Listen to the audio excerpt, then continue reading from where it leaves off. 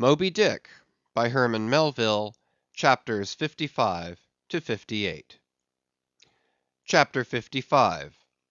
Of the Monstrous Pictures of Whales.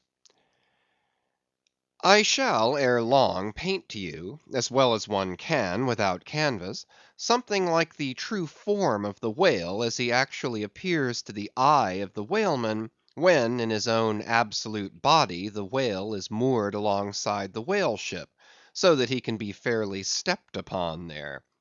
It may be worth while, therefore, previously to advert to those curious imaginary portraits of him, which, even down to the present day, confidently challenge the faith of the landsman. It is time to set the world right in this matter, by proving such pictures of the whale all wrong. It may be that the primal source of all those pictorial delusions will be found among the oldest Hindoo, Egyptian, and Grecian sculptures. For ever since those inventive but unscrupulous times, when, on the marble panellings of temples, the pedestals of statues, and on shields, medallions, cups, and coins, the dolphin was drawn in scales of chain armour like Saladin's, and a helmeted head like St. George's; ever since then has something of the same sort of license prevailed, not only in most popular pictures of the whale, but in many scientific presentations of him. Now, by all odds, the most ancient extant portrait, anyways purporting to be the whale's, is to be found in the famous cavern pagoda of Elephanta, in India.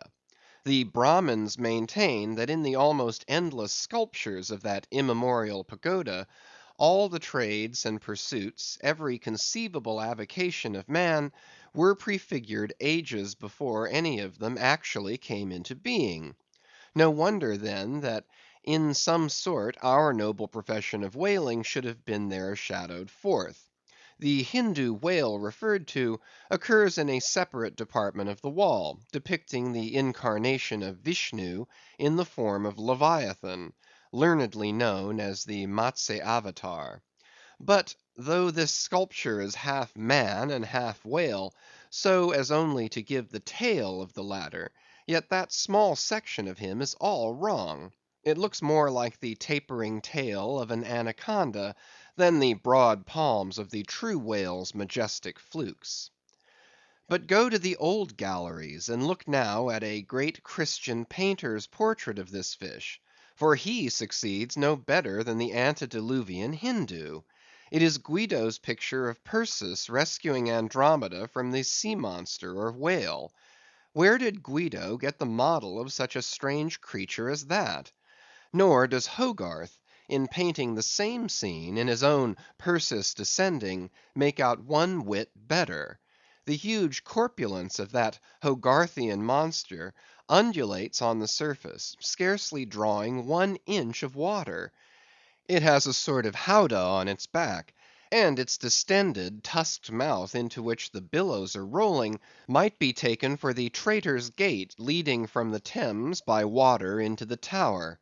Then there are the Prodromus whales of old Scotch Sibbald, and Jonah's whale as depicted in the prints of old Bibles and the cuts of old primers.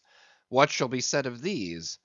As for the bookbinder's whale, winding like a vine stalk round the stock of a descending anchor, as stamped and gilded on the backs and title pages of many books, both old and new, that is a very picturesque but purely fabulous creature, imitated, I take it, from like figures on antique vases.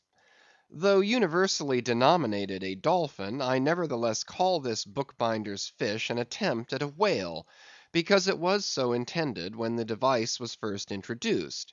It was introduced by an old Italian publisher somewhere about the 15th century, during the revival of learning; and in those days, and even down to a comparatively late period, dolphins were popularly supposed to be a species of the Leviathan.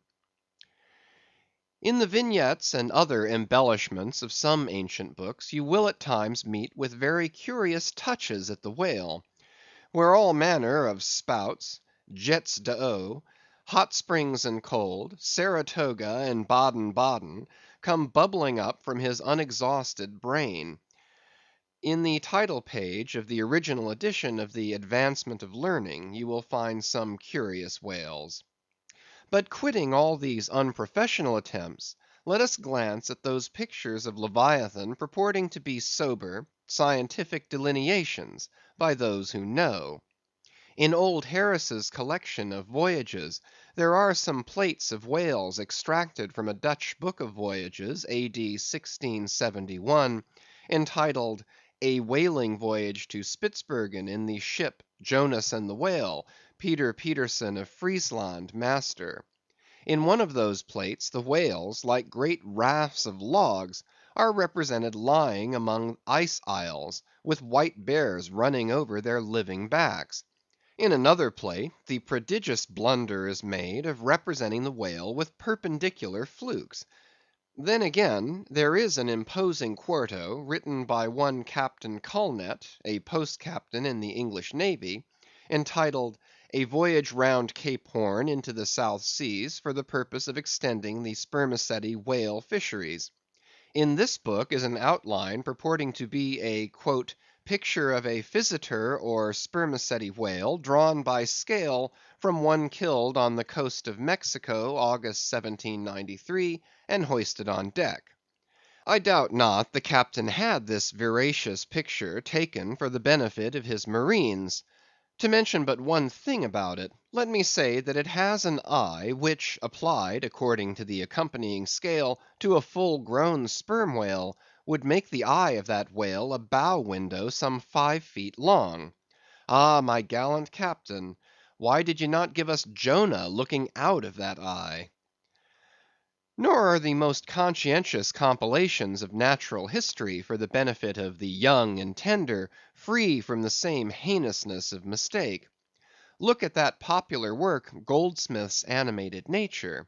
In the abridged London edition of 1807, there are plates of an alleged whale and a narwhale. I do not wish to seem inelegant, but this unsightly whale looks much like an amputated sow; and as for the narwhale, one glimpse at it is enough to amaze one, that in this 19th century such a hippogriff could be palmed for genuine upon any intelligent public of schoolboys. Then again, in 1825, Bernard Germain, Count de Lacépède, a great naturalist, published a scientific systematized whale book, wherein are several pictures of the different species of the Leviathan. All these are not only incorrect, but the picture of the Mysticetus or Greenland whale, that is to say the right whale, even Scoresby, a long experienced man as touching that species, declares not to have its counterpart in nature. But placing of the cap sheaf to all this blundering business was reserved for the scientific Frederick Cuvier, brother to the famous Baron. In 1836 he published a Natural History of Whales, in which he gives what he calls a picture of the sperm whale. Before showing that picture to any Nantucketer, you had best provide for your summary retreat from Nantucket. In a word, Frederick Cuvier's sperm whale is not a sperm whale, but a squash. Of course he never had the benefit of a whaling voyage; such men seldom have. But whence he derived that picture, who can tell? Perhaps he got it, as his scientific predecessor in the same field, Desmarest, got one of his authentic abortions; that is, from a Chinese drawing. And what sort of lively lads with the pencil those Chinese are, many queer cups and saucers inform us. As for the sign painters' whales seen in the streets hanging over the shops of oil dealers, what shall be said of them? They are generally Richard III whales with dromedary humps, and very savage, breakfasting on 3 or 4 sailor tarts, that is, whale boats full of mariners, their deformities floundering in seas of blood and blue paint. But these manifold mistakes in depicting the whale are not so very surprising after all. Consider, most of these scientific drawings have been taken from the stranded fish, and these are about as correct as a drawing of a wrecked ship with broken back, would correctly represent the noble animal itself in all its undashed pride of hull and spars. Though elephants have stood for their full lengths, the living Leviathan has never yet fairly floated himself for his portrait. The living whale, in all his full majesty and significance, is only to be seen at sea in unfathomable waters; and afloat the vast bulk of him is out of sight, like a launched line of battle ship; and out of that element it is a thing eternally impossible for mortal man to hoist him bodily into the air, so as to preserve all his mighty swells and undulations. And not to speak of the highly presumable difference of contour between a young sucking whale and a full grown Platonian Leviathan, yet even in the case of one of those young sucking whales hoisted to a ship's deck, such is then the outlandish, eel-like, limbered, varying shape of him, that his precise expression the devil himself could not catch. But it may be fancied that from the naked skeleton of the stranded whale, accurate hints may be derived touching his true form. Not at all. For it is one of the more curious things about this Leviathan, that his skeleton gives very little idea of his general shape; though Jeremy Bentham's skeleton, which hangs for candelabra in the library of one of his executors, correctly conveys the idea of a burly-browed utilitarian old gentleman, with all Jeremy's other leading personal characteristics, yet nothing of this kind could be inferred from any Leviathan's articulated bones. In fact, as the great Hunter says, the mere skeleton of the whale bears the same relation to the fully invested and padded animal, as the insect does to the chrysalis that so roundingly envelops it. This peculiarity is strikingly evinced in the head, as in some parts of this book will incidentally be shown. It is also very curiously displayed in the side fin, the bones of which almost exactly answer to the bones of the human hand, minus only the thumb. This fin has 4 regular bone fingers, the index, middle, ring, and little finger; but all these are permanently lodged in their fleshy covering, as the human fingers in an artificial covering. "However recklessly the whale may sometimes serve us," said humorous Stubb one day, "he can never be truly said to handle us without mittens." For all these reasons, then, any way you may look at it, you must needs conclude that the great Leviathan is that one creature in the world which must remain unpainted to the last. True, one portrait may hit the mark much nearer than another, but none can hit it with any very considerable degree of exactness. So there is no earthly way of finding out precisely what the whale really looks like; and the only mode in which you can derive even a tolerable idea of his living contour, is by going a whaling yourself; but by so doing you run no small risk of being eternally stove and sunk by him. Wherefore it seems to me you had best not be too fastidious in your curiosity touching this Leviathan. CHAPTER 56. Of the less erroneous pictures of whales, and the true pictures of whaling scenes. In connection with the monstrous pictures of whales, I am strongly tempted here to enter upon those still more monstrous stories of them, which are to be found in certain books, both ancient and modern, especially in Pliny, Purchas, Hakluyt, Harris, Cuvier, etc. But I pass that matter by. I know of only 4 published outlines of the great sperm whale: Colnett's, Huggins's, Frederick Cuvier's, and Beale's. In the previous chapter, Colnett and Cuvier have been referred to. Huggins's is far better than theirs, but by great odds Beale's is the best. All Beale's drawings of this whale are good, excepting the middle figure in the picture of 3 whales in various attitudes, capping his second chapter. His frontispiece, boats attacking sperm whales, though no doubt calculated to excite the civil skepticism of some parlor men, is admirably correct and lifelike in its general effect. Some of the sperm whale drawings in J. Ross Browne are pretty correct in contour, but they are wretchedly engraved. This is not his fault, though. Of the right whale, the best outline pictures are in Scoresby, but they are drawn on too small a scale to convey a desirable impression. He has but one picture of whaling scenes, and this is a sad deficiency, because it is by such pictures only, when at all well done, that you can derive anything like a truthful idea of the living whale as seen by his living hunters. But taken for all in all, by far the finest, though in some details not the most correct, presentations of whales and whaling scenes to be anywhere found, are two large French engravings, well executed, and taken from paintings by one Garnery. Respectively, they represent attacks on the sperm and right whale. In the first engraving, a noble sperm whale is depicted in full majesty of might, just risen beneath the boat from the profundities of the ocean, and bearing high in the air upon his back the terrific wreck of the stoven planks. The prow of the boat is partially unbroken, and is drawn just balancing upon the monster's spine, and standing in that prow, for that one single incomputable flash of time, you behold an oarsman, half shrouded by the incensed boiling spout of the whale, and in the act of leaping as if from a precipice. The action of the whole thing is wonderfully good and true.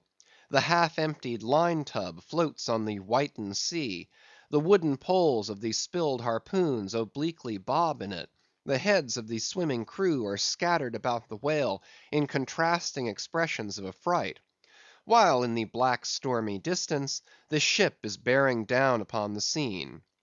Serious fault might be found with the anatomical details of this whale, but let that pass, since for the life of me I could not draw so good a one.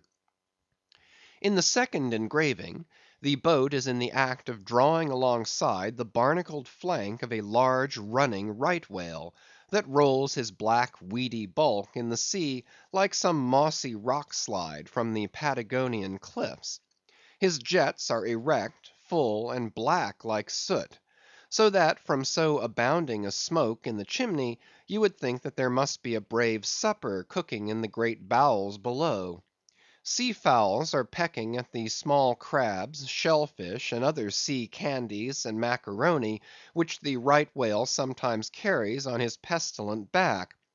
And all the while, the thick‐lipped Leviathan is rushing through the deep, leaving tons of tumultuous white curds in his wake, and causing the slight boat to rock in the swells like a skiff caught nigh the paddle wheels of an ocean steamer. Thus the foreground is all raging commotion; but behind, in admirable artistic contrast, is the glassy level of a sea becalmed, the drooping unstarched sails of the powerless ship, and the inert mass of a dead whale, a conquered fortress, with the flag of capture lazily hanging from the whale pole inserted into his spout hole. Who Garnery, the painter, is or was, I know not; but my life for it, he was either practically conversant with his subject, or else marvellously tutored by some experienced whaleman. The French are the lads for painting action. Go and gaze upon all the paintings of Europe, and where will you find such a gallery of living and breathing commotion on canvas, as in that triumphal hall at Versailles, where the beholder fights his way pell mell through the consecutive great battles of France, where every sword seems a flash of the northern lights, and the successive armed kings and emperors dash by like a charge of crowned centaurs? Not wholly unworthy of a place in that gallery are these sea battle pieces of Garnery. The natural aptitude of the French for seizing the picturesqueness of things seems to be peculiarly evinced in what paintings and engravings they have of their whaling scenes. With not 1/10 of England's experience in the fishery, and not the 1,000th part of that of the Americans, they have nevertheless furnished both nations with the only finished sketches at all capable of conveying the real spirit of the whale hunt. For the most part, the English and American whale draughtsmen seem entirely content with presenting the mechanical outline of things, such as the vacant profile of the whale, which, so far as picturesqueness of effect is concerned, is about tantamount to sketching the profile of a pyramid. Even Scoresby, the justly renowned right whaleman, after giving us a stiff, full length of the Greenland whale, and 3 or 4 delicate miniatures of narwhales and porpoises, treats us to a series of classical engravings of boat hooks, chopping knives, and grapnels, and, with the microscopic diligence of a Leeuwenhoek, submits to the inspection of a shivering world 96 facsimiles of magnified Arctic snow crystals. I mean no disparagement to the excellent voyager; I honor him for a veteran; but in so important a matter, it was certainly an oversight not to have procured for every crystal a sworn affidavit taken before a Greenland justice of the peace. In addition to those fine engravings from Garnery, there are 2 other French engravings worthy of note, by some one who subscribes himself H. Durand. One of them, though not precisely adapted to our present purpose, nevertheless deserves mention on other accounts. It is a quiet noon scene among the isles of the Pacific. A French whaler anchored inshore in a calm, and lazily taking water on board; the loosened sails of the ship, and the long leaves of the palms in the background, both drooping together in the breezeless air.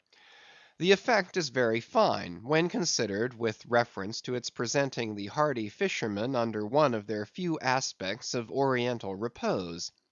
The other engraving is quite a different affair.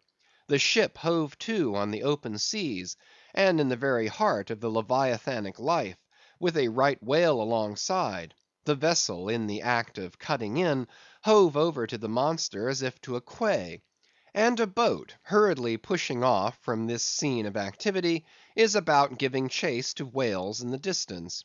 The harpoons and lances lie levelled for use; 3 oarsmen are just setting the mast in its hole, while from a sudden roll of the sea, the little craft stands half erect out of the water, like a rearing horse. From the ship, the smoke of the torments of the boiling whale is going up like the smoke over a village of smithies; and to windward, a black cloud, rising up with earnest of squalls and rains, seems to quicken the activity of the excited seamen. CHAPTER 57. Of Whales in Paint, in Teeth, in Wood, in Sheet Iron, in Stone, in Mountains, in Stars. On Tower Hill, as you go down to the London docks, you may have seen a crippled beggar, or kedger, as the sailors say, holding a painted board before him, representing the tragic scene in which he lost his leg. There are 3 whales and 3 boats, and one of the boats, presumed to contain the missing leg in all its original integrity, is being crunched by the jaws of the foremost whale. Any time these 10 years, they tell me, has that man held up that picture, and exhibited that stump to an incredulous world. But the time of his justification has now come. His 3 whales are as good whales as were ever published in Wapping, at any rate; and his stump as unquestionable a stump as any you will find in the western clearings. But though for ever mounted on that stump, never a stump speech does the poor whaleman make, but with downcast eyes stands ruefully contemplating his own amputation. Throughout the Pacific, and also in Nantucket and New Bedford and Sag Harbor, you will come across lively sketches of whales and whaling scenes, graven by the fishermen themselves on sperm whale teeth; or ladies' busks, wrought out of the right whalebone; or other like skrimshander articles, as the whalemen call the numerous little ingenious contrivances they elaborately carve out of the rough material in their hours of ocean leisure. Some of them have little boxes of dentistical looking implements, specially intended for the skrimshandering business. But in general they toil with their jack‐knives alone; and with that almost omnipotent tool of the sailor, they will turn you out anything you please, in the way of a mariner's fancy. Long exile from Christendom and civilization inevitably restores a man to that condition in which God placed him, i.e., what is called savagery. Your true whale hunter is as much a savage as an Iroquois. I myself am a savage, owing no allegiance but to the king of the cannibals, and ready at any moment to rebel against him. Now, one of the peculiar characteristics of the savage, in his domestic hours, is his wonderful patience of industry. An ancient Hawaiian war club or spear paddle, in its full multiplicity and elaboration of carving, is as great a trophy of human perseverance as a Latin lexicon. For with but a bit of broken sea shell or a shark's tooth, that miraculous intricacy of wooden network has been achieved, and it has cost steady years of steady application. As with the Hawaiian savage, so with the whale sailor savage. With the same marvellous patience, and with the same single shark's tooth of his one poor jackknife, he will carve you a bit of bone sculpture, not quite as workmanlike, but as close packed in its maziness of design as the Greek savage Achilles' shield, and full of barbaric spirit and suggestiveness as the prints of that fine old Dutch savage, Albrecht Dürer. Wooden whales, or whales cut in profile out of the small dark slabs of the noble South Sea war wood, are frequently met with in the forecastles of American whalers. Some of them are done with much accuracy. At some old gable-roofed country houses you will see brass whales, hung by the tail for knockers to the roadside door. When the porter is sleepy, the anvil-headed whale would be best. But these knocking whales are seldom remarkable as faithful essays. On the spires of some old‐fashioned churches you will see sheet‐iron whales, placed there for weathercocks; but they are so elevated, and besides that are to all intents and purposes so labelled with "hands off," you cannot examine them closely enough to decide upon their merit. In bony, ribby regions of the earth, where at the base of high broken cliffs masses of rock lie strewn in fantastic groupings upon the plain, you will often discover images as of the petrified forms of the Leviathan partly merged in grass, which of a windy day breaks against them in a surf of green surges. Then again, in mountainous countries, where the traveller is continually girdled by amphitheatrical heights, here and there, from some lucky point of view, you will catch passing glimpses of the profiles of whales defined along the undulating ridges; but you must be a thorough whaleman to see these sights; and not only that, but if you wish to return to such a sight again, you must be sure and take the exact intersecting latitude and longitude of your first standpoint; else so chance‐like are such observations of the hills, that your precise previous standpoint would require a laborious rediscovery, like the Saloma Islands, which still remain incognita, though once high‐ruffed Medana trod them, and old Figuera chronicled them. Nor, when expandingly lifted by your subject, can you fail to trace out great whales in the starry heavens, and boats in pursuit of them; as when, long filled with thoughts of war, the Eastern nations saw armies locked in battle among the clouds. Thus at the North have I chased Leviathan round and round the Pole, with the revolutions of the bright points that first defined him to me. And beneath the effulgent Antarctic skies I have boarded the Argo Navis, and joined the chase against the starry Cetus, far beyond the utmost stretch of Hydrus and the flying fish. With a frigate's anchors for my bridle bits, and fasces of harpoons for spurs, would I could mount that whale, and leap the topmost skies, to see whether the fabled heavens, with all their countless tents, really lie encamped beyond my mortal sight. CHAPTER 58. Brit. Steering north-eastward from the Crozetts, we fell in with vast meadows of brit, the minute yellow substance upon which the right whale largely feeds. For leagues and leagues it undulated round us, so that we seemed to be sailing through boundless fields of ripe and golden wheat. On the second day, numbers of right whales were seen, who, secure from the attack of a sperm whaler like the Pequod, with open jaws sluggishly swam through the Brit, which, adhering to the fringing fibres of that wondrous Venetian blind in their mouths, was in that manner separated from the water that escaped at the lip. As morning mowers, who side by side slowly and seethingly advance their scythes through the long wet grass of marshy meads, even so these monsters swam, making a strange grassy cutting sound, and leaving behind them endless swaths of blue upon the yellow sea. *Footnote: That part of the sea known among whalemen as the Brazil Banks does not bear that name as the banks of Newfoundland do, because of there being shallows and soundings there, but because of this remarkable meadow-like appearance, caused by the vast drifts of brit continually floating in those latitudes, where the right whale is often chased. End of footnote. But it was only the sound they made as they parted the Brit, which at all reminded one of mowers.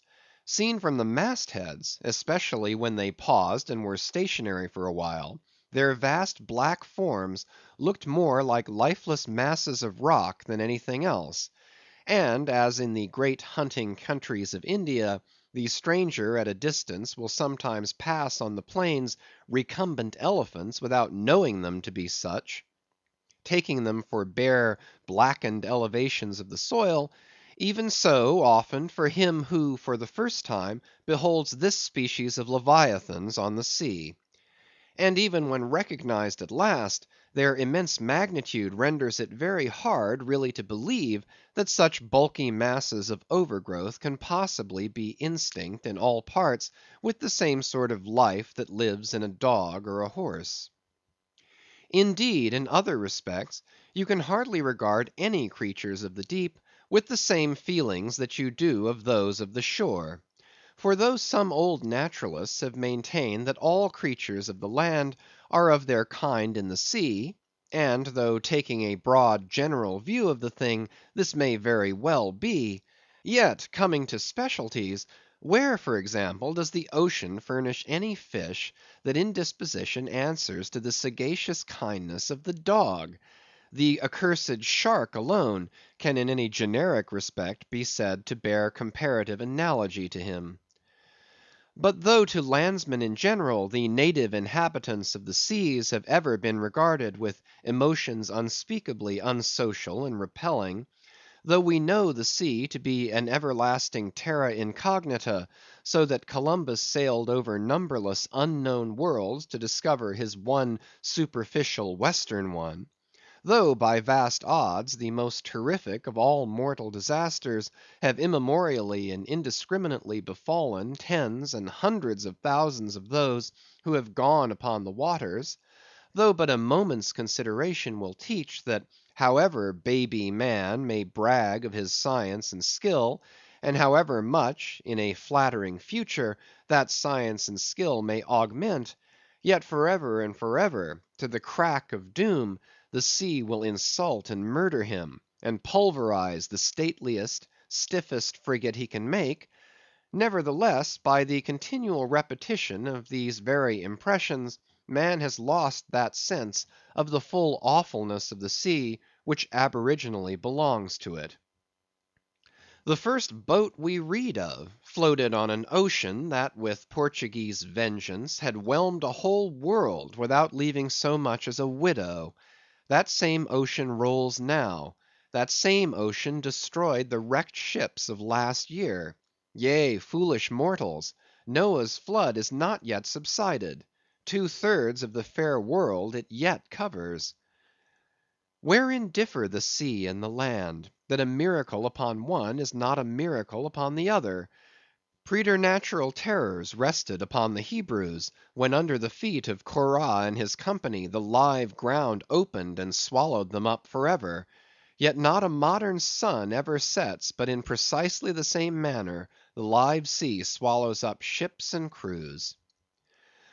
But not only is the sea such a foe to man who is an alien to it, but it is also a fiend to its own offspring, worse than the Persian host who murdered his own guests, sparing not the creatures which itself hath spawned.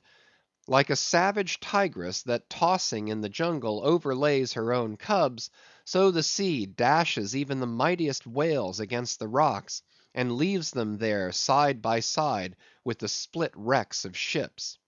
No mercy, no power, but its own controls it. Panting and snorting like a mad battle steed that has lost its rider, the masterless ocean overruns the globe. Consider the subtleness of the sea; how its most dreaded creatures glide under water, unapparent for the most part, and treacherously hidden beneath the loveliest tints of azure.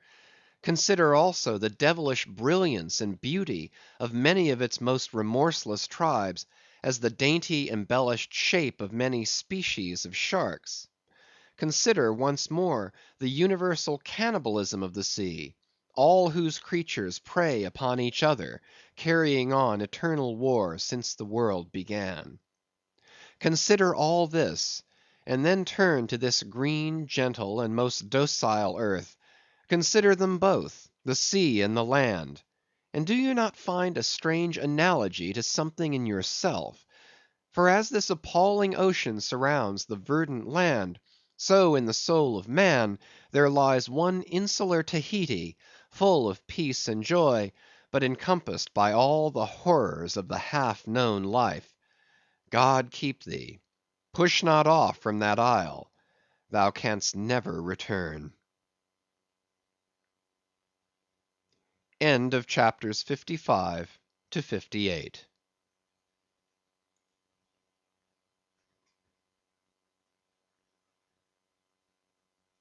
Moby Dick, by Herman Melville, chapters 59 to 63. Chapter 59. Squid. Slowly wading through the meadows of Brit, the Pequod still held on her way northeastward towards the island of Java, a gentle air impelling her keel, so that in the surrounding serenity her three tall tapering masts mildly waved to that languid breeze, as three mild palms on a plain. And still, at wide intervals in the silvery night, the lonely, alluring jet would be seen. But one transparent blue morning, when a stillness almost preternatural spread over the sea, however unattended with any stagnant calm; when the long burnished sun glade on the waters seemed a golden finger laid across them, enjoining some secrecy; when the slippered waves whispered together as they softly ran on; in this profound hush of the visible sphere, a strange spectre was seen by Daggoo from the main mast head. In the distance a great white mass lazily rose, and rising higher and higher, and disentangling itself from the azure, at last gleamed before our prow like a snow slide, new slid from the hills. Thus glistening for a moment, as slowly it subsided and sank; then once more arose, and silently gleamed. It seemed not a whale. And yet is this Moby Dick, thought Daggoo? Again the phantom went down, but on reappearing once more, with a stiletto like cry that startled every man from his nod, the negro yelled out, "There, there again! There she breaches! Right ahead! The White Whale! The White Whale!" Upon this the seamen rushed to the yard arms, as in swarming times the bees rush to the bows.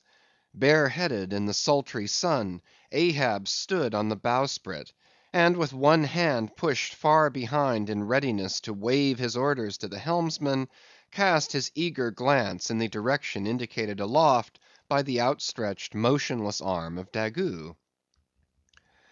Whether the flitting attendance of one still and solitary jet had gradually worked upon Ahab, so that he was now prepared to connect the ideas of mildness and repose with the first sight of the particular whale he pursued; however this was, or whether his eagerness betrayed him, whichever way it might have been, no sooner did he distinctly perceive the white mass, than with a quick intensity he instantly gave orders for lowering. The 4 boats were soon on the water, Ahab's in advance, and all swiftly pulling towards their prey. Soon it went down, and while with oars suspended we were awaiting its reappearance, lo! in the same spot where it sank, once more it slowly rose. Almost forgetting for a moment all thoughts of Moby Dick, we gazed at the most wondrous phenomenon which the secret seas have hitherto revealed to mankind. A vast pulpy mass, furlongs in length and breadth, of a glancing cream color, lay floating on the water; innumerable long arms radiating from its center, and curling and twisting like a nest of anacondas, as if blindly to clutch at any hapless object within reach. No perceptible face or front did it have; no conceivable token of either sensation or instinct; but undulated there on the billows, an unearthly, formless, chance‐like apparition of life. As with a low sucking sound it slowly disappeared again, Starbuck, still gazing at the agitated waters where it had sunk, with a wild voice exclaimed, "Almost rather had I seen Moby Dick and fought him, than to have seen thee, thou white ghost." "What was it, sir?" said Flask. "The great live squid, which, they say, few whale ships ever beheld, and returned to their ports to tell of it." But Ahab said nothing. Turning his boat, he sailed back to the vessel, the rest as silently following. Whatever superstitions the sperm whalemen in general have connected with the sight of this object, certain it is, that a glimpse of it being so very unusual, that circumstance has gone far to invest it with portentousness. So rarely is it beheld, that though one and all of them declare it to be the largest animated thing in the ocean, yet very few of them have any but the most vague ideas concerning its true nature and form. Notwithstanding, they believe it to furnish the sperm whale his only food. For though other species of whales find their food above water, and may be seen by man in the act of feeding, the spermaceti whale obtains his whole food in unknown zones below the surface; and only by inference is it that any one can tell of what precisely that food consists. At times, when closely pursued, he will disgorge what are supposed to be the detached arms of the squid; some of them, thus exhibited, exceeding 20 and 30 feet in length.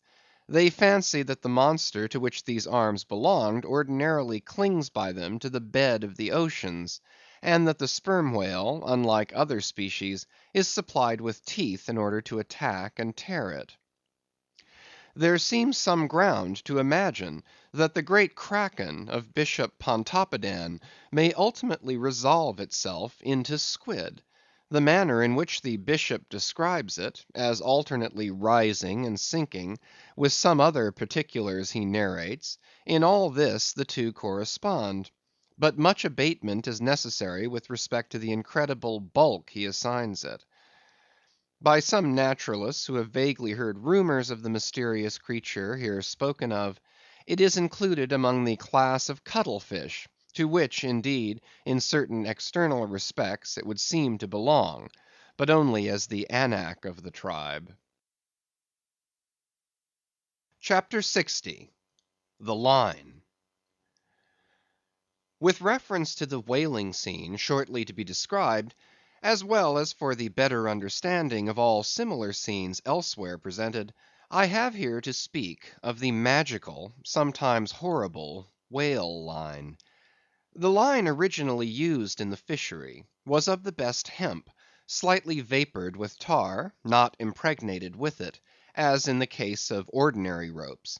For while tar, as ordinarily used, makes the hemp more pliable to the rope maker, and also renders the rope itself more convenient to the sailor for common ship use, Yet not only would the ordinary quantity too much stiffen the whale line for the close coiling to which it must be subjected, but as most seamen are beginning to learn, tar in general by no means adds to the rope's durability or strength, however much it may give it compactness and gloss.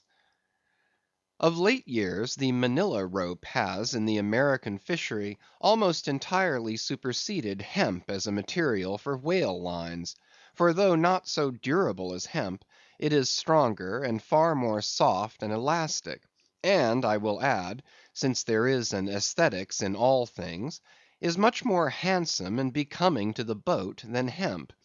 Hemp is a dusky, dark fellow, a sort of Indian; but Manila is as a golden haired Circassian to behold.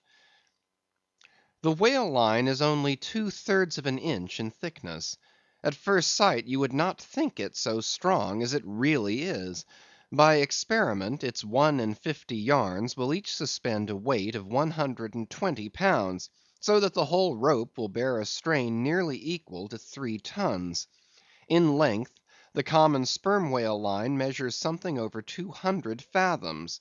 Towards the stern of the boat it is spirally coiled away in the tub; not like the worm pipe of a still, though, but so as to form one round, cheese shaped mass of densely bedded sheaves, or layers of concentric spiralizations, without any hollow but the heart, or minute vertical tube formed at the axis of the cheese. As the least tangle or kink in the coiling would, in running out, infallibly take somebody's arm, leg, or entire body off, the utmost precaution is used in stowing the line in its tub. Some harpooneers will consume almost an entire morning in this business, carrying the line high aloft, and then reeving it downward through a block towards the tub, so as in the act of coiling to free it from all possible wrinkles and twists. In the English boats, 2 tubs are used instead of 1, the same line being continuously coiled in both tubs.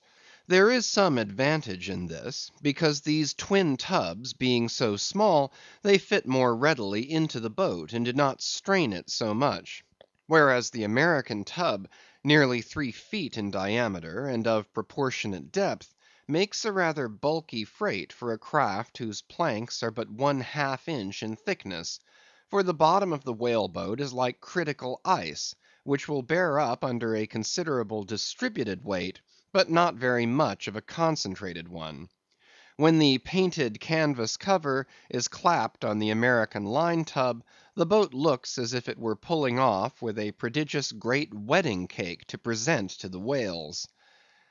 Both ends of the line are exposed; the lower end terminating in an eye splice or loop coming up from the bottom against the side of the tub, and hanging over its edge completely disengaged from everything. This arrangement of the lower end is necessary on 2 accounts. First, in order to facilitate the fastening to it of an additional line from a neighboring boat, in case the stricken whale should sound so deep as to threaten to carry off the entire line originally attached to the harpoon. In these instances, the whale of course is shifted like a mug of ale, as it were, from one boat to the other, though the first boat always hovers at hand to assist its consort.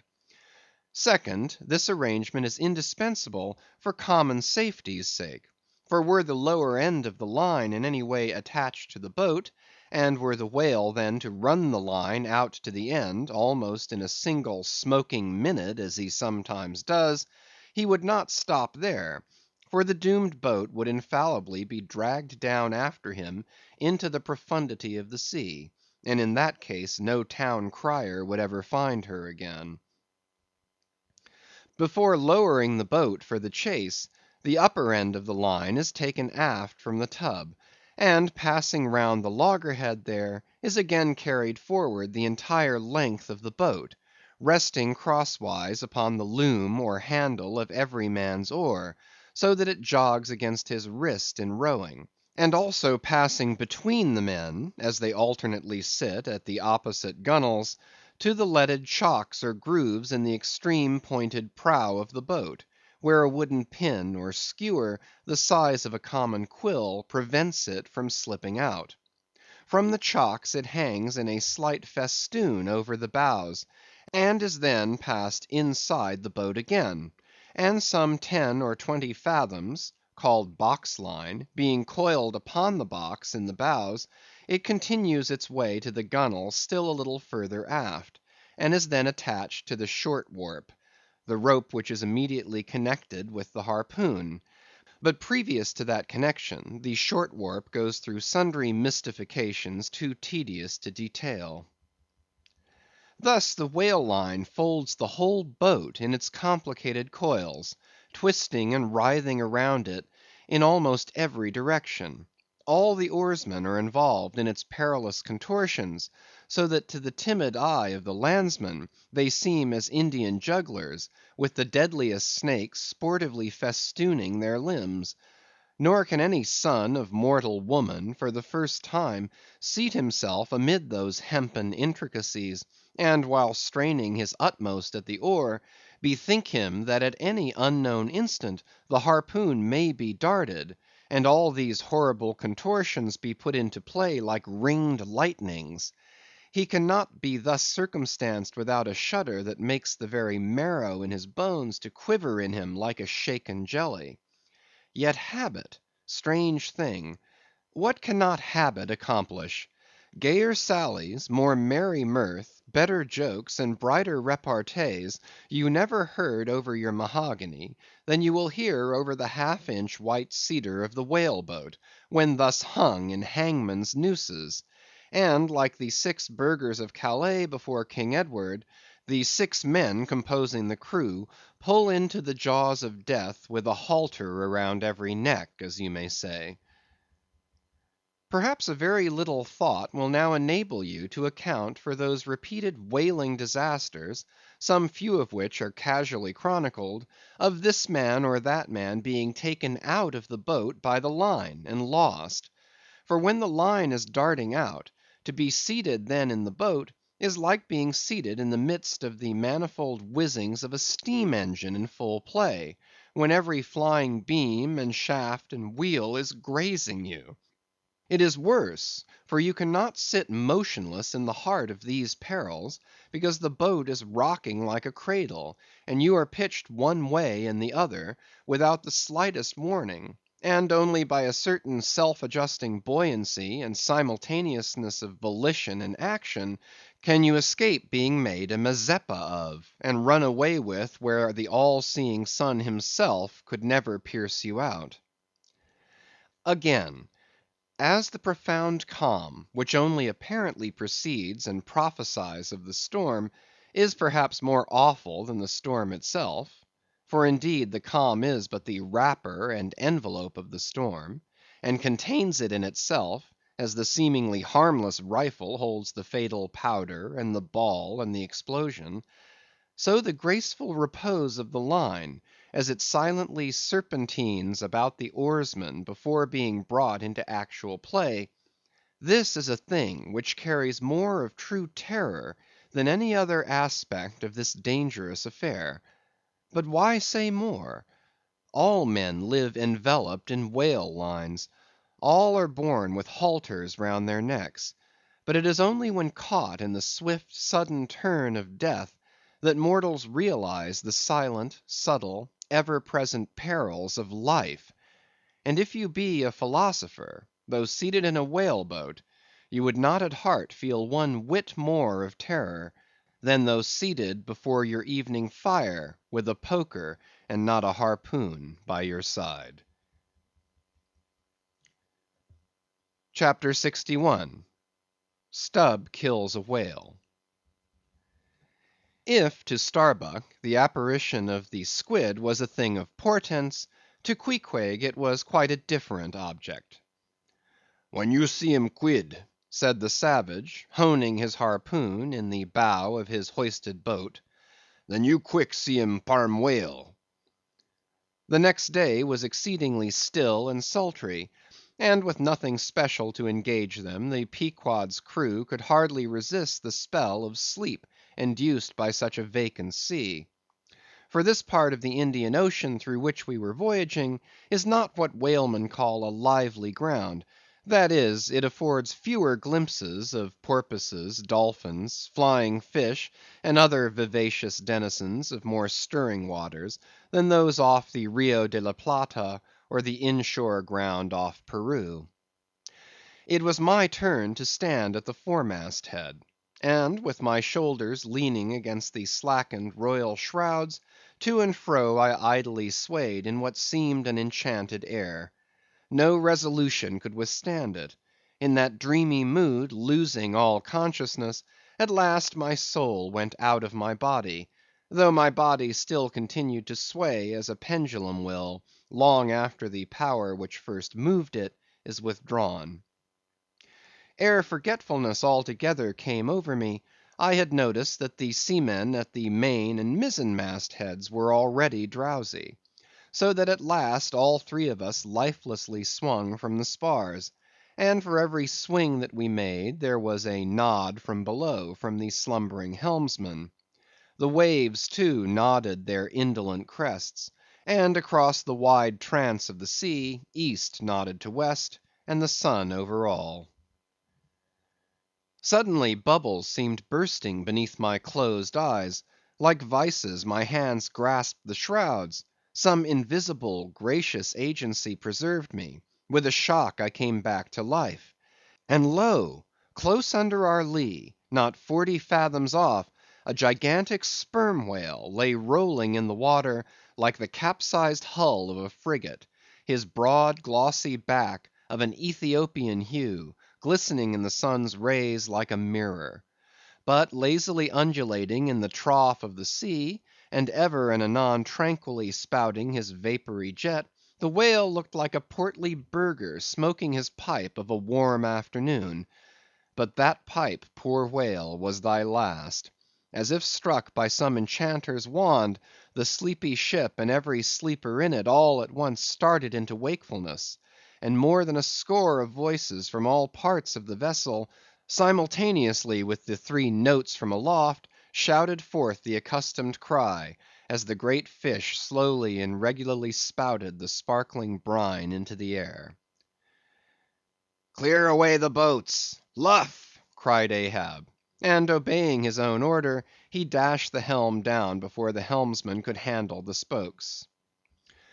The sudden exclamations of the crew must have alarmed the whale; and ere the boats were down, majestically turning, he swam away to the leeward; but with such a steady tranquillity, and making so few ripples as he swam, that thinking after all he might not as yet be alarmed, Ahab gave orders that not an oar should be used, and no man must speak but in whispers. So, seated like Ontario Indians on the gunwales of the boats, we swiftly but silently paddled along, the calm not admitting of the noiseless sails being set. Presently, as we thus glided in chase, the monster perpendicularly flitted his tail 40 feet into the air, and then sank out of sight like a tower swallowed up. "There go flukes!" was the cry; an announcement immediately followed by Stubb's producing his match and igniting his pipe; for now a respite was granted. After the full interval of his sounding had elapsed, the whale rose again; and being now in advance of the smoker's boat, and much nearer to it than any of the others, Stubb counted upon the honor of the capture. It was obvious now that the whale had at length become aware of his pursuers. All silence of cautiousness was therefore no longer of use; paddles were dropped, and oars came loudly into play; and still puffing at his pipe, Stubb cheered on his crew to the assault. Yes, a mighty change had come over the fish. All alive to his jeopardy, he was going head out, that part obliquely projecting from the mad yeast which he brewed. It will be seen in some other place of what a very light substance the entire interior of the sperm whale's enormous head consists. Though apparently the most massive, it is by far the most buoyant part about him; so that with ease he elevates it in the air, and invariably does so when going at his utmost speed. Besides, such is the breadth of the upper part of the front of his head, and such the tapering cutwater formation of the lower part, that by obliquely elevating his head, he thereby may be said to transform himself from a bluff-bowed sluggish galliot into a sharp-pointed New York pilot boat. Starter! Starter, my men! Don't hurry yourselves, take plenty of time, but starter, starter like thunderclaps, that's all, cried Stubb, spluttering out the smoke as he spoke. Starter now! Give 'em the long and strong stroke, Tashtego. Starter, Tash, my boy, starter all, but keep cool, keep cool. Cucumbers is the word. Easy, easy, only starter like grim death and grinning devils, and raise the buried dead perpendicular out of their graves, boys. That's all. Starter! Woo-hoo! Wah-hee! Screamed the gay-header in reply, raising some old war-whoop to the skies, as every oarsman in the strained boat involuntarily bounced forward with the one tremendous leading stroke which the eager Indian gave. But his wild screams were answered by others quite as wild. Ki-hee! Ki-hee! yelled Daggoo, straining forwards and backwards on his seat, like a pacing tiger in his cage. Kala! Kulu! howled Queequeg, as if smacking his lips over a mouthful of grenadier's steak. And thus, with oars and yells, the keels cut the sea. Meanwhile, Stubb, retaining his place in the van, still encouraged his men to the onset, all the while puffing the smoke from his mouth. Like desperadoes they tugged and they strained, till the welcome cry was heard. Stand up, Tashtego! Give it to him! The harpoon was hurled. Stern all! The oarsmen backed water. The same moment something went hot and hissing along every one of their wrists. It was the magical line. An instant before, Stubb had swiftly caught 2 additional turns with it round the loggerhead, whence, by reason of its increased rapid circlings, a hempen blue smoke now jetted up and mingled with the steady fumes from his pipe.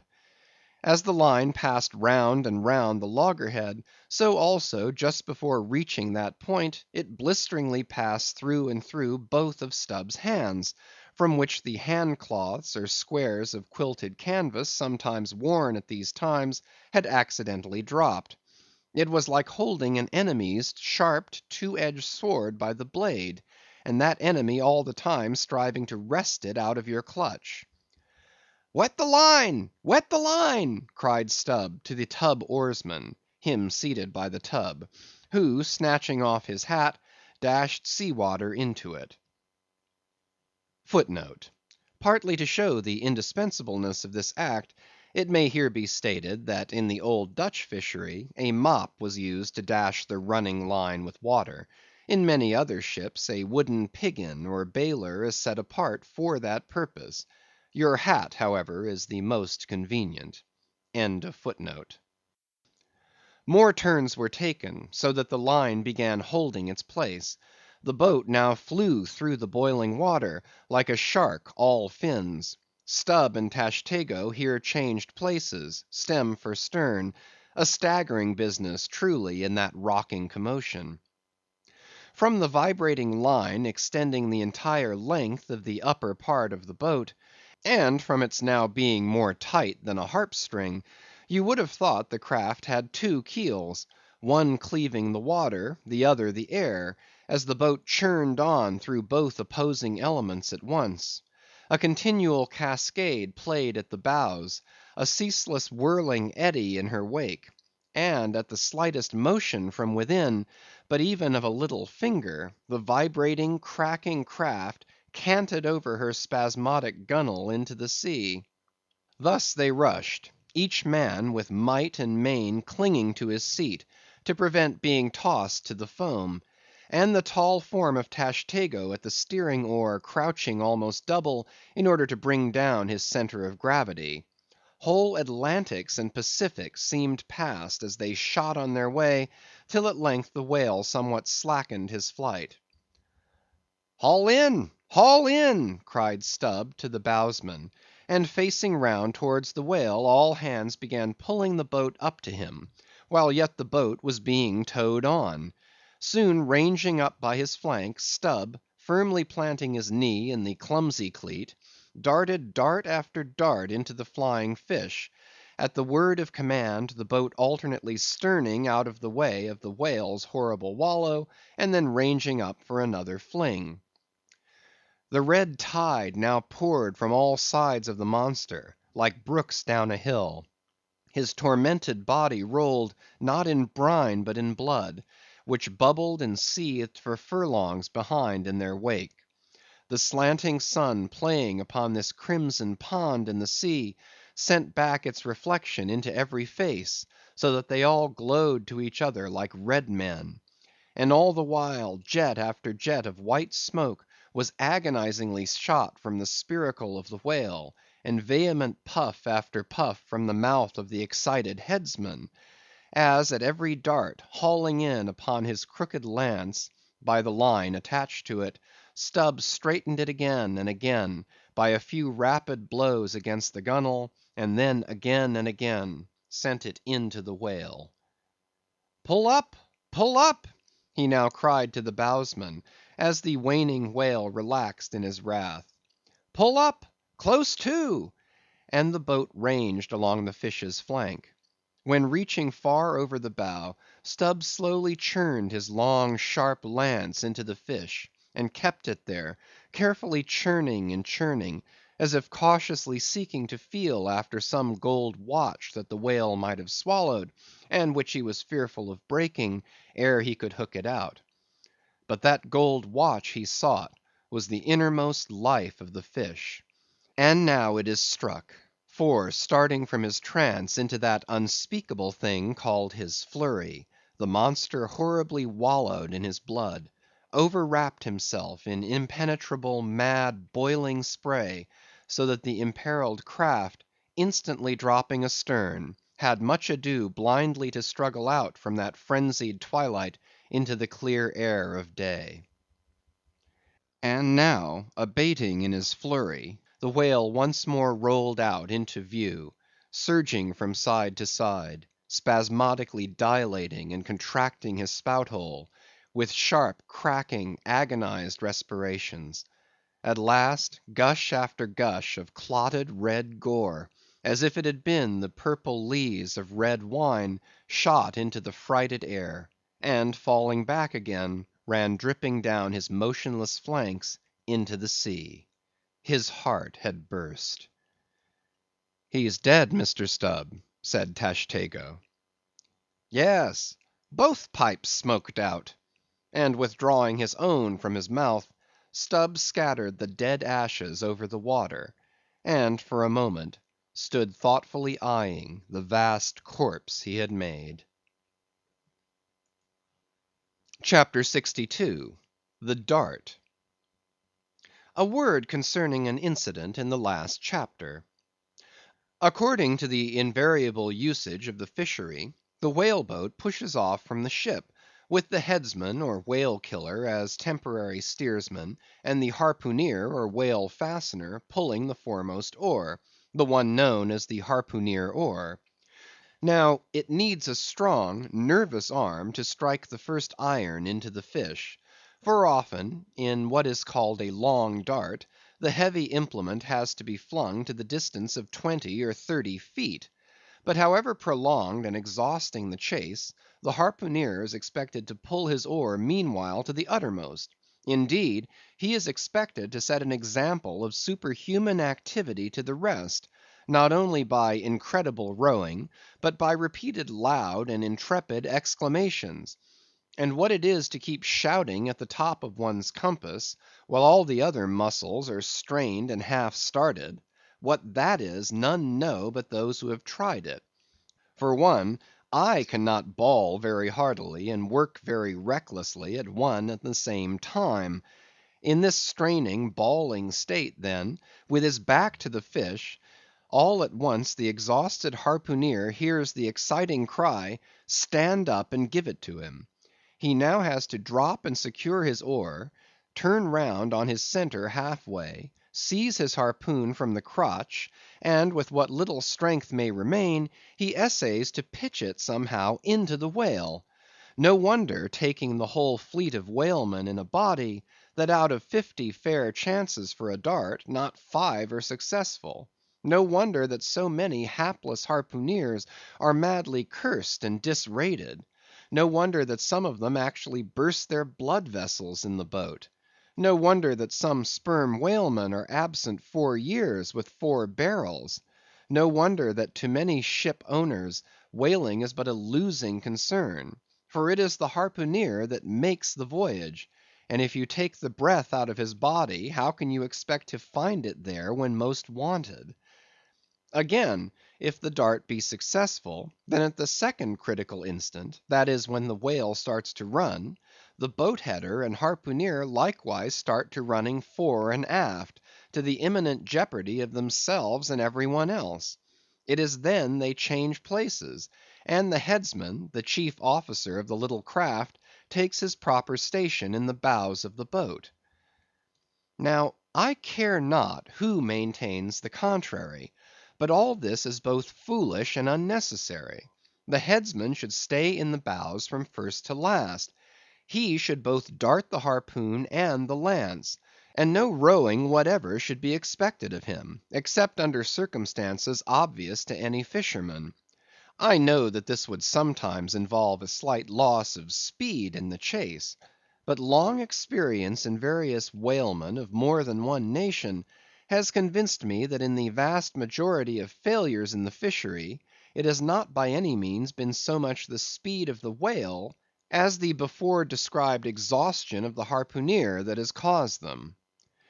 To ensure the greatest efficiency in the dart, the harpooneers of this world must start to their feet from out of idleness, and not from out of toil. CHAPTER 63. The Crotch. Out of the trunk the branches grow, out of them the twigs. So, in productive subjects, grow the chapters. The crotch alluded to on a previous page deserves independent mention. It is a notched stick of a peculiar form, some 2 feet in length, which is perpendicularly inserted into the starboard gunwale near the bow, for the purpose of furnishing a rest for the wooden extremity of the harpoon, whose other naked, barbed end slopingly projects from the prow. Thereby the weapon is instantly at hand to its hurler, who snatches it up as readily from its rest as a backwoodsman swings his rifle from the wall. It is customary to have 2 harpoons reposing in the crotch, respectively called the first and second irons. But these 2 harpoons, each by its own cord, are both connected with the line, the object being this: to dart them both if possible, one instantly after the other, into the same whale, so that if, in the coming drag, one should draw out, the other may still retain a hold. It is a doubling of the chances. But it very often happens that owing to the instantaneous, violent, convulsive running of the whale upon receiving the first iron, it becomes impossible for the harpooneer, however lightning-like in his movements, to pitch the second iron into him. Nevertheless, as the second iron is already connected with the line, and the line is running, hence that weapon must at all events be anticipatingly tossed out of the boat, somehow and somewhere, else the most terrible jeopardy would involve all hands. Tumbled into the water it accordingly is in such cases, the spare coils of box line, mentioned in a preceding chapter, making this feat in most instances prudently practicable. But this critical act is not always unattended with the saddest and most fatal casualties. Furthermore, you must know that when the second iron is thrown overboard, it thenceforth becomes a dangling, sharp-edged terror, skittishly curvetting about both boat and whale, entangling the lines or cutting them, and making a prodigious sensation in all directions. Nor, in general, is it possible to secure it again until the whale is fairly captured and a corpse. Consider, now, how it must be in the case of 4 boats, all engaging one unusually strong, active, and knowing whale, when, owing to these qualities in him, as well as to the 1,000 concurring accidents of such an audacious enterprise, 8 or 10 loose second irons may be simultaneously dangling about him. For of course each boat is supplied with several harpoons to bend on to the line, should the first one be ineffectually darted without recovery. All these particulars are faithfully narrated here, as they will not fail to elucidate several most important, however intricate, passages in scenes hereafter to be painted. End of chapters 59 to 63.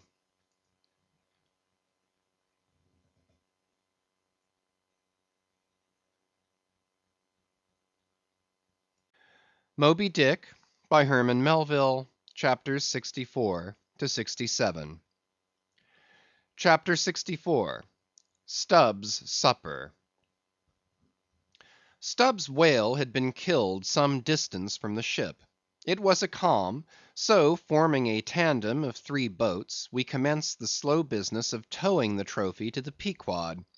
And now, as we 18 men, with our 36 arms, and 180 thumbs and fingers, slowly toiled hour after hour upon that inert sluggish corpse in the sea, and it seemed hardly to budge at all, except at long intervals, good evidence was hereby furnished of the enormousness of the mass we moved. For upon the great canal of Hang Ho, or whatever they call it, in China, 4 or 5 laborers on the footpath will draw a bulky freighted junk at the rate of a mile an hour; but this grand argosy we towed heavily forged along, as if laden with pig lead in bulk. Darkness came on, but 3 lights up and down in the Pequod's main rigging dimly guided our way, till drawing nearer we saw Ahab dropping one of several more lanterns over the bulwarks. Vacantly eyeing the heaving whale for a moment, he issued the usual orders for securing it for the night, and then handing his lantern to a seaman, went his way into the cabin, and did not come forward again until morning. Though in overseeing the pursuit of this whale, Captain Ahab had evinced his customary activity, to call it so, yet now that the creature was dead, some vague dissatisfaction, or impatience, or despair seemed working in him, as if the sight of that dead body reminded him that Moby Dick was yet to be slain; and though 1,000 other whales were brought to his ship, all that would not one jot advance his grand monomaniac object. Very soon you would have thought from the sound of the Pequod's decks, that all hands were preparing to cast anchor in the deep, for heavy chains are being dragged along the deck, and thrust rattling out of the portholes. But by those clanking links the vast corpse itself, not the ship, is to be moored, tied by the head to the stern, and by the tail to the bows. The whale now lies with its black hull close to the vessel's, and seen through the darkness of the night, which obscured the spars and rigging aloft, the two, ship and whale, seemed yoked together, like colossal bullocks, whereof one reclines, while the other remains standing. A little item may as well be related here. The strongest and most reliable hold which the ship has upon the whale, when moored alongside, is by the flukes or tail; and as from its greater density that part is relatively heavier than any other, excepting the side fins, its flexibility, even in death, causes it to sink low beneath the surface, so that with the hand you cannot get at it from the boat in order to put the chain around it. But this difficulty is ingeniously overcome. A small strong line is prepared, with a wooden float at its outer end, and a weight in its middle, while the other end is secured to the ship. By adroit management the wooden float is made to rise on the other side of the mass, so that now having girdled the whale, the chain is readily made to follow suit, and being slipped along the body, is at last locked fast round the smallest part of the tail, at the point of junction with its broad flukes or lobes. If moody Ahab was now all quiescence, at least so far as could be known on deck, Stubb, his second mate, flushed with conquest, betrayed an unusual but still good-natured excitement. Such an unwonted bustle was he in, that the Stead Starbuck, his official superior, quietly resigned to him for the time the sole management of affairs.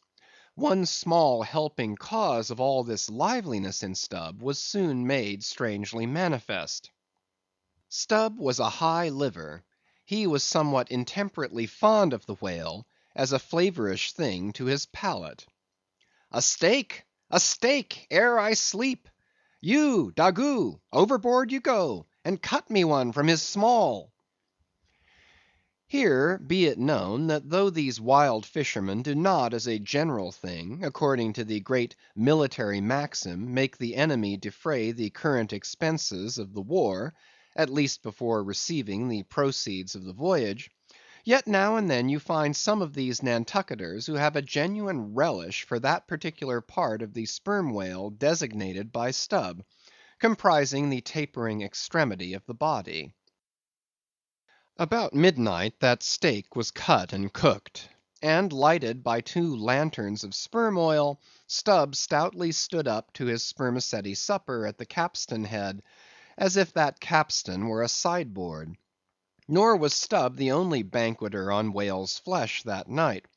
Mingling their mumblings with his own mastications, thousands on thousands of sharks, swarming round the dead Leviathan, smackingly feasted on its fatness. The few sleepers below in their bunks were often startled by the sharp slapping of their tails against the hull, within a few inches of the sleepers' hearts. Peering over the side, you could just see them, as before you heard them, wallowing in the sullen, black waters, and turning over on their backs as they scooped out huge globular pieces of the whale, of the bigness of a human head. This particular feat of the shark seems all but miraculous. How, at such an apparently unassailable surface, they contrive to gouge out such symmetrical mouthfuls, remains a part of the universal problem of all things. The mark that they thus leave in the whale may best be likened to a hollow made by a carpenter in countersinking for a screw. Though amid all the smoking horror and diabolism of a sea fight, sharks will be seen longingly gazing up to the ship's decks, like hungry dogs round a table where red meat is being carved, ready to bolt down every killed man that is tossed to them; and though, while the valiant butchers over the deck table are thus cannibally carving each other's live meat with carving knives all gilded and tasseled, the sharks also, with their jewel-hilted mouths, are quarrelsomely carving away under the table at the dead meat; and though, were you to turn the whole affair upside down, it would still be pretty much the same thing; that is to say, a shocking, sharkish business enough for all parties; and though sharks also are the invariable outriders of all slave ships crossing the Atlantic, symmetrically trotting alongside to be handy in case a parcel is to be carried anywhere, or a dead slave to be decently buried;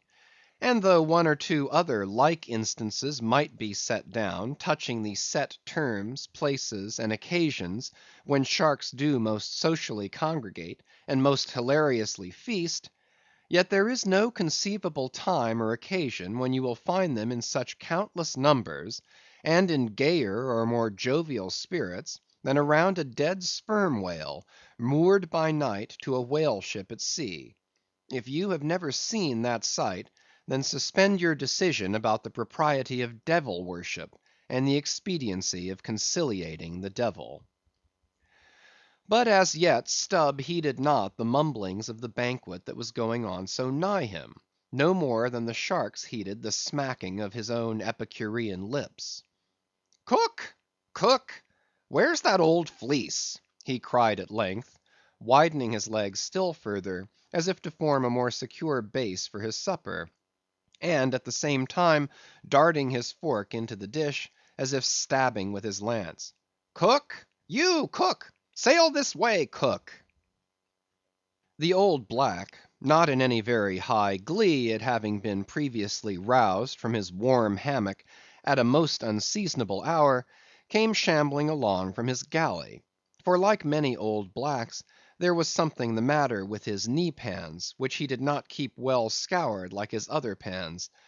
This old Fleece, as they called him, came shuffling and limping along, assisting his step with his tongs, which, after a clumsy fashion, were made of straightened iron hoops. This old Ebony floundered along, and in obedience to the word of command, came to a dead stop on the opposite side of Stubb's sideboard; when with both hands folded before him, and resting on his two–legged cane, he bowed his arched back still further over, at the same time sideways inclining his head, so as to bring his best ear into play. "Cook," said Stubb, rapidly lifting a rather reddish morsel to his mouth, "don't you think this steak is rather overdone? You've been beating this steak too much, cook; it's too tender. Don't I always say that to be good a whale steak must be tough? There are those sharks now over the side; don't you see they prefer it tough and rare? What a shindy they are kicking up! Cook, go and talk to 'em. Tell 'em they are welcome to help themselves civilly, and in moderation, but they must keep quiet. Blast me, if I can hear my own voice. Away, cook, and deliver my message. Here, take this lantern," snatching one from his sideboard. "Now then, go and preach to 'em." Sullenly taking the offered lantern, old Fleece limped across the deck to the bulwarks, and then, with one hand dropping his light low over the sea, so as to get a good view of his congregation, with the other hand he solemnly flourished his tongs, and leaning far over the side, in a mumbling voice, began addressing the sharks, while Stubb, softly crawling behind, overheard all that was said. "Fellow critters, I'se ordered here to say dat you must stop dat damn noise dere. You hear? Stop dat damn smacking ob de lips. Massa Stubb say dat you can fill your damn bellies up to de hatchings, but by gor you must stop dat damn racket." "Cook," here interposed Stubb, accompanying the word with a sudden slap on the shoulder. "Cook! Why, damn your eyes, you mustn't swear that way when you're preaching. That's no way to convert sinners, cook." "Who dat? Den preach to him yourself," sullenly turning to go. "No, cook; go on, go on." "Well den, beloved fellow critters." "Right!" exclaimed Stubb approvingly. "Coax 'em to it; try that." And Fleece continued.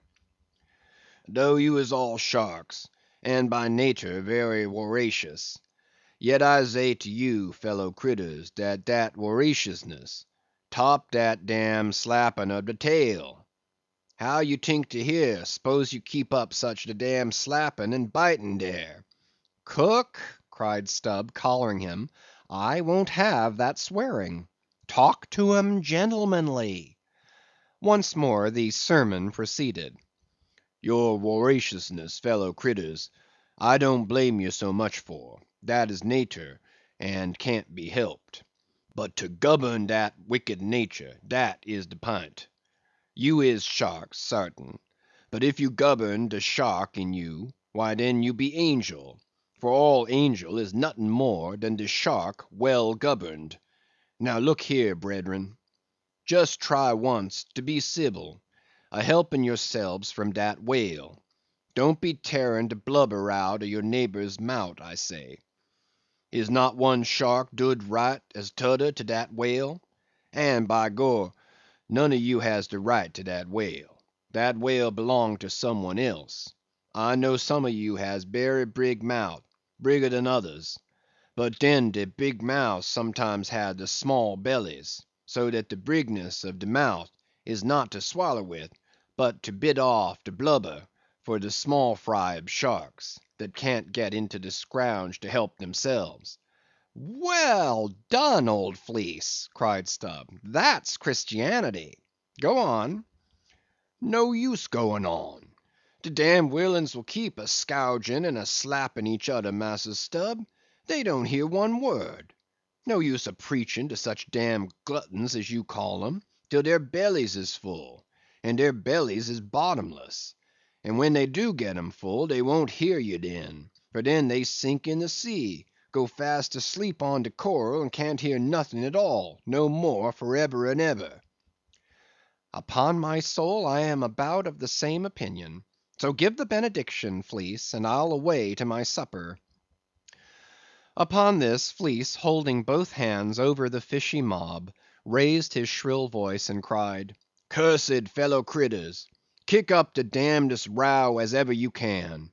Fill your damn bellies till they burst, and then die." "Now, cook," said Stubb, resuming his supper at the capstan, "stand just where you stood before there, over against me, and pay particular attention." "All attention," said Fleece, again stooping over his tongs in the desired position. "Well," said Stubb, helping himself freely meanwhile, "I shall now go back to the subject of this steak. In the first place, how old are you, cook?" "What dat to do with the take?" said the old black testily. "Silence! How old are you, cook?" "'Bout 90, dey say," he gloomily muttered. "And you have lived in this world hard upon 100 years, cook, and don't know yet how to cook a whale steak?" rapidly bolting another mouthful at the last word, so that morsel seemed a continuation of the question. "Where were you born, cook?" "Hind de hatchway, in ferry boat, going ober de Roanoke." "Born in a ferry boat? That's queer, too. But I want to know what country you were born in, cook." "Didn't I say de Roanoke country?" he cried sharply. "No, you didn't, cook. But I'll tell you what I'm coming to, cook. You must go home and be born over again. You don't know how to cook a whale steak yet." "Bress my soul if I cook nodder one," he growled, angrily turning round to depart. "Come back here, cook. Here, hand me those tongs. Now take that bit of steak there, and tell me if you think that steak cooked as it should be.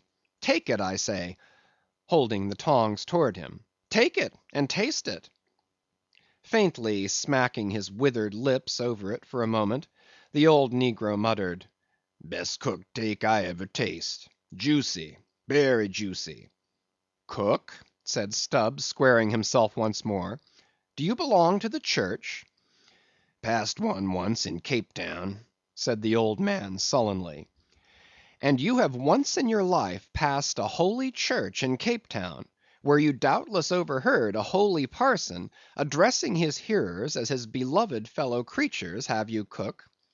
And yet you come here and tell me such a dreadful lie as you did just now, eh?" said Stubb. "Where do you expect to go to, cook?" "Go to bed berry soon," he mumbled, half turning as he spoke. "Avast! Heave to! I mean when you die, cook. It's an awful question. Now what's your answer?" "When dis old brack man dies," said the negro slowly, changing his whole air and demeanor, "he hisself won't go nowhere, but some bressed angel will come and fetch him." "Fetch him? How? In a coach and four, as they fetched Elijah? And fetch him where?" "Up dere," said Fleece, holding his tongs straight over his head, and keeping it there very solemnly. "So then, you expect to go up into our main top, do you, cook, when you are dead? But don't you know the higher you climb, the colder it gets? Main top, eh?" "Didn't say dat at all," said Fleece, again in the sulks. "You said up there, didn't you? And now look yourself, and see where your tongs are pointing. But perhaps you expect to get into heaven by crawling through the lubber's hole, cook. But no, no, cook, you don't get there, except you go the regular way, round by the rigging. It's a ticklish business, but it must be done, or else it's no go. But none of us are in heaven yet. Drop your tongs, cook, and hear my orders, do you hear? Hold your hat in one hand, and clap the other atop your heart, when I'm giving my orders, cook. What? That your heart, there? That's your gizzard! Aloft, aloft! That's it, now you have it. Hold it there now, and pay attention." "All attention," said the old black, with both hands placed as desired, vainly wriggling his grizzled head as if to get both ears in front at one and the same time. "Well then, cook, you see this whale steak of yours was so very bad, that I have put it out of sight as soon as possible. You see that, don't you? Well, for the future, when you cook another whale steak for my private table here, the capstan, I'll tell you what to do, so as not to spoil it by overdoing. Hold the steak in one hand, and show a live coal to it with the other. That done, dish it, d'ye hear? And now tomorrow, cook, when we are cutting in the fish, be sure you stand by to get the tips of his fins; have them put in pickle. As for the ends of the flukes, have them soused, cook. There, now you may go." But Fleece had hardly got 3 paces off when he was recalled. "Cook, give me cutlets for supper to morrow night in the mid watch. Do you hear? Away you sail then. Hallo! Stop! Make a bow before you go. Avast! Heaving again! Whale balls for breakfast, don't forget." "Wish, by Gor, whale eat him, 'stead of him eat whale.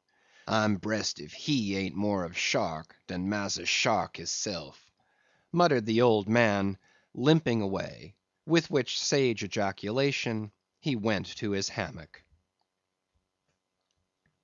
CHAPTER 65. The Whale as a Dish. That mortal man should feed upon the creature that feeds his lamp, and, like Stubb, eat him by his own light, as you may say; this seems so outlandish a thing, that one must needs go a little into the history and philosophy of it. It is upon record that 3 centuries ago the tongue of the right whale was esteemed a great delicacy in France, and commanded large prices there. Also, that in Henry VIII's time, a certain cook of the court obtained a handsome reward for inventing an admirable sauce to be eaten with barbecued porpoises, which, you remember, are a species of whale. Porpoises, indeed, are to this day considered fine eating. The meat is made into balls about the size of billiard balls, and being well seasoned and spiced, might be taken for turtle balls or veal balls. The old monks of Dunfermline were very fond of them. They had a great porpoise grant from the crown. The fact is, that among his hunters at least, the whale would by all hands be considered a noble dish, were there not so much of him; but when you come to sit down before a meat pie nearly 100 feet long, it takes away your appetite. Only the most unprejudiced of men, like Stubb, nowadays partake of cooked whales. But the Esquimaux are not so fastidious. We all know how they live upon whales, and have rare old vintages of prime old train oil. Zogranda, one of their most famous doctors, recommends strips of blubber for infants, as being exceedingly juicy and nourishing.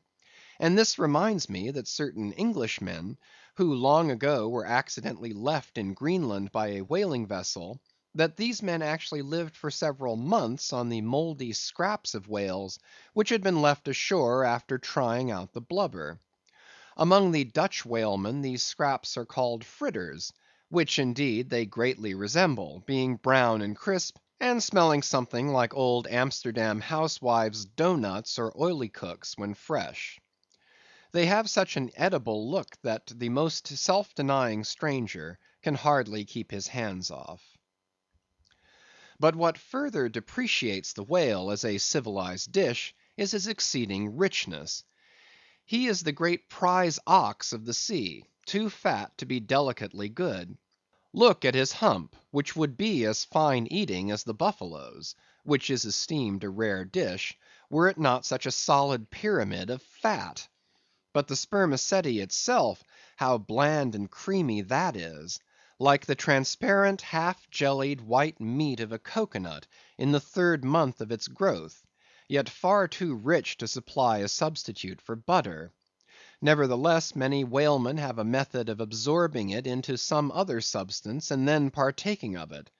In the long try watches of the night it is a common thing for the seamen to dip their ship biscuit into the huge oil pots and let them fry there awhile. Many a good supper have I thus made. In the case of a small sperm whale, the brains are accounted a fine dish.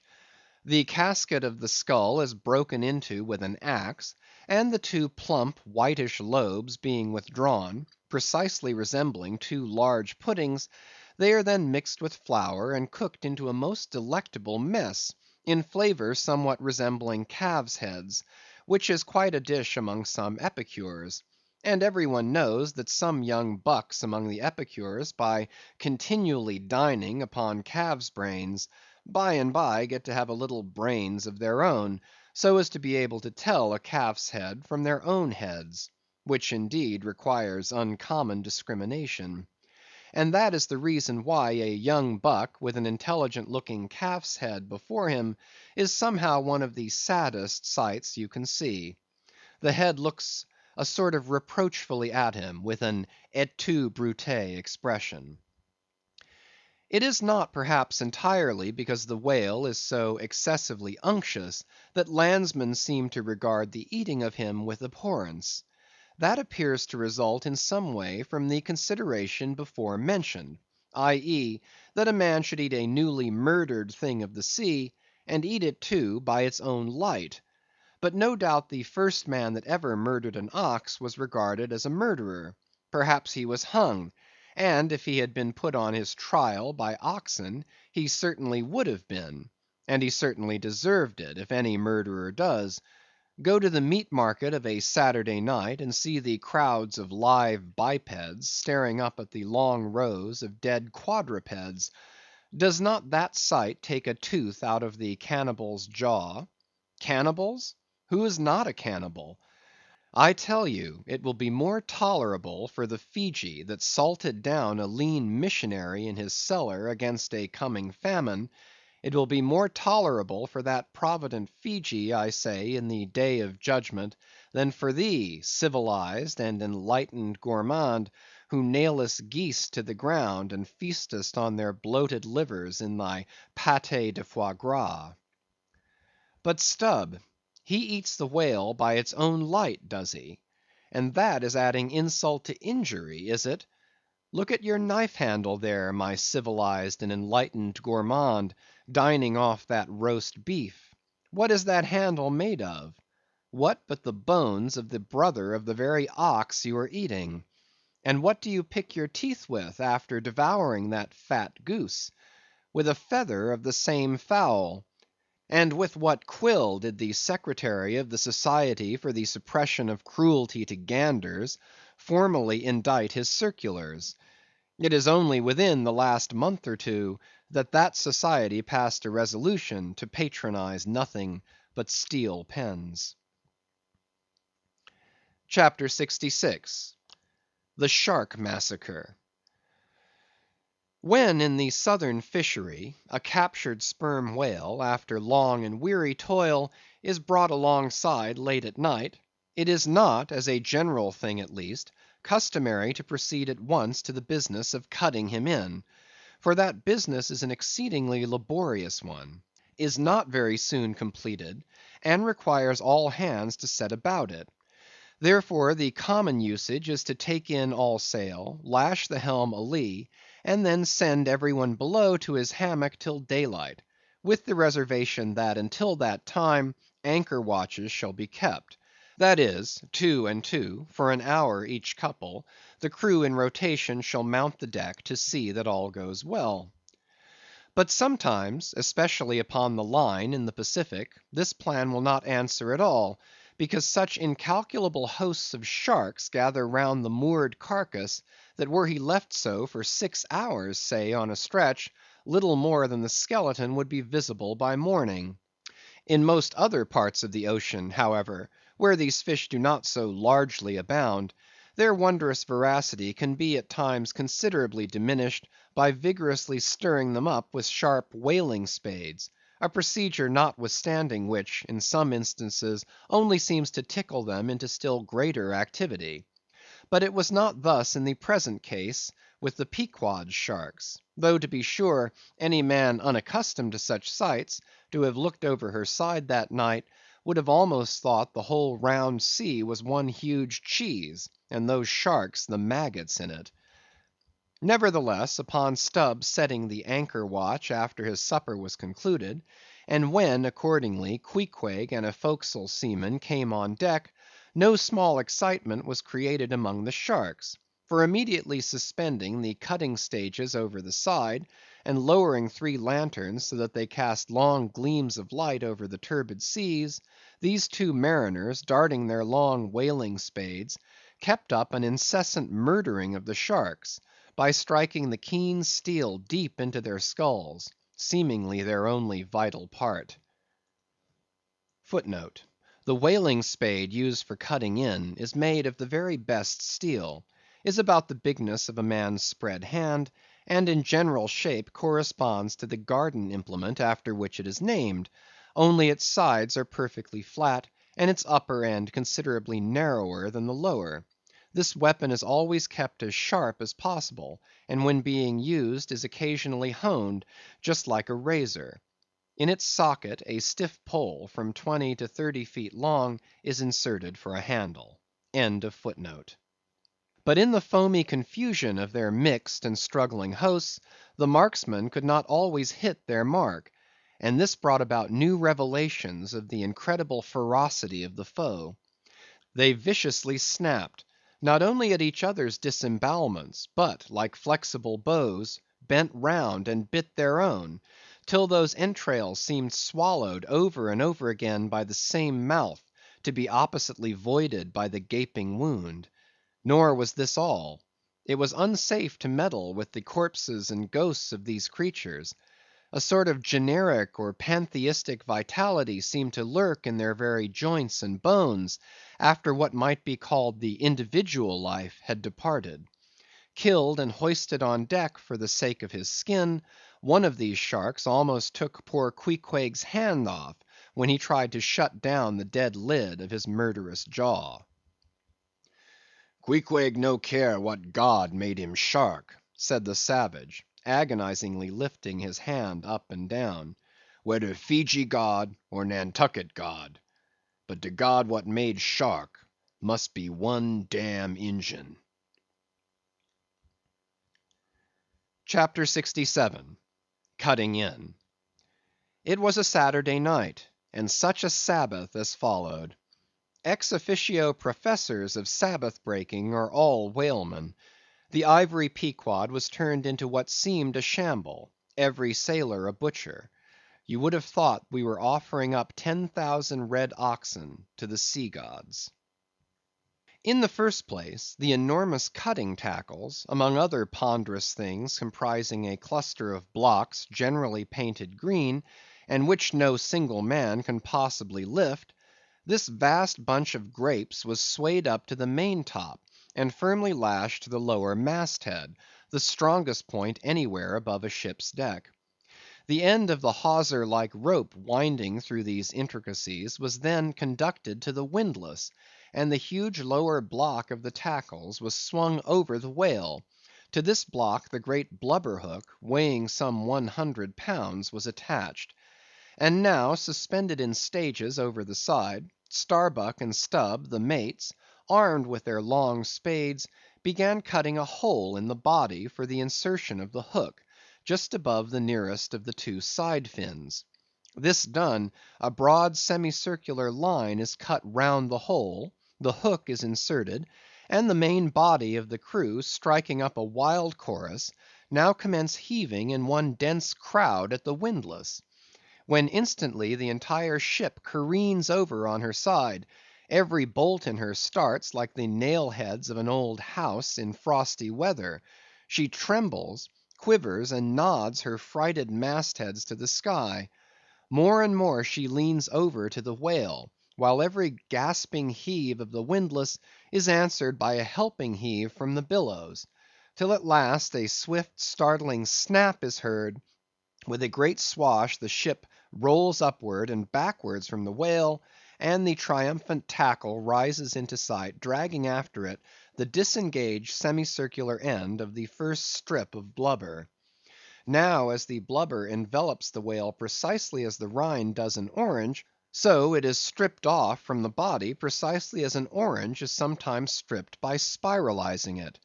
For the strain constantly kept up by the windlass continually keeps the whale rolling over and over in the water, and as the blubber in one strip uniformly peels off along the line called the scarf, simultaneously cut by the spades of Starbuck and Stubb, the mates, and just as fast as it is thus peeled off, and indeed by that very act itself, it is all the time being hoisted higher and higher aloft, till its upper end grazes the main-top.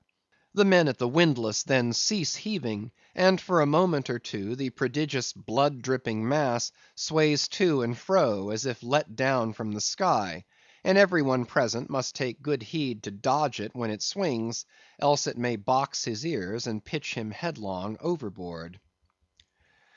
One of the attending harpooneers now advances with a long keen weapon called a boarding sword, and watching his chance, he dexterously slices out a considerable hole in the lower part of the swaying mass. Into this hole the end of the second alternating great tackle is then hooked, so as to retain a hold upon the blubber, in order to prepare for what follows. Whereupon this accomplished swordsman, warning all hands to stand off, once more makes a scientific dash at the mass, and with a few sidelong, desperate, lunging slicings, severs it completely in twain, so that while the short lower part is still fast, the long upper strip, called a blanket piece, swings clear, and is all ready for lowering. The heavers forward now resume their song, and while the one tackle is peeling and hoisting a second strip from the whale, the other is slowly slackened away, and down goes the first strip through the main hatchway right beneath, into an unfurnished parlor called the blubber room. Into this twilight apartment, sundry nimble hands keep coiling away the long blanket piece as if it were a great live mass of pleated serpents. And thus the work proceeds, the two tackles hoisting and lowering simultaneously, both whale and windlass heaving, the heavers singing, the blubber room gentlemen coiling, the mates scarfing, the ship straining, and all hands swearing occasionally, by way of assuaging the general friction. End of chapter 64 to 67.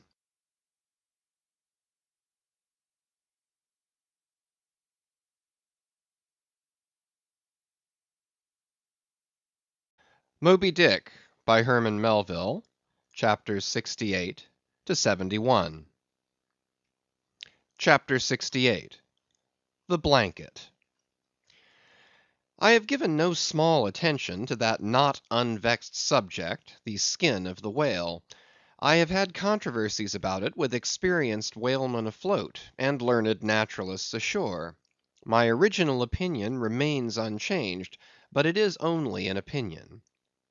The question is, what and where is the skin of the whale? Already you know what his blubber is. That blubber is something of the consistence of firm, close-grained beef, but tougher, more elastic and compact, and ranges from 8 or 10 to 12 and 15 inches in thickness. Now, however preposterous it may at first seem to talk of any creature's skin as being of that sort of consistence and thickness, yet in point of fact these are no arguments against such a presumption, because you cannot raise any other dense enveloping layer from the whale's body but that same blubber, and the outermost enveloping layer of any animal, if reasonably dense, what can that be but the skin? True, from the unmarred dead body of the whale, you may scrape off with your hand an infinitely thin, transparent substance, somewhat resembling the thinnest shreds of isinglass, only it is almost as flexible and soft as satin. That is, previous to being dried, when it not only contracts and thickens, but becomes rather hard and brittle. I have several such dried bits, which I use for marks in my whale books, It is transparent, as I said before, and being laid upon the printed page, I have sometimes pleased myself with fancying it exerted a magnifying influence. At any rate, it is pleasant to read about whales through their own spectacles, as you may say. But what I am driving at here is this. The same infinitely thin isinglass substance, which, I admit, invests the entire body of the whale, is not so much to be regarded as the skin of the creature, as the skin of the skin, so to speak. For it were simply ridiculous to say that the proper skin of the tremendous whale is thinner and more tender than the skin of a new‐born child. But no more of this.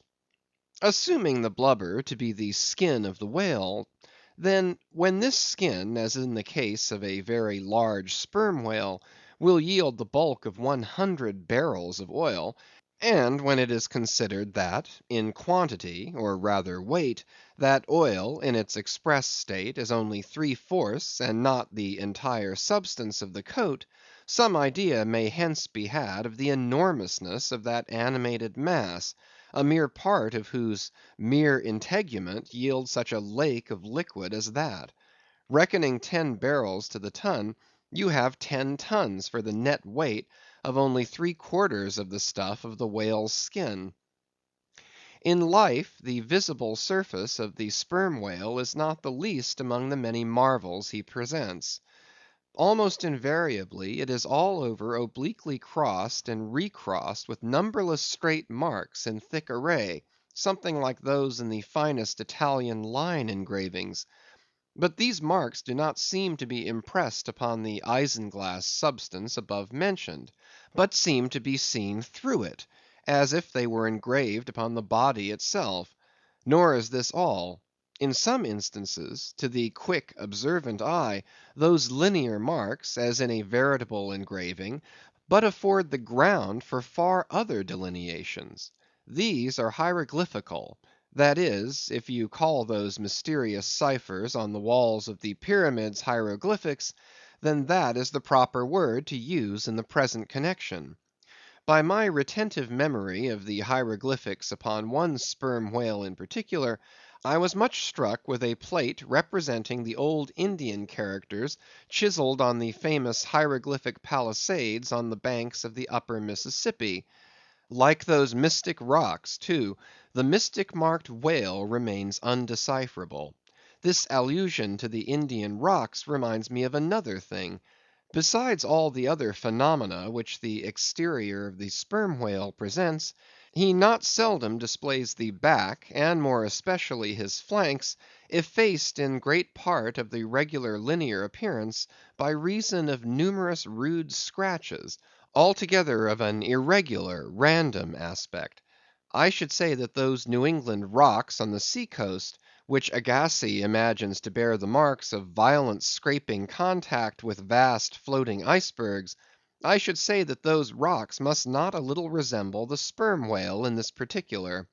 It also seems to me that such scratches in the whale are probably made by hostile contact with other whales, for I have most remarked them in the large full grown bulls of the species.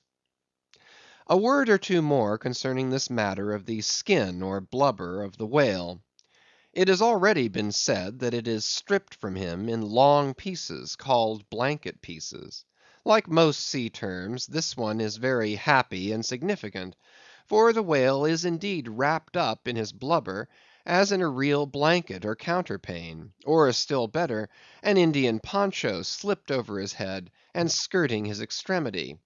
It is by reason of this cosy blanketing of his body that the whale is enabled to keep himself comfortable in all weathers, in all seas, times, and tides.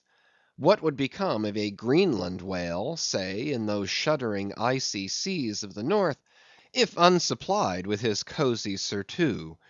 True, other fish are found exceedingly brisk in those Hyperborean waters, but these, be it observed, are your cold‐blooded, lungless fish, whose very bellies are refrigerators; creatures that warm themselves under the lee of an iceberg, as a traveller in winter would bask before an inn fire; whereas, like man, the whale has lungs and warm blood. Freeze his blood, and he dies. How wonderful it is then, except after explanation, that this great monster, to whom corporeal warmth is as indispensable as it is to man, how wonderful that he should be found at home, immersed to his lips for life in those Arctic waters, where, when seamen fall overboard, they are sometimes found months afterward, perpendicularly frozen into the hearts of fields of ice, as a fly is found glued in amber. But more surprising it is to know, as has been proved by experiment, that the blood of a polar whale is warmer than that of a Borneo negro in summer. It does seem to me that herein we see the rare virtue of a strong individual vitality, and the rare virtue of thick walls, and the rare virtue of interior spaciousness. Oh, man! admire and model thyself after the whale. Do thou, too, remain warm among ice. Do thou, too, live in this world without being of it. Be cool at the equator. Keep thy blood fluid at the pole. Like the great dome of St. Peter's, and like the great whale, retain, O man, in all seasons, a temperature of thine own. But how easy and how hopeless to teach these fine things! Of erections, how few are domed like St. Peter's; of creatures, how few vast as the whale. CHAPTER 69. The Funeral. Haul in the chains! Let the carcass go astern! The vast tackles have now done their duty. The peeled white body of the beheaded whale flashes like a marble sepulchre; though changed in hue, it has not perceptibly lost anything in bulk. It is still colossal. Slowly it floats more and more away, the water round it torn and splashed by the insatiate sharks, and the air above vexed with rapacious flights of screaming fowls, whose beaks are like so many insulting poniards in the whale. The vast white headless phantom floats further and further from the ship, and every rod that it so floats, what seem square roods of sharks and cubic roods of fowls augment the murderous din. For hours and hours from the almost stationary ship that hideous sight is seen. Beneath the unclouded and mild azure sky, upon the fair face of the pleasant sea, wafted by the joyous breezes, that great mass of death floats on and on, till lost in infinite perspectives. There's a most doleful and most mocking funeral. The sea vultures all in pious mourning; the air sharks all punctiliously in black or speckled. In life but few of them would have helped the whale, I ween, if peradventure he had needed it.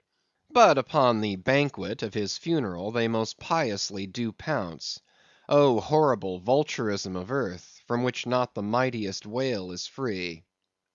Nor is this the end. Desecrated as the body is, a vengeful ghost survives and hovers over it to scare.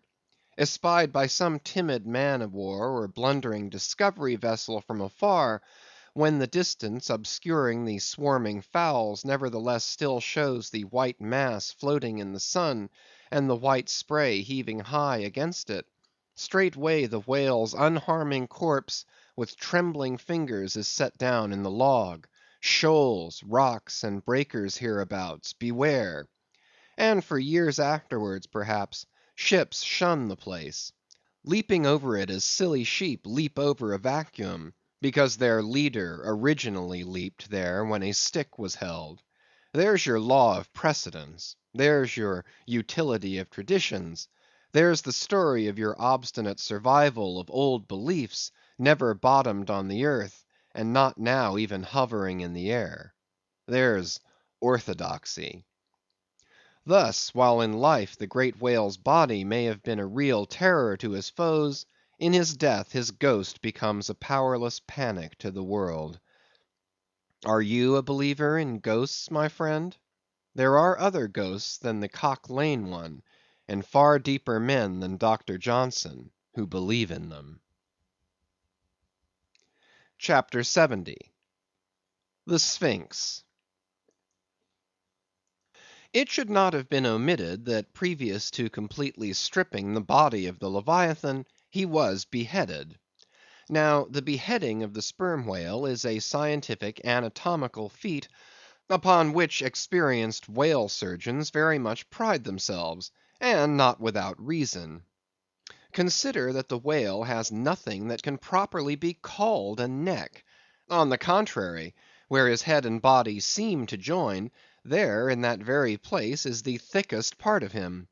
Remember also that the surgeon must operate from above, some 8 or 10 feet intervening between him and his subject, and that subject almost hidden in a discolored, rolling, and oftentimes tumultuous and bursting sea. Bear in mind, too, that under these untoward circumstances, he has to cut many feet deep in the flesh, and in that subterraneous matter, without so much as getting one single peep into the ever contracting gash thus made, he must skillfully steer clear of all adjacent interdicted parts, and exactly divide the spine at a critical point, hard by its insertion into the skull. Do you not marvel, then, at Stubb's boast that he demanded but 10 minutes to behead a sperm whale? When first severed, the head is dropped astern, and held there by a cable till the body is stripped. That done, if it belong to a small whale, it is hoisted on deck to be deliberately disposed of. But with a full grown Leviathan this is impossible, for the sperm whale's head embraces nearly 1/3 of his entire bulk, and completely to suspend such a burden as that, even by the immense tackles of a whaler, this were as vain a thing as to attempt weighing a Dutch barn in jeweller's scales. The Pequod's whale being decapitated and the body stripped, the head was hoisted against the ship's side, about half-way out of the sea, so that it might yet in great part be buoyed up by its native element. And there, with the strained craft steeply leaning over to it, by reason of the enormous downward drag from the lower mast head, and every yard arm on that side projecting like a crane over the waves, there that blood-dripping head hung to the Pequod's waist like the giant Holofernes from the girdle of Judith. When this last task was accomplished it was noon, and the seamen went below to their dinner. Silence reigned over the before tumultuous but now deserted deck. An intense copper calm, like a universal yellow lotus, was more and more unfolding its noiseless, measureless leaves upon the sea. A short space elapsed, and up into this noiselessness came Ahab alone from his cabin.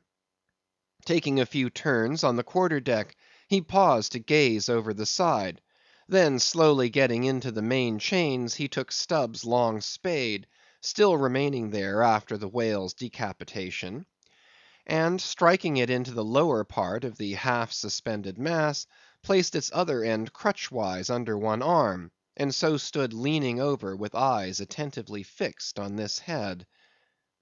It was a black and hooded head, and hanging there in the midst of so intense a calm, it seemed the sphinxes in the desert. "Speak, thou vast and venerable head," muttered Ahab, "which, though ungarnished with a beard, yet here and there lookest hoary with mosses. Speak, mighty head, and tell us the secret thing that is in thee.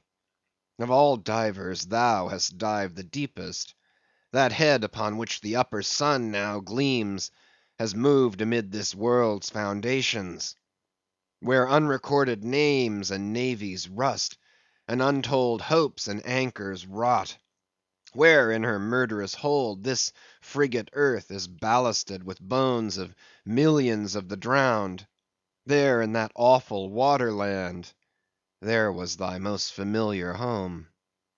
Thou hast been where bell or diver never went; hast slept by many a sailor's side, where sleepless mothers would give their lives to lay them down. Thou sawest the locked lovers when leaping from their flaming ship, heart to heart they sank beneath the exulting wave, true to each other when heaven seemed false to them. Thou sawest the murdered mate when tossed by pirates from the midnight deck; for hours he fell into the deeper midnight of the insatiate maw. and his murderers still sailed on unharmed, while swift lightnings shivered the neighboring ship that would have borne a righteous husband to outstretched longing arms. O head, thou hast seen enough to split the planets and make an infidel of Abraham, and not one syllable is thine. "Sail ho!" cried a triumphant voice from the main masthead. "Aye? Well now, that's cheering," cried Ahab, suddenly erecting himself, while whole thunder clouds swept aside from his brow. "That lively cry upon this deadly calm might almost convert a better man. Where away?" "3 points on the starboard bow, sir, and bringing down her breeze to us." "Better and better, man. Would now St. Paul would come along that way, and to my breezelessness bring his breeze. O nature, and O soul of man, how far beyond all utterances are your linked analogies! Not the smallest atom stirs or lives on matter, but has its cunning duplicate in mind." CHAPTER 71. The Jeroboam's Story. Hand in hand, ship and breeze blew on; but the breeze came faster than the ship, and soon the Pequod began to rock. By and by, through the glass, the stranger's boats and manned mast heads proved her a whale ship; but as she was so far to windward, and shooting by, apparently making a passage to some other ground, the Pequod could not hope to reach her; so the signal was set to see what response would be made. Here be it said, that like the vessels of military marines, the ships of the American whale fleet have each a private signal, all which signals being collected in a book with the names of the respective vessels attached, and every captain provided with it. Thereby the whale commanders are enabled to recognize each other upon the ocean, even at considerable distances and with no small facility. The Pequod's signal was at last responded to by the stranger's setting her own, which proved the ship to be the Jeroboam of Nantucket. Squaring her yards, she bore down, ranged abeam under the Pequod's lee, and lowered a boat. It soon drew nigh; but as the side ladder was being rigged by Starbuck's order to accommodate the visiting captain, the stranger in question waved his hand from the boat's stern, in token of that proceeding being entirely unnecessary. It turned out that the Jeroboam had a malignant epidemic on board, and that Mayhew, her captain, was fearful of infecting the Pequod's company. For though himself and boat's crew remained untainted, and though his ship was half a rifle shot off, and an incorruptible sea and air rolling and flowing between, yet conscientiously adhering to the timid quarantine of the land, he peremptorily refused to come into direct contact with the Pequod. But this did by no means prevent all communications. Preserving an interval of some few yards between itself and the ship, the Jeroboam's boat, by the occasional use of its oars, contrived to keep parallel to the Pequod, as she heavily forged through the sea; for by this time it blew very fresh, with her main topsail aback.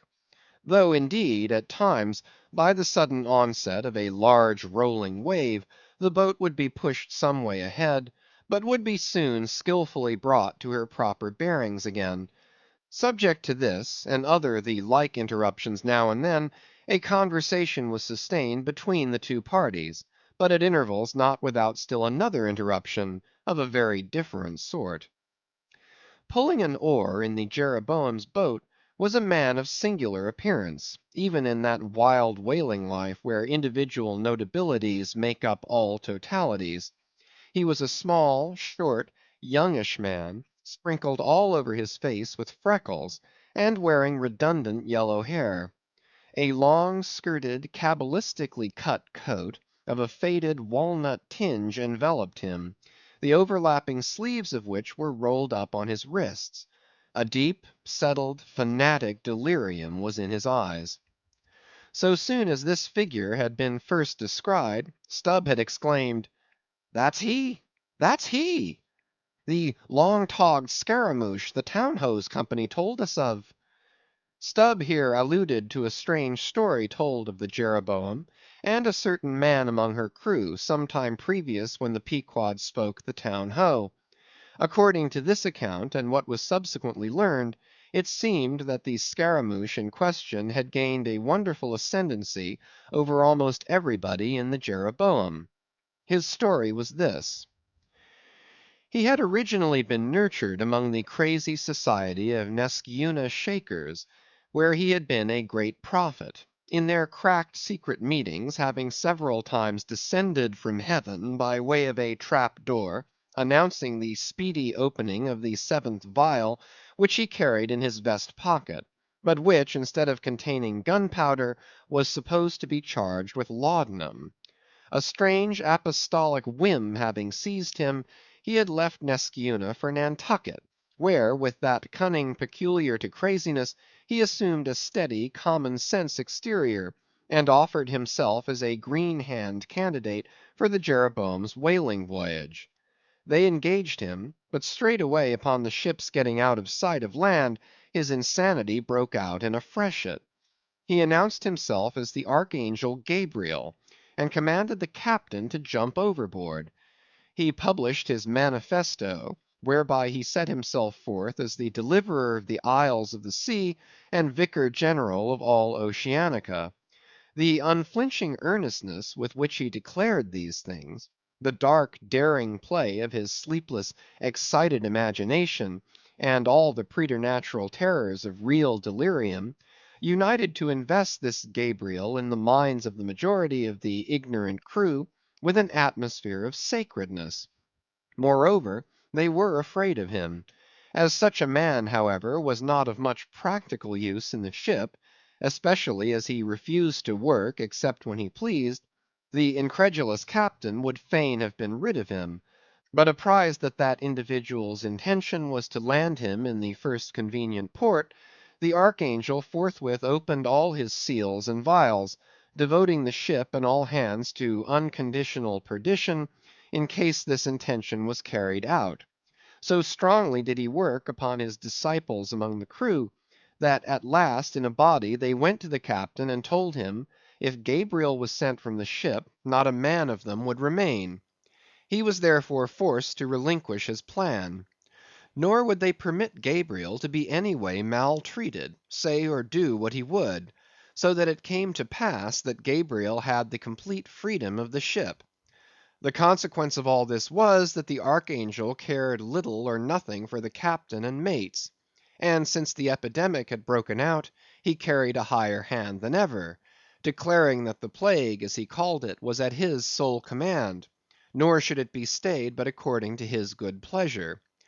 The sailors, mostly poor devils, cringed, and some of them fawned before him, in obedience to his instructions, sometimes rendering him personal homage as to a god. Such things may seem incredible, but however wondrous, they are true. Nor is the history of fanatics half so striking in respect to the measureless self‐deception of the fanatic himself, as his measureless power of deceiving and bedeviling so many others. But it is time to return to the Pequod.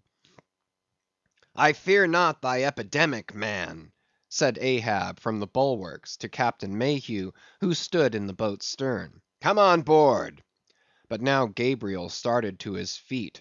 "Think, think of the fevers yellow and bilious! Beware of the horrible plague!" "Gabriel, Gabriel," cried Captain Mayhew, "thou must either—" But that instant a headlong wave shot the boat far ahead, and its seethings drowned all speech. "Hast thou seen the White Whale?" demanded Ahab, when the boat drifted back. "Think, think of thy whale boat, stoven and sunk! Beware of the horrible tale!"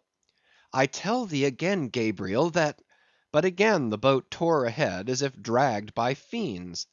Nothing was said for some moments, while a succession of riotous waves rolled by, which by one of those occasional caprices of the seas, were tumbling, not heaving it. Meantime the hoisted sperm whale's head jogged about very violently, and Gabriel was seen eyeing it with rather more apprehensiveness than his archangel nature seemed to warrant. When this interlude was over, Captain Mayhew began a dark story concerning Moby Dick, not, however, without frequent interruptions from Gabriel whenever his name was mentioned, and the crazy sea that seemed leagued with him. It seemed that the Jeroboam had not long left home, when upon speaking a whale ship, her people were reliably apprised of the existence of Moby Dick, and the havoc he had made. Greedily sucking in this intelligence, Gabriel solemnly warned the captain against attacking the white whale, in case the monster should be seen; in his gibbering insanity, pronouncing the white whale to be no less a being than the Shaker God incarnated, the Shakers receiving the Bible. But when some year or two afterward Moby Dick was fairly sighted from the mastheads, Macey, the chief mate, burned with ardor to encounter him; and the captain himself being not unwilling to let him have the opportunity, despite all the archangel's denunciations and forewarnings, Macey succeeded in persuading 5 men to man his boat. With them he pushed off, and after much weary pulling, and many perilous, unsuccessful onsets, he at last succeeded in getting one iron fast. Meantime Gabriel, ascending to the main royal masthead, was tossing one arm in frantic gestures, and hurling forth prophecies of speedy doom to the sacrilegious assailants of his divinity. Now, while Macey, the mate, was standing up in his boat's bow, and with all the reckless energy of his tribe was venting his wild exclamations upon the whale, and essaying to get a fair chance for his poised lance, lo! a broad white shadow rose from the sea, by its quick fanning motion temporarily taking the breath out of the bodies of the oarsmen. Next instant the luckless mate, so full of furious life, was smitten bodily into the air, and making a long arc in his descent, fell into the sea at a distance of about 50 yards.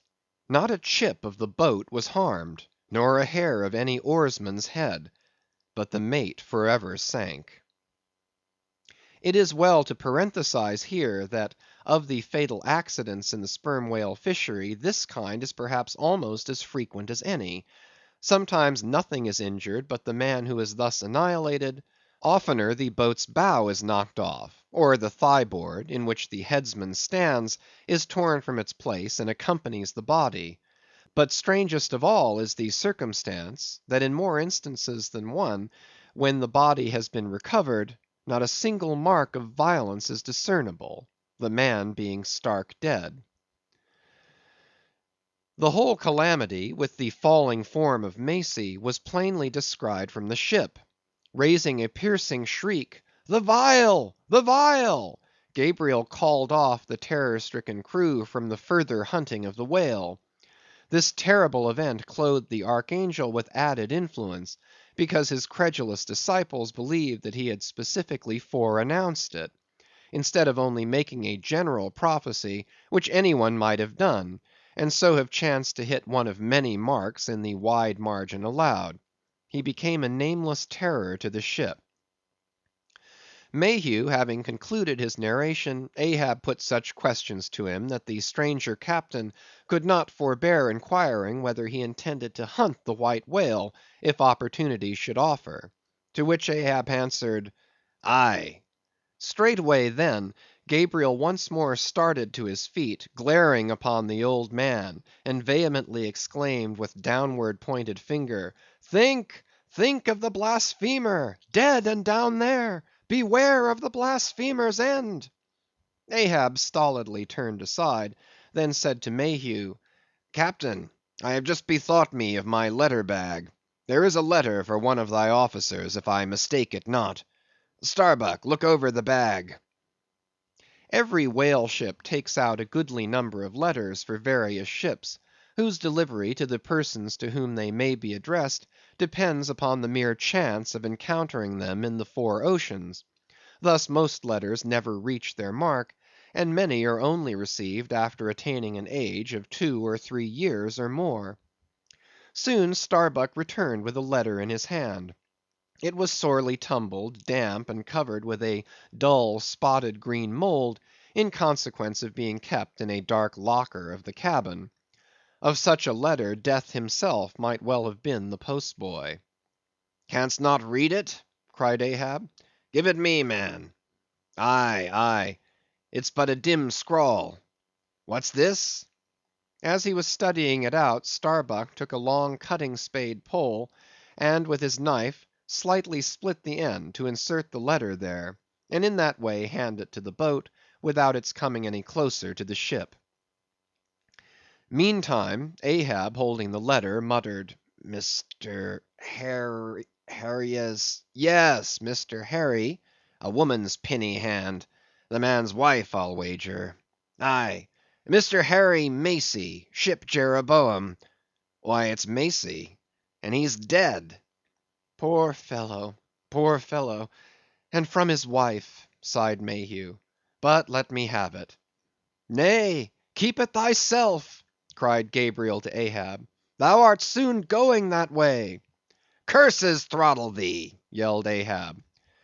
"Captain Mayhew, stand by now to receive it." And taking the fatal missive from Starbuck's hands, he caught it in the slit of the pole, and reached it over towards the boat. But as he did so, the oarsmen expectantly desisted from rowing.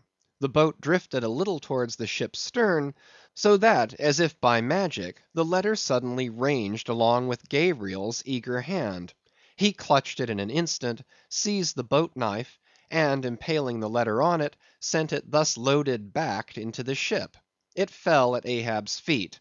Then Gabriel shrieked out to his comrades to give way with their oars, and in that manner the mutinous boat rapidly shot away from the Pequod. As, after this interlude, the seamen resumed their work upon the jacket of the whale, many strange things were hinted in reference to this wild affair. End of chapter 68 to 71.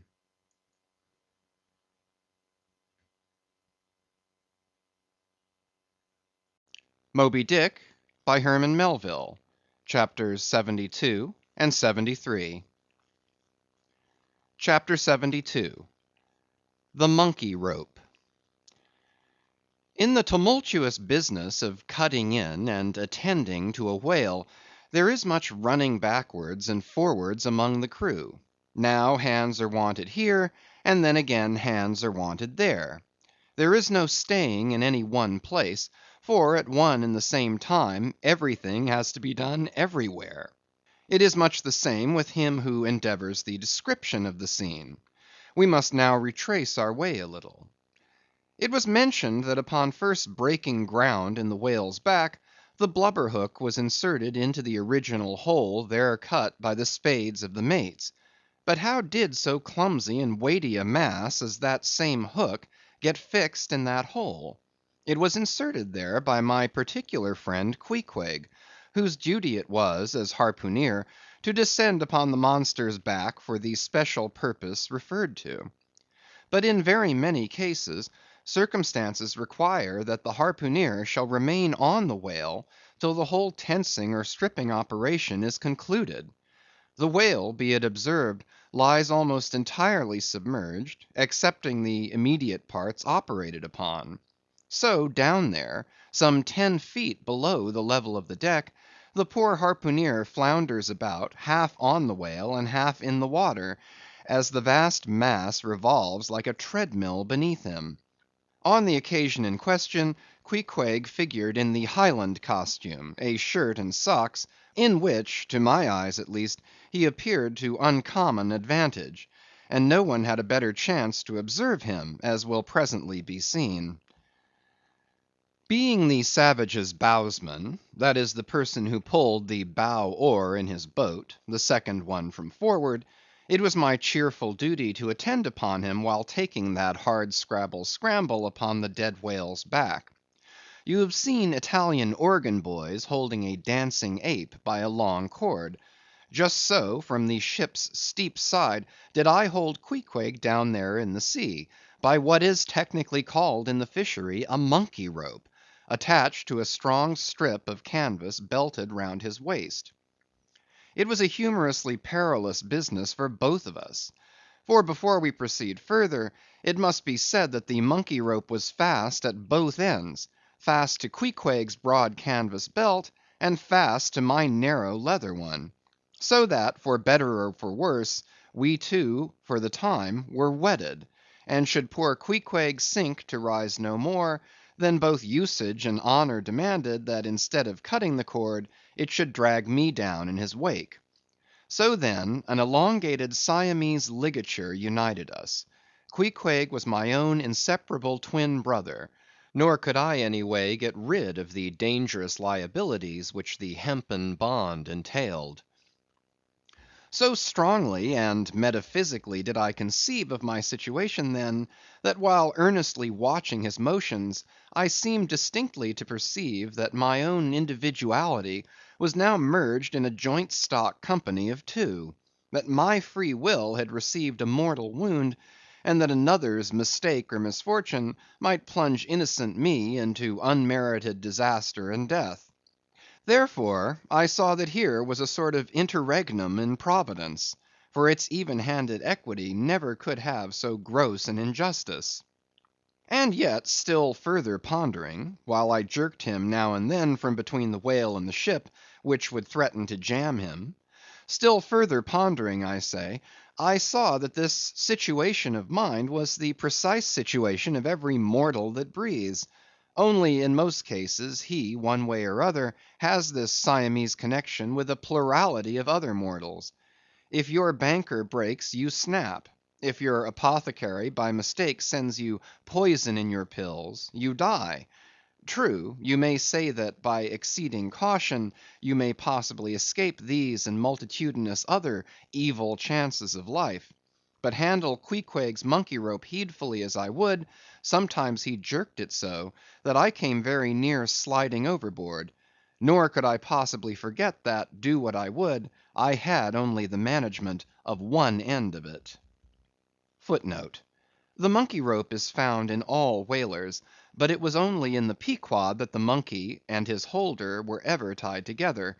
This improvement upon the original usage was introduced by no less a man than Stubb, in order to afford the imperiled harpooneer the strongest possible guarantee for the faithfulness and vigilance of his monkey rope holder.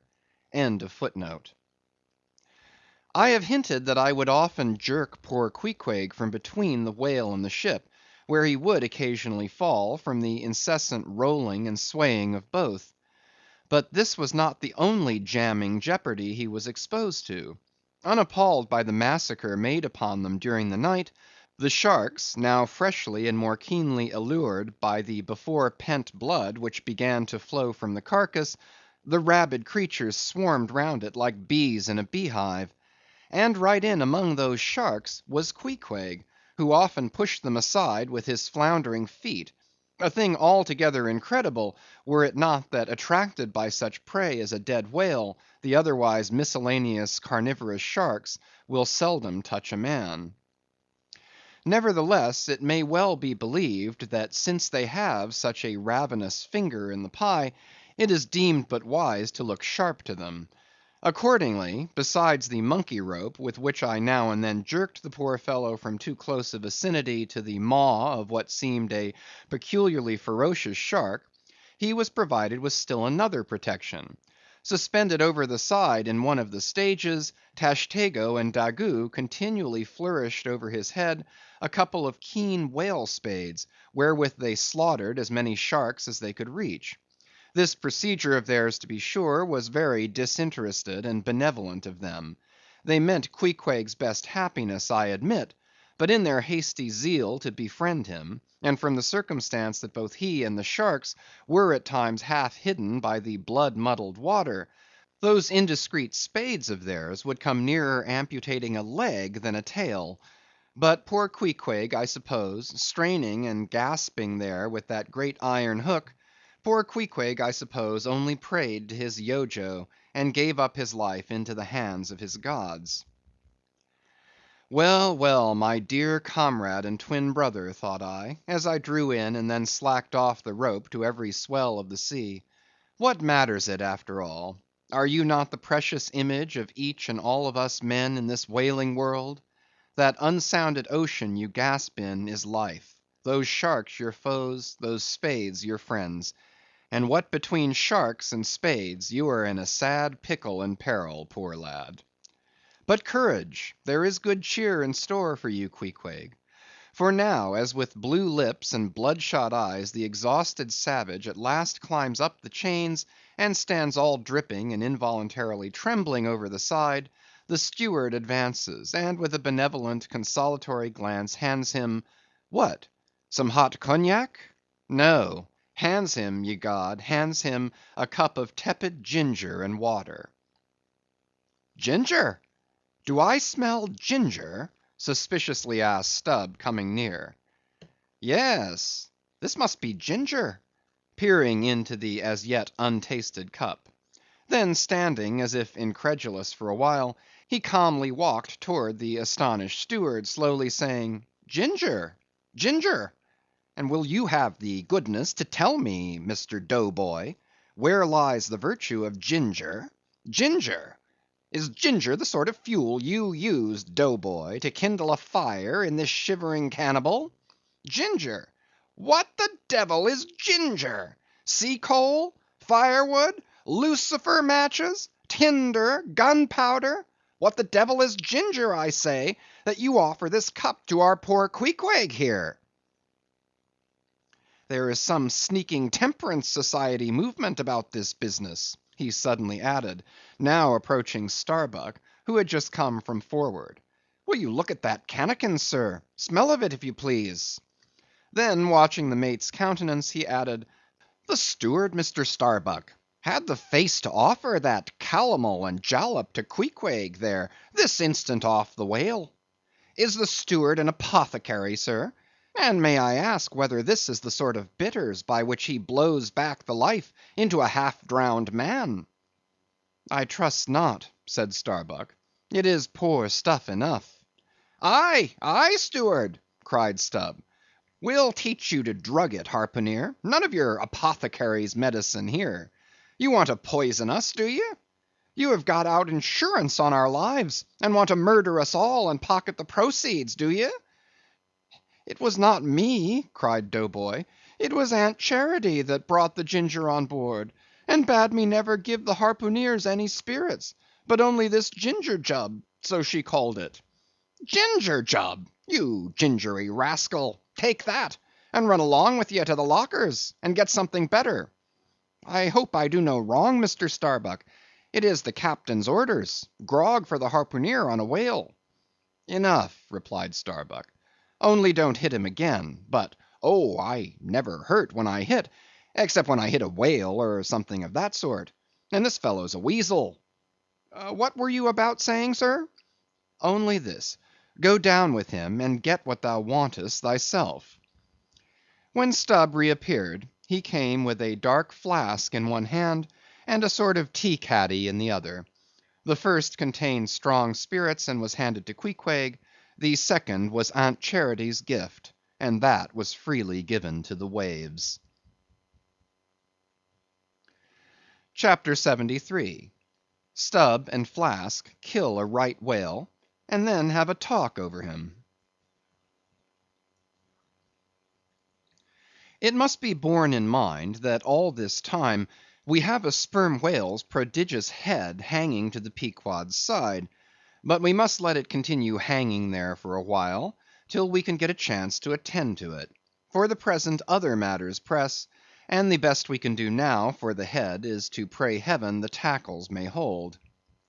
Now, during the past night and forenoon, the Pequod had gradually drifted into a sea which, by its occasional patches of yellow brit, gave unusual tokens of the vicinity of right whales, a species of the Leviathan that but few supposed to be at this particular time lurking anywhere near.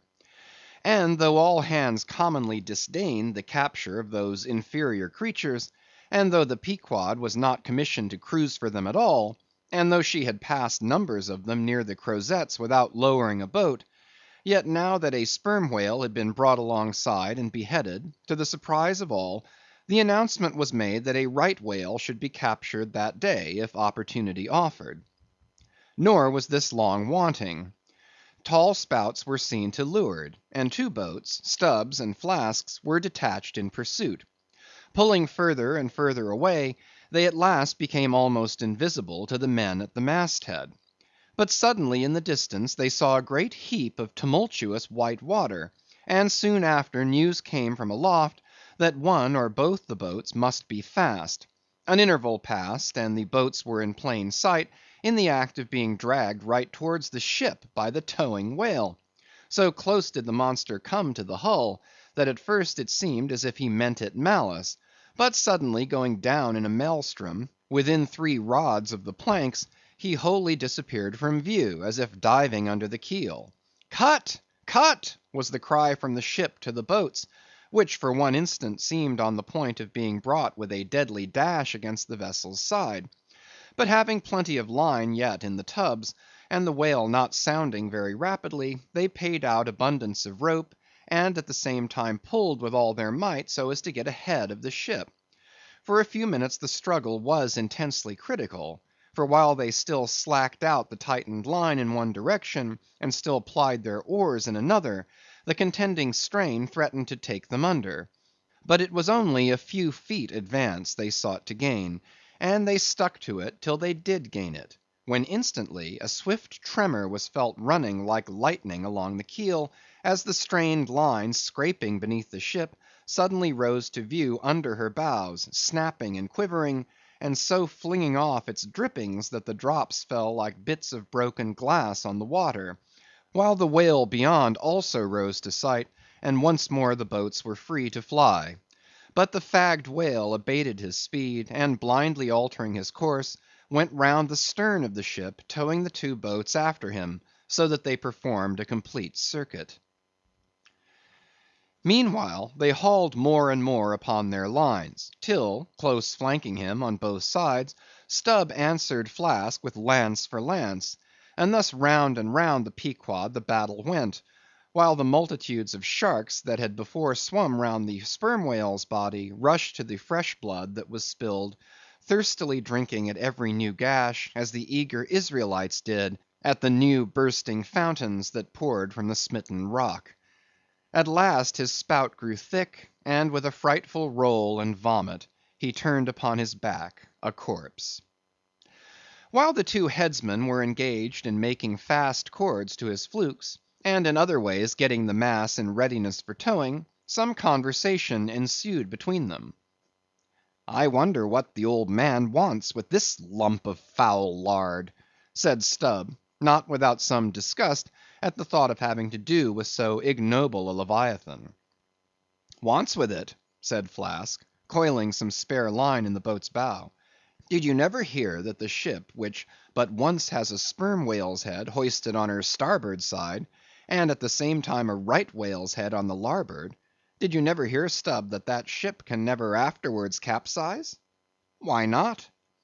"I don't know, but I heard that gamboge ghost of a Fedallah saying so, and he seems to know all about ships' charms, but I sometimes think he'll charm the ship to no good at last. I don't half like that chap, Stubb. Did you ever notice how that tusk of his is a sort of carved into a snake's head, Stubb?" "Sink him! I never look at him at all; but if ever I get a chance of a dark night, and he standing hard by the bulwarks, and no one by, look down there, Flask," pointing into the sea with a peculiar motion of both hands. "Aye, will I? Flask, I take that Fedallah to be the devil in disguise. Do you believe that cock and bull story about his having been stowed away on board ship? He's the devil, I say. The reason why you don't see his tail is because he tucks it up out of sight. He carries it coiled away in his pocket, I guess. Blast him! Now that I think of it, he's always wanting oakum to stuff into the toes of his boots." "He sleeps in his boots, don't he? He hasn't got any hammock, but I've seen him lay of nights in a coil of rigging." "No doubt, and it's because of his cursed tail. He coils it down, d'ye see, in the eye of the rigging." "What's the old man have so much to do with him for?" "Striking up a swap or a bargain, I suppose." Bargain? About what? Why, do you see, the old man is hard bent after that white whale, and the devil there is trying to come round him, and get him to swap away his silver watch, or his soul, or something of that sort, and then he'll surrender Moby Dick. Pooh, Stubb, you are skylarking. How can Fedallah do that? I don't know, Flask. But the devil is a curious chap, and a wicked one, I tell ye. Why, they say as how he went sauntering into the old flagship once, switching his tail about devilish easy and gentlemanlike, and inquiring if the old governor was at home. Well, he was at home, and asked the devil what he wanted. The devil, switching his hoofs, up and says, I want John. What for? Says the old governor. What business is that of yours? Says the devil, getting mad. I want to use him. Take him, says the governor. And by the Lord, Flask, if the devil didn't give John the Asiatic cholera before he got through with him, I'll eat this whale in one mouthful. But look sharp. Ain't you already there? Well then, pull ahead, and let's get the whale alongside. I think I remember some such story as you were telling, said Flask, when at last the two boats were slowly advancing with their burden towards the ship. But I can't remember where. 3 Spaniards? Adventures of those 3 bloody-minded soldados? Did you read it there, Flask? I guess you did. No, never saw such a book. Heard of it, though.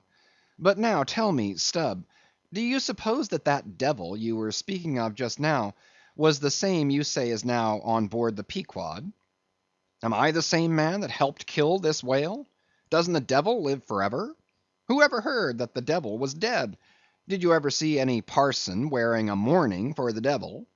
And if the devil has a latch key to get into the admiral's cabin, don't you suppose he can crawl into a porthole? Tell me that, Mr. Flask. How old do you suppose Fedallah is, Stubb? Do you see that mainmast there? Pointing to the ship. Well, that's the figure 1. Now take all the hoops in the Pequod's hold, and string along in a row with that mast for oughts. Do you see? Well, that wouldn't begin to be Fedallah's age. Nor all the coopers in creation couldn't show hoops enough to make oughts enough. But see here, Stubb, I thought you a little boasted just now that you meant to give Fedallah a sea toss, if you got a good chance. Now, if he's so old as all those hoops of yours come to, and if he is going to live forever, what good will it do to pitch him overboard? Tell me that. Give him a good ducking, anyhow. But he'd crawl back. Duck him again, and keep ducking him. Suppose he should take it into his head to duck you, though. Yes, and drown you. What then? I should like to see him try it. I'd give him such a pair of black eyes that he wouldn't dare show his face in the admiral's cabin again for a long while, let alone down in the orlop there, where he lives, and hereabouts on the upper decks, where he sneaks so much. Damn the devil, Flask. So you suppose I'm afraid of the devil? Who's afraid of him? Except the old governor, who daresn't catch him and put him in double darbies, as he deserves, but lets him go about kidnapping people. Aye, and signed a bond with him, that all the people the devil kidnapped he'd roast for him. There's a governor. Do you suppose Fedallah wants to kidnap Captain Ahab? Do I suppose it? You'll know it before long, Flask. But I am going now to keep a sharp lookout on him. And if I see anything very suspicious going on, I'll just take him by the nape of the neck and say, look here, Beelzebub, you don't do it. And if he makes any fuss, by the Lord, I'll make a grab into his pocket for his tail, take it to the capstan, and give him such a wrenching and heaving that his tail will come short off at the stump. Do you see? And then I rather guess when he finds himself docked in that queer fashion, he'll sneak off without the poor satisfaction of feeling his tail between his legs. And what will you do with the tail, Stubb? Do with it? Sell it for an ox whip when we get home. What else? Now, do you mean what you say, and have been saying all along, Stubb? Mean or not mean, here we are at the ship. The boats were here hailed to tow the whale on the larboard side, where fluke chains and other necessaries were already prepared for securing him. Didn't I tell you so? Said Flask. Yes, you'll soon see this right whale's head hoisted up opposite that Parmacetes. In good time, Flask's saying proved true. As before, the Pequod steeply leaned over towards the sperm whale's head. Now by the counterpoise of both heads she regained her even keel, though sorely strained, you may well believe. So when on one side you hoist in Locke's head, you go over that way, but now on the other side hoist in Kant's, and you come back again, but in very poor plight. Thus some minds forever keep trimming boat. Oh, you foolish, throw all these thunderheads overboard, and then you will float light and right. In disposing of the body of a right whale, when brought alongside the ship, the same preliminary proceedings commonly take place as in the case of a sperm whale; only in the latter instance the head is cut off whole, but in the former the lips and tongue are separately removed and hoisted on deck, with all the well known black bone attached to what is called the crown piece. But nothing like this in the present case had been done. The carcasses of both whales had dropped astern, and the head-laden ship not a little resembled a mule carrying a pair of overburdening panniers. Meantime, Fedallah was calmly eyeing the right whale's head, and ever and anon glancing from the deep wrinkles there to the lines in his own hand. And Ahab chanced so to stand that the Parsee occupied his shadow, while if the Parsee's shadow was there at all, it seemed only to blend with and lengthen Ahab's. As the crew toiled on, Laplandish speculations were bandied among them concerning all these passing things. End of chapters 72 and 73.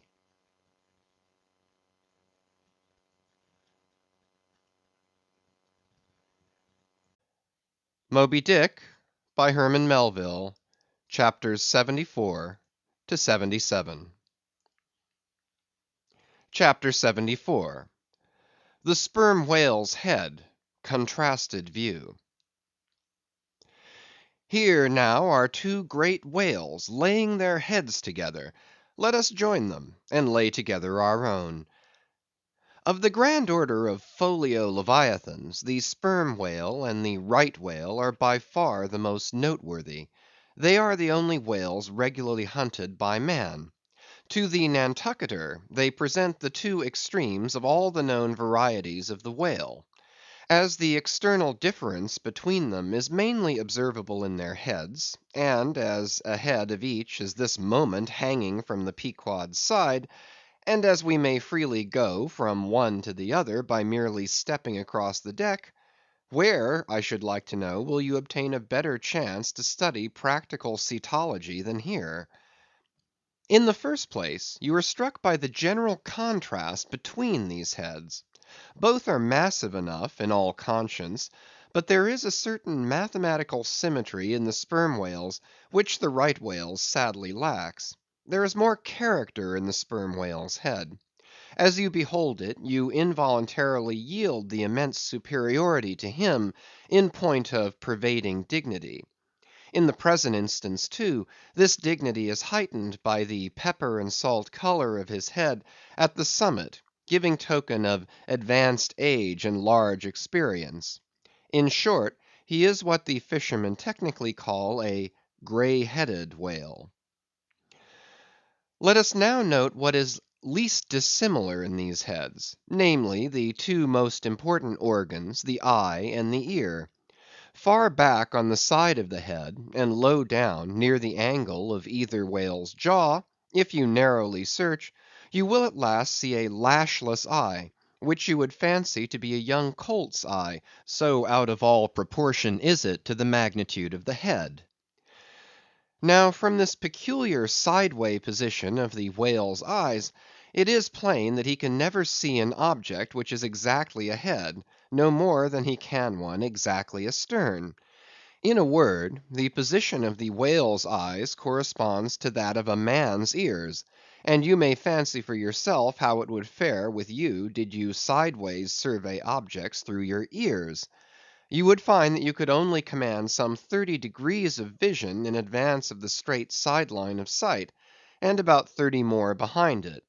If your bitterest foe were walking straight towards you, with dagger uplifted in broad day, you would not be able to see him, any more than if he were stealing upon you from behind. In a word, you would have two backs, so to speak, but at the same time also two fronts, side fronts. For what is it that makes the front of a man, what indeed, but his eyes? Moreover, while in most other animals that I can now think of, the eyes are so planted as imperceptibly to blend their visual power, so as to produce one picture and not two to the brain, the peculiar position of the whale's eyes, effectually divided as they are by many cubic feet of solid head, which towers between them like a great mountain separating two lakes in valleys, this of course must wholly separate the impressions which each independent organ imparts. The whale, therefore, must see one distinct picture on this side, and another distinct picture on that side, while all between must be profound darkness and nothingness to him. Man may, in effect, be said to look out on the world from a sentry box with two joined sashes for his window; but for the whale, these two sashes are separately inserted, making two distinct windows, but sadly impairing the view. This peculiarity of the whale's eyes is a thing always to be borne in mind in the fishery, and to be remembered by the reader in some subsequent scenes.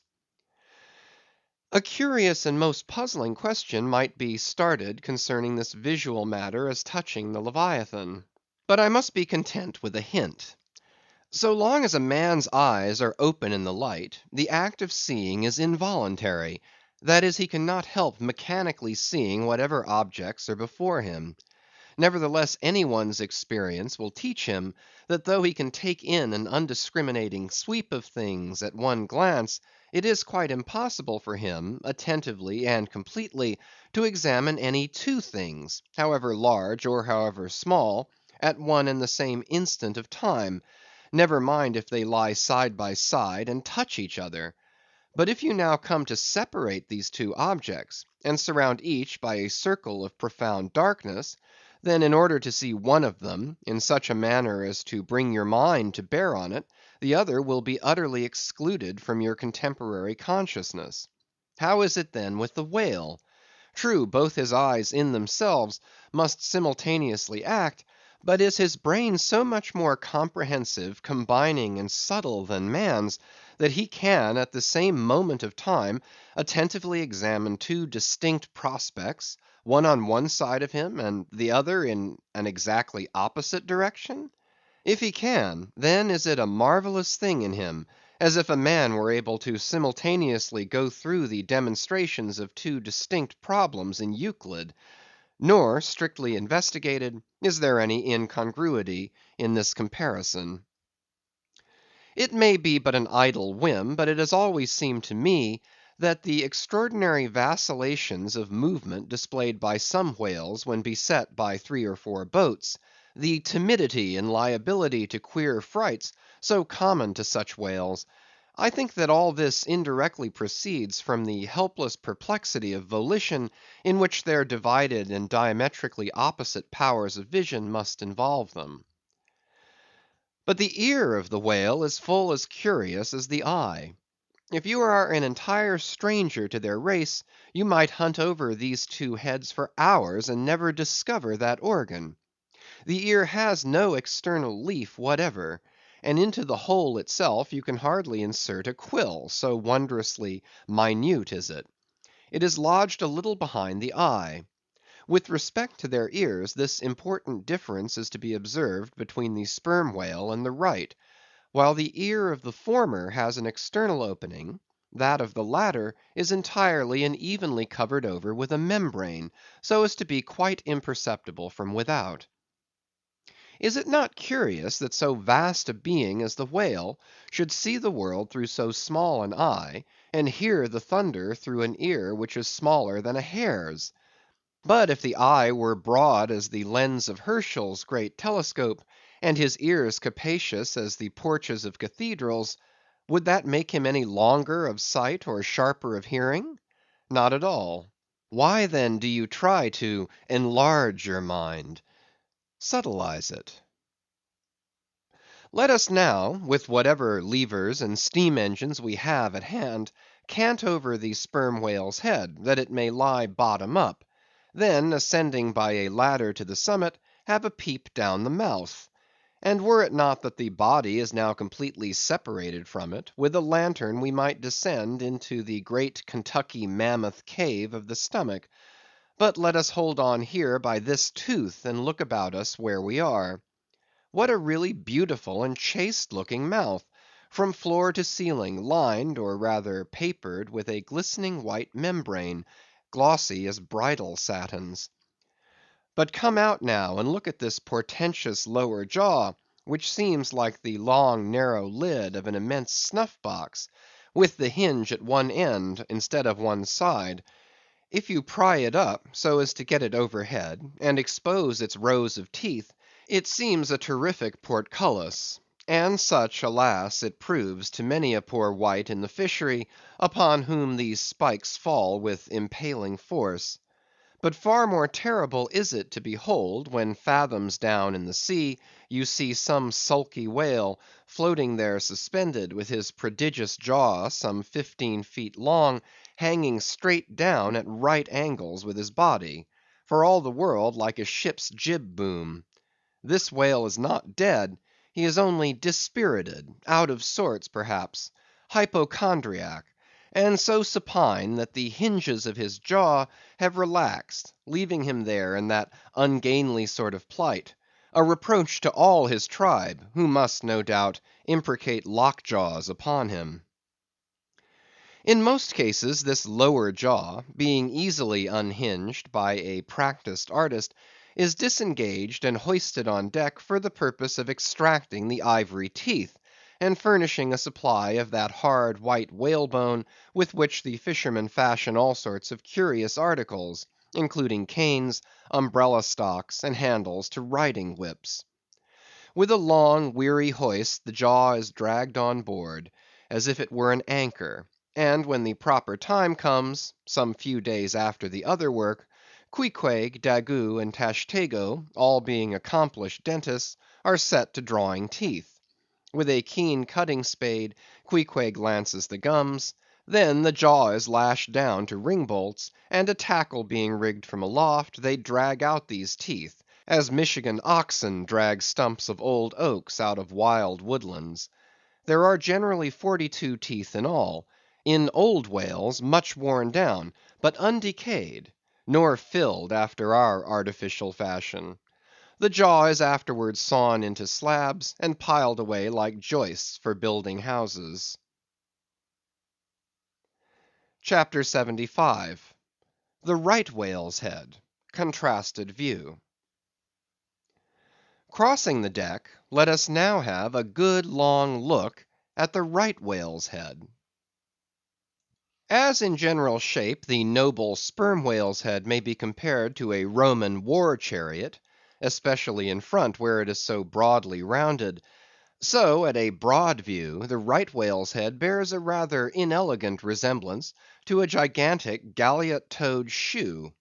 200 years ago, an old Dutch voyager likened its shape to that of a shoemaker's last; and in this same last or shoe, that old woman of the nursery tale, with her swarming brood, might very comfortably be lodged, she and all her progeny.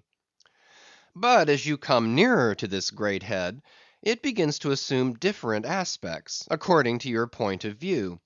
If you stand on its summit and look at these two F-shaped spout holes, you would take the whole head for an enormous bass viol, and these spiracles the apertures in its sounding board. Then again, if you fix your eyes upon this strange, crested, comb-like incrustation on the top of the mass, this green barnacled thing which the Greenlanders call the crown, and the southern fishers the bonnet of the right whale; fixing your eyes solely on this, you would take the head for a trunk of some huge oak, with a bird's nest in its crotch. At any rate, when you watch those live crabs that nestle here on this bonnet, such an idea will be almost sure to occur to you, unless indeed your fancy has been fixed by the technical term crown also bestowed upon it, in which case you will take great interest in thinking how this mighty monster is actually a diademed king of the sea, whose green crown has been put together for him in this marvellous manner. But if this whale be a king, He is a very sulky looking fellow to grace a diadem. Look at that hanging lower lip; what a huge sulk and pout is there! A sulk and pout by carpenter's measurement, about 20 feet long and 5 feet deep; a sulk and pout that will yield you some 500 gallons of oil and more. A great pity now that this unfortunate whale should be hare lipped. The fissure is about a foot across. Probably the mother during an important interval was sailing down the Peruvian coast when earthquakes caused the beach to gape. Over this lip, as over a slippery threshold, we now slide into the mouth. Upon my word, were I at Mackinaw, I should take this to be the inside of an Indian wigwam. Good Lord! Is this the road that Jonah went? The roof is about 12 feet high, and runs to a pretty sharp angle, as if there were a regular ridge pole there; while these ribbed, arched, hairy sides present us with those wondrous, half vertical, scimitar shaped slats of whalebone, say 300 on a side, which, depending from the upper part of the head or crown bone, form those Venetian blinds which have elsewhere been cursorily mentioned. The edges of these bones are fringed with hairy fibres, through which the right whale strains the water, and in whose intricacies he retains the small fish when open mouthed he goes through the seas of brit in feeding time.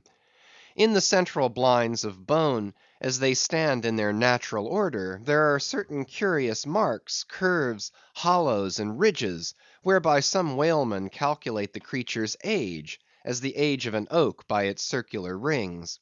Though the certainty of this criterion is far from demonstrable, yet it has the savor of analogical probability. At any rate, if we yield to it, we must grant a far greater age to the right whale than at first glance will seem reasonable. In old times there seem to have prevailed the most curious fancies concerning these blinds.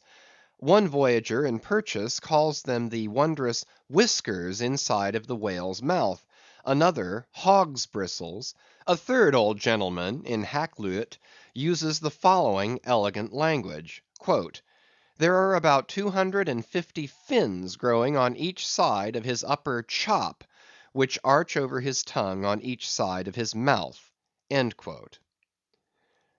Footnote: This reminds us that the right whale really has a sort of whisker, or rather a mustache, consisting of a few scattered white hairs on the upper part of the outer end of the lower jaw.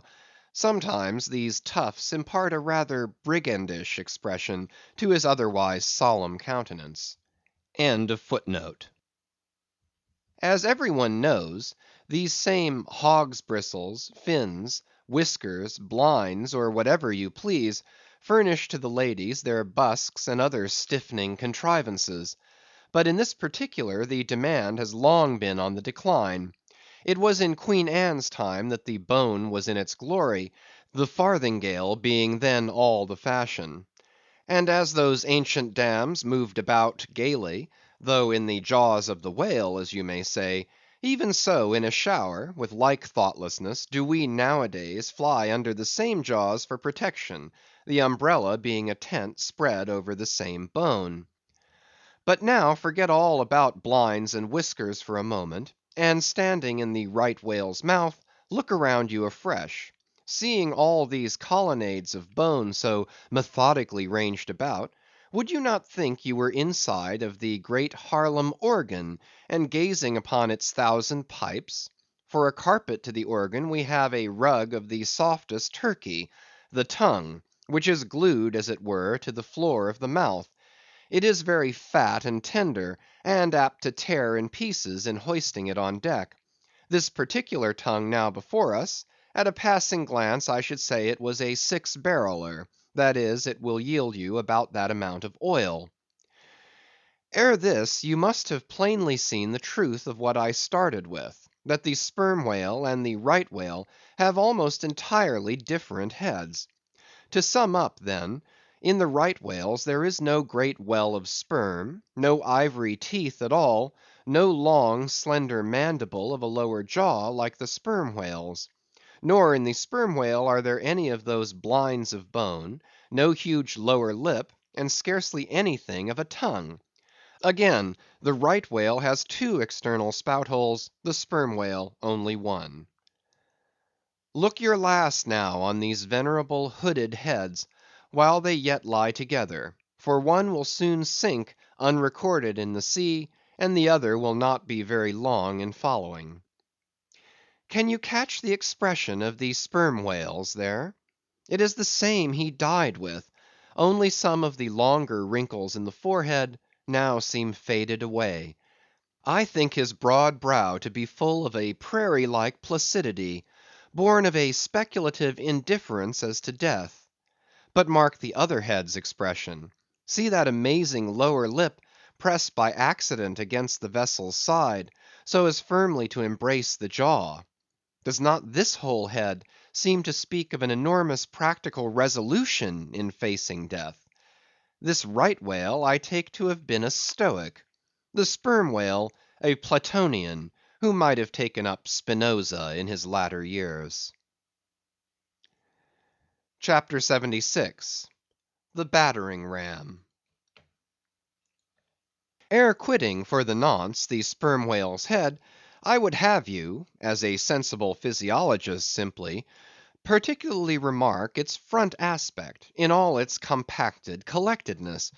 I would have you investigate it now, with the sole view of forming to yourself some unexaggerated, intelligent estimate of whatever battering ram power may be lodged there. Here is a vital point, for you must either satisfactorily settle this matter with yourself, or forever remain an infidel as to one of the most appalling, but not the less true events perhaps anywhere to be found in all recorded history. You observe that in the ordinary swimming position of the sperm whale, the front of his head presents an almost wholly vertical plane to the water. You observe that the lower part of that front slopes considerably backwards, so as to furnish more of a retreat for the long socket which receives the boom-like lower jaw. You observe that the mouth is entirely under the head, much in the same way indeed as though your own mouth were entirely under your chin. Moreover, you observe that the whale has no external nose, and that what nose he has, his spout hole, is on the top of his head. You observe that his eyes and ears are at the sides of his head, nearly 1/3 of his entire length from the front. Wherefore, you must now have perceived that the front of the sperm whale's head is a dead blind wall, without a single organ or tender prominence of any sort whatsoever. Furthermore, you are now to consider that only in the extreme lower backward sloping part of the front of the head is there the slightest vestige of bone. And not till you get near 20 feet from the forehead do you come to the full cranial development. So that this whole enormous boneless mass is as one wad. Finally, though, as will soon be revealed, its contents partly comprise the most delicate oil, yet you are now to be apprised of the nature of the substance which so impregnably invests all that apparent effeminacy. In some previous place I have described to you how the blubber wraps the body of the whale, as the rind wraps an orange. Just so with the head, but with this difference: about the head this envelope, though not so thick, is of a boneless toughness, inestimable by any man who has not handled it. The severest pointed harpoon, the sharpest lance darted by the strongest human arm, impotently rebounds from it. It is as though the forehead of the sperm whale were paved with horses' hoofs. I do not think that any sensation lurks in it. Bethink yourself also of another thing. When two large loaded Indiamen chance to crowd and crush towards each other in the docks, what do the sailors do? They do not suspend between them, at the point of coming contact, any merely hard substance like iron or wood. No, they hold there a large round wad of tow and cork, enveloped in the thickest and toughest of ox hide. That, bravely and uninjured, takes the jam which would have snapped all their oaken handspikes and iron crowbars. By itself this sufficiently illustrates the obvious fact I drive at. But supplementary to this, it has hypothetically occurred to me, that as ordinary fish possess what is called a swimming bladder in them, capable at will of distension or contraction, and as the sperm whale, as far as I know, has no such provision in him; considering, too, the otherwise inexplicable manner in which he now depresses his head altogether beneath the surface, and anon swims with it high elevated out of the water; considering the unobstructed elasticity of its envelope; considering the unique interior of his head, it has hypothetically occurred to me, I say, that those mystical lung‐celled honeycombs there may possibly have some hitherto unknown and unsuspected connection with the outer air, so as to be susceptible to atmospheric distension and contraction. If this be so, fancy the irresistibleness of that might to which the most impalpable and destructive of all elements contributes. Now, mark. Unerringly impelling this dead, impregnable, uninjurable wall, and this most buoyant thing within, there swims behind it all a mass of tremendous life, only to be adequately estimated as piled wood is, by the cord, and all obedient to one volition as the smallest insect; so that when I shall hereafter detail to you all the specialties and concentrations of potency everywhere lurking in this expansive monster; when I shall show you some of his more inconsiderable braining feats, I trust you will have renounced all ignorant incredulity, and be ready to abide by this: that though the sperm whale stove a passage through the Isthmus of Darien, and mixed the Atlantic with the Pacific, you would not elevate one hair of your eyebrow; for unless you own the whale, you are but a provincial and sentimentalist in truth. But clear truth is a thing for salamander giants only to encounter. How small the chances for the provincials then! What befell the weakling youth, lifting the dread goddess's veil at Lais? CHAPTER 77. The Great Heidelburgh Tun. Now comes the bailing of the case. But to comprehend it aright, you must know something of the curious internal structure of the thing operated upon. Regarding the sperm whale's head as a solid oblong, you may, on an inclined plane, sideways divide it into two quoins, whereof the lower is the bony structure forming the cranium and jaws, and the upper an unctuous mass wholly free from bones, its broad forward end forming the expanded, vertical, apparent forehead of the whale. At the middle of the forehead, horizontally subdivide this upper quoin, and then you have two almost equal parts, which before were naturally divided by an internal wall of a thick tendinous substance. Footnote: Quoin is not a Euclidean term; it belongs to the pure nautical mathematics. I know not that it has been defined before. A quoin is a solid which differs from a wedge in having its sharp end formed by the steep inclination of one side, instead of the mutual tapering of both sides. End of footnote. The lower subdivided part, called the junk, is one immense honeycomb of oil, formed by the crossing and recrossing into 10,000 infiltrated cells of tough elastic white fibres throughout its whole extent. The upper part, known as the case, may be regarded as the great Heidelburgh Tun of the sperm whale. And as that famous great tierce is mystically carved in front, so the whale's vast pleated forehead forms innumerable strange devices for the emblematical adornment of his wondrous tun. Moreover, as that of Heidelburgh was always replenished with the most excellent of wines from the Rhenish valleys, so the tun of the whale contains by far the most precious of all his oily vintages, namely, the highly prized spermaceti, in its absolutely pure, limpid, and odoriferous state.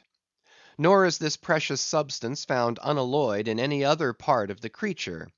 Though in life it remains perfectly fluid, yet upon exposure to the air after death, it soon begins to concrete, sending forth beautiful crystalline shoots, as when the first thin delicate ice is just forming in water. A large whale's case generally yields about 500 gallons of sperm, though from unavoidable circumstances, considerable of it is spilled, leaks and dribbles away, or is otherwise irrevocably lost in the ticklish business of securing what you can. I know not with what fine and costly material the Heidelberg Tun was coated within, but in superlative richness that coating could not possibly have compared with the silken pearl colored membrane, like the lining of a fine pelisse, forming the inner surface of the sperm whale's case. It will have been seen that the Heidelberg Tun of the sperm whale embraces the entire length of the entire top of the head; and since, as has been elsewhere set forth, the head embraces 1/3 of the whole length of the creature, then setting that length down at 80 feet for a good sized whale, you have more than 26 feet for the depth of the tun, when it is lengthwise hoisted up and down against the ship's side. As in decapitating the whale, the operator's instrument is brought close to the spot where an entrance is subsequently forced into the spermaceti magazine. He has, therefore, to be uncommonly heedful, lest a careless, untimely stroke should invade the sanctuary, and wastingly let out its invaluable contents. It is this decapitated end of the head, also, which is at last elevated out of the water, and retained in that position by the enormous cutting tackles, whose hempen combinations on one side make quite a wilderness of ropes in that quarter. Thus much being said, attend now, I pray you, to that marvellous and, in this particular instance, almost fatal operation, whereby the sperm whale's great Heidelberg Tun is tapped. End of chapters 74 to 77.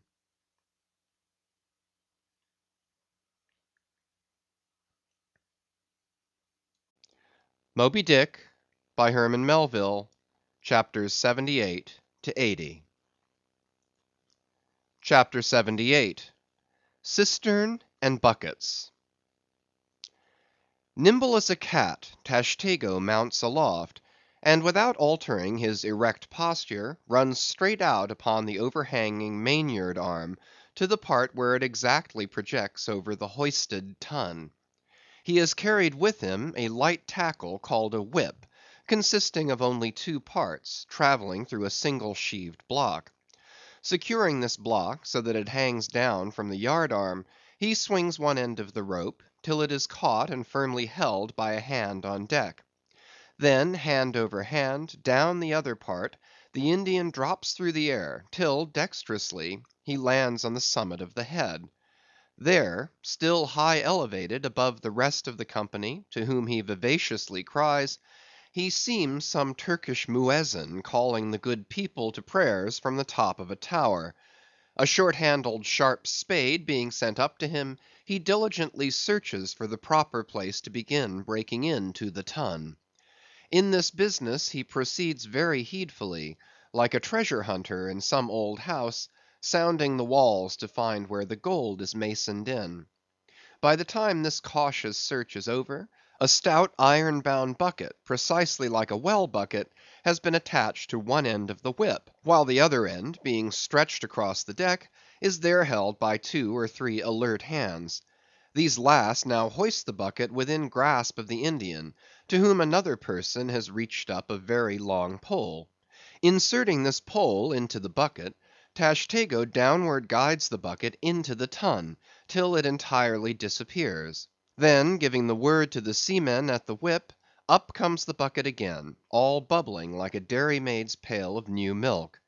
Carefully lowered from its height, the full freighted vessel is caught by an appointed hand, and quickly emptied into a large tub. Then remounting aloft, it again goes through the same round, until the deep cistern will yield no more. Towards the end, Tashtego has to ram his long pole harder and harder, and deeper into the tun, until some 20 feet of the pole have gone down.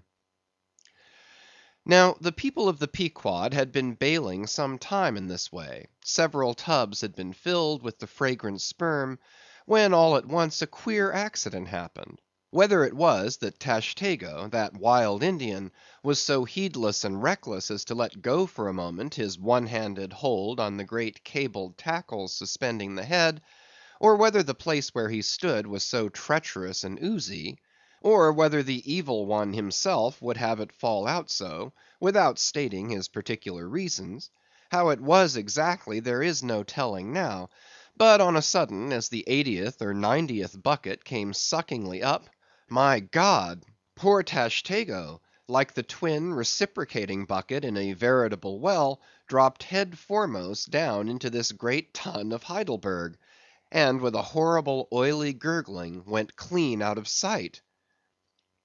"Man overboard!" cried Daggoo, who amid the general consternation first came to his senses. "Swing the bucket this way!" and putting one foot into it, so as the better to secure his slippery handhold on the whip itself, the hoisters ran him high to the top of the head, almost before Tashtego could have reached its interior bottom. Meantime there was a terrible tumult.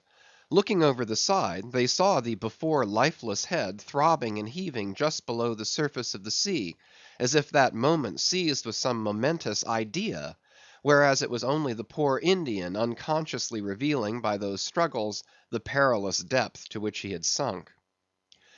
At this instant, while Daggoo on the summit of the head was clearing the whip, which had somehow got foul of the great cutting tackles, a sharp cracking noise was heard, and to the unspeakable horror of all, one of the two enormous hooks suspending the head tore out, and with a vast vibration the enormous mass sideways swung, till the drunk ship reeled and shook as if smitten by an iceberg. The one remaining hook, upon which the entire strain now depended, seemed every instant to be on the point of giving way, an event still more likely from the violent motions of the head. "Come down, come down!" yelled the seamen to Daggoo, but with one hand holding on to the heavy tackles, so that if the head should drop he would still remain suspended, the negro having cleared the foul line, rammed down the bucket into the now collapsed well, meaning that the buried harpooneer should grasp it, and so be hoisted out. "In Heaven's name, man," cried Stubb, "are you ramming home a cartridge there? Avast! How'll that help him? Jamming that iron-bound bucket on top of his head. Avast, will ye?" "Stand clear of the tackle!" cried a voice like the bursting of a rocket. Almost in the same instant, with a thunder boom, the enormous mass dropped into the sea, like Niagara's Table Rock into the whirlpool. The suddenly relieved hull rolled away from it, to far down her glittering copper, and all caught their breath, as half swinging, now over the sailors' heads, and now over the water, Daggoo through a thick mist of spray was dimly beheld clinging to the pendulous tackles, while poor buried alive Tashtego was sinking utterly down to the bottom of the sea. But hardly had the blinding vapor cleared away, when a naked figure with a boarding sword in his hand was for one swift moment seen hovering over the bulwarks. The next, a loud splash announced that my brave Queequeg had dived to the rescue. One packed rush was made to the side, and every eye counted every ripple, as moment followed moment, and no sign of either the sinker or the diver could be seen. Some hands now jumped into a boat alongside, and pushed a little off from the ship.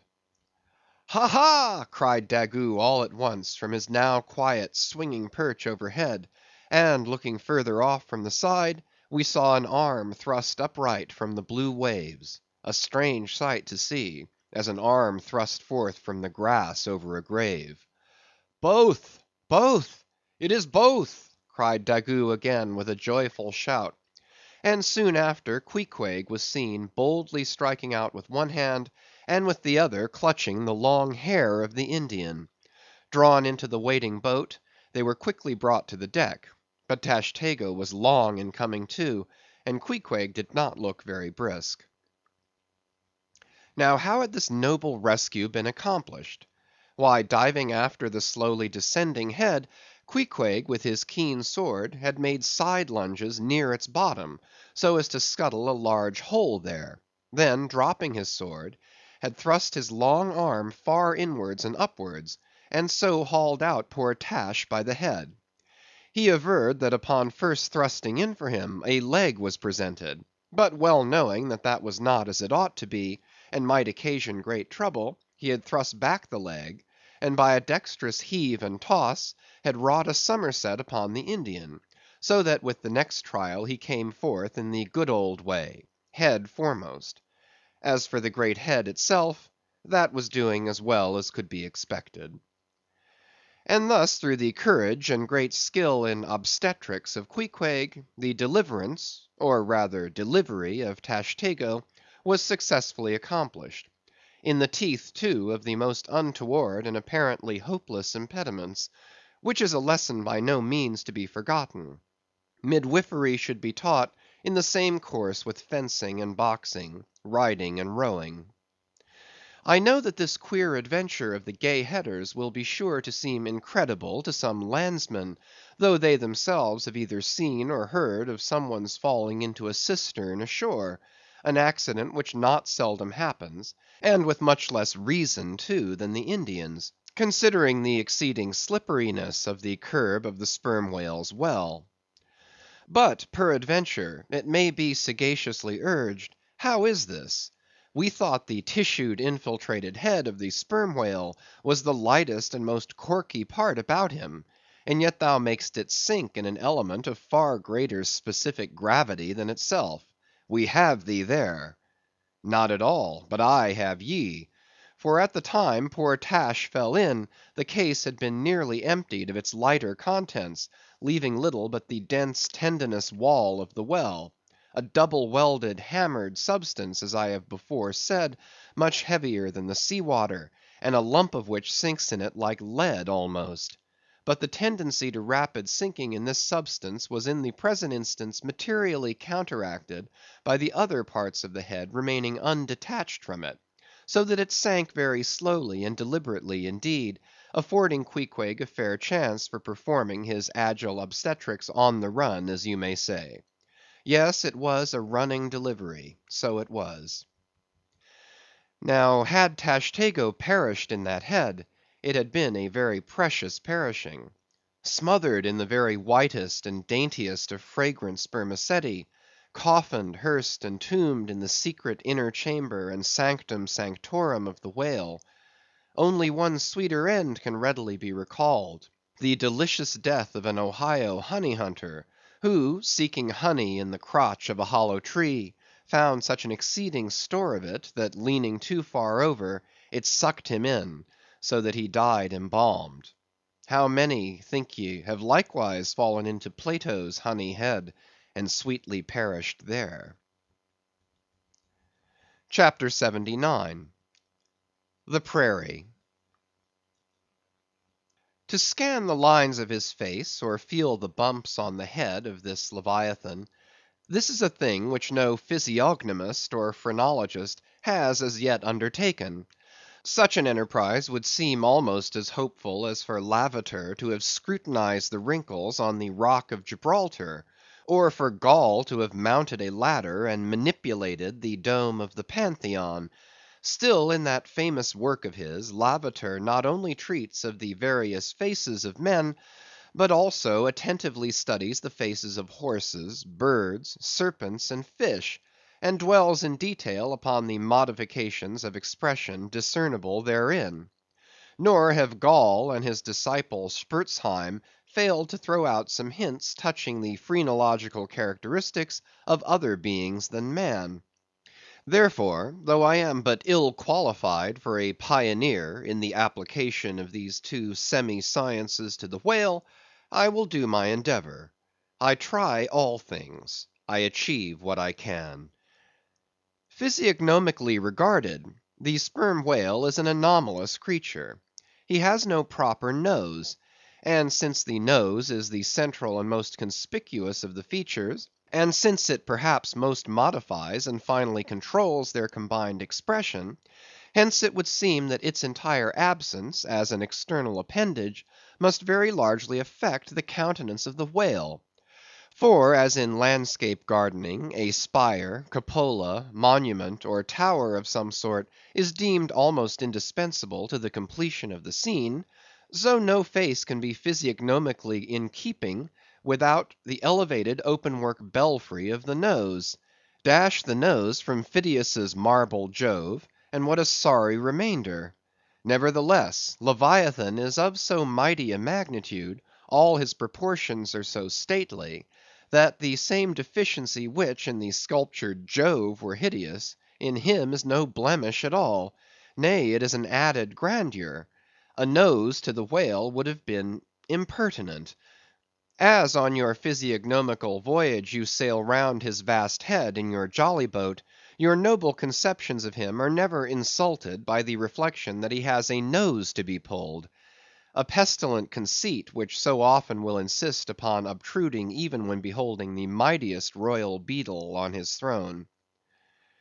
In some particulars, perhaps the most imposing physiognomical view to be had of the sperm whale is that of the full front of his head.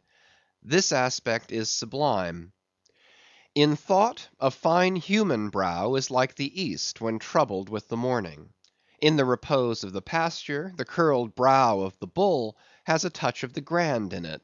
Pushing heavy cannon up mountain defiles, the elephant's brow is majestic. Human or animal, the mystical brow is as that great golden seal affixed by the German emperors to their decrees. It signifies, God, done this day by my hand. But in most creatures, nay, in man himself, very often the brow is but a mere strip of Alpine land lying along the snow line. Few are the foreheads which, like Shakespeare's or Melanchthon's, rise so high and descend so low, that the eyes themselves seem clear, eternal, tideless mountain lakes; and all above them in the forehead's wrinkles you seem to track the antlered thoughts descending there to drink, as the Highland hunters track the snow prints of the deer. But in the great sperm whale, this high and mighty, godlike dignity inherent in the brow is so immensely amplified, that gazing on it in that full front view, you feel the deity and the dread powers more forcibly than in beholding any other object of living nature.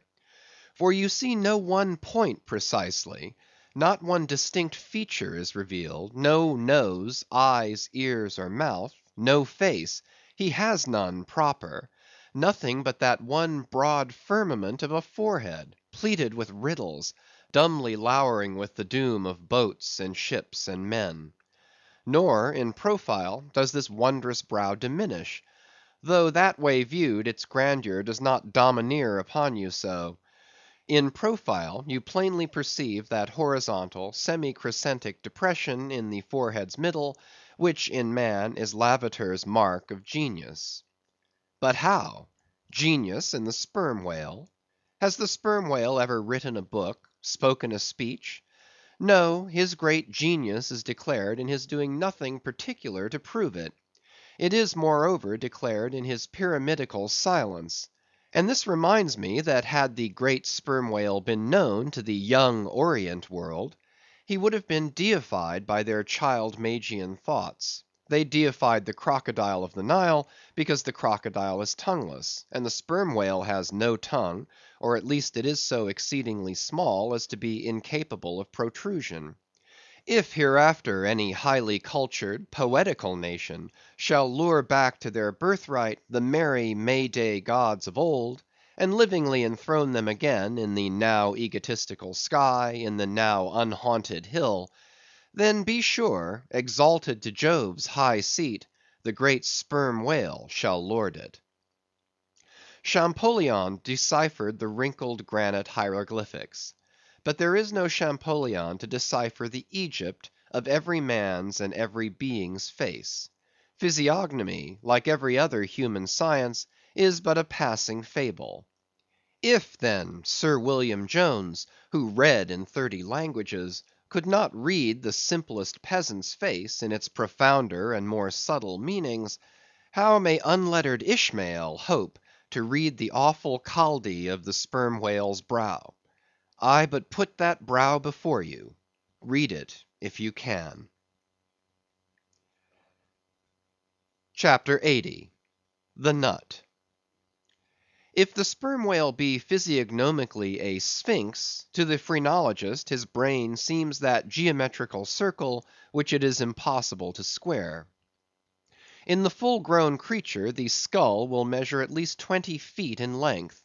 Unhinge the lower jaw, and the side view of this skull is as the side of a moderately inclined plane resting throughout on a level base. But in life, as we have elsewhere seen, this inclined plane is angularly filled up, and almost squared by the enormous superincumbent mass of the junk and sperm. At the high end of the skull forms a crater to bed that part of the mass, while under the long floor of this crater, in another cavity seldom exceeding 10 inches in length, and as many in depth, reposes the mere handful of this monster's brain. The brain is at least 20 feet from his apparent forehead in life. It is hidden away behind its vast outworks, like the innermost citadel within the amplified fortifications of Quebec. So like a choice casket is it secreted in him, that I have known some whalemen who peremptorily deny that the sperm whale has any other brain than that palpable semblance of one formed by the cubic yards of his sperm magazine. Lying in strange folds, courses, and convolutions, to their apprehensions it seems more in keeping with the idea of his general might to regard that mystic part of him as the seat of his intelligence. It is plain, then, that phrenologically, the head of this Leviathan, in the creature's living, intact state, is an entire delusion. As for his true brain, you can see no indications of it, nor feel any. The whale, like all things that are mighty, wears a false brow to the common world. If you unload his skull of its spermy heaps, and then take a rear view of its rear end, which is the high end, you will be struck by its resemblance to the human skull, beheld in the same situation, and from the same point of view. Indeed, place this reversed skull, scaled down to the human magnitude, among a plate of men's skulls, and you would involuntarily confound it with them, and remarking the depressions on one part of its summit, in phrenological phrase you would say, this man had no self-esteem and no veneration. And by those negations, considered along with the affirmative fact of his prodigious bulk and power, you can best form to yourself the truest, though not the most exhilarating conception of what the most exalted potency is. But if from the comparative dimensions of the whale's proper brain, you deem it incapable of being adequately charted, then I have another idea for you. If you attentively regard almost any quadruped's spine, you will be struck by the resemblance of its vertebrae to a strung necklace of dwarfed skulls, all bearing rudimental resemblance to the skull proper. It is a German conceit that the vertebrae are absolutely undeveloped skulls. But the curious external resemblance I take it the Germans were not the first men to perceive. A foreign friend once pointed it out to me, in the skeleton of a foe he had slain, and with the vertebrae of which he was inlaying in a sort of basso relievo the beaked prow of his canoe. Now I consider that the phrenologists have omitted an important thing in not pushing their investigations from the cerebellum through the spinal canal, for I believe that much of a man's character will be found betokened in his backbone. I would rather feel your spine than your skull, whoever you are. A thin joist of a spine never yet upheld a full and noble soul. I rejoice in my spine, as in the firm audacious staff of that flag which I fling half out to the world. Apply this spinal branch of phrenology to the sperm whale. His cranial cavity is continuous with the first neck vertebra, and in that vertebra the bottom of the spinal canal will measure 10 inches across, being 8 in height, and of a triangular figure with the base downwards. As it passes through the remaining vertebrae, the canal tapers in size, but for a considerable distance remains of large capacity. Now, of course, this canal is filled with much the same strangely fibrous substance, the spinal cord, as the brain, and directly communicates with the brain.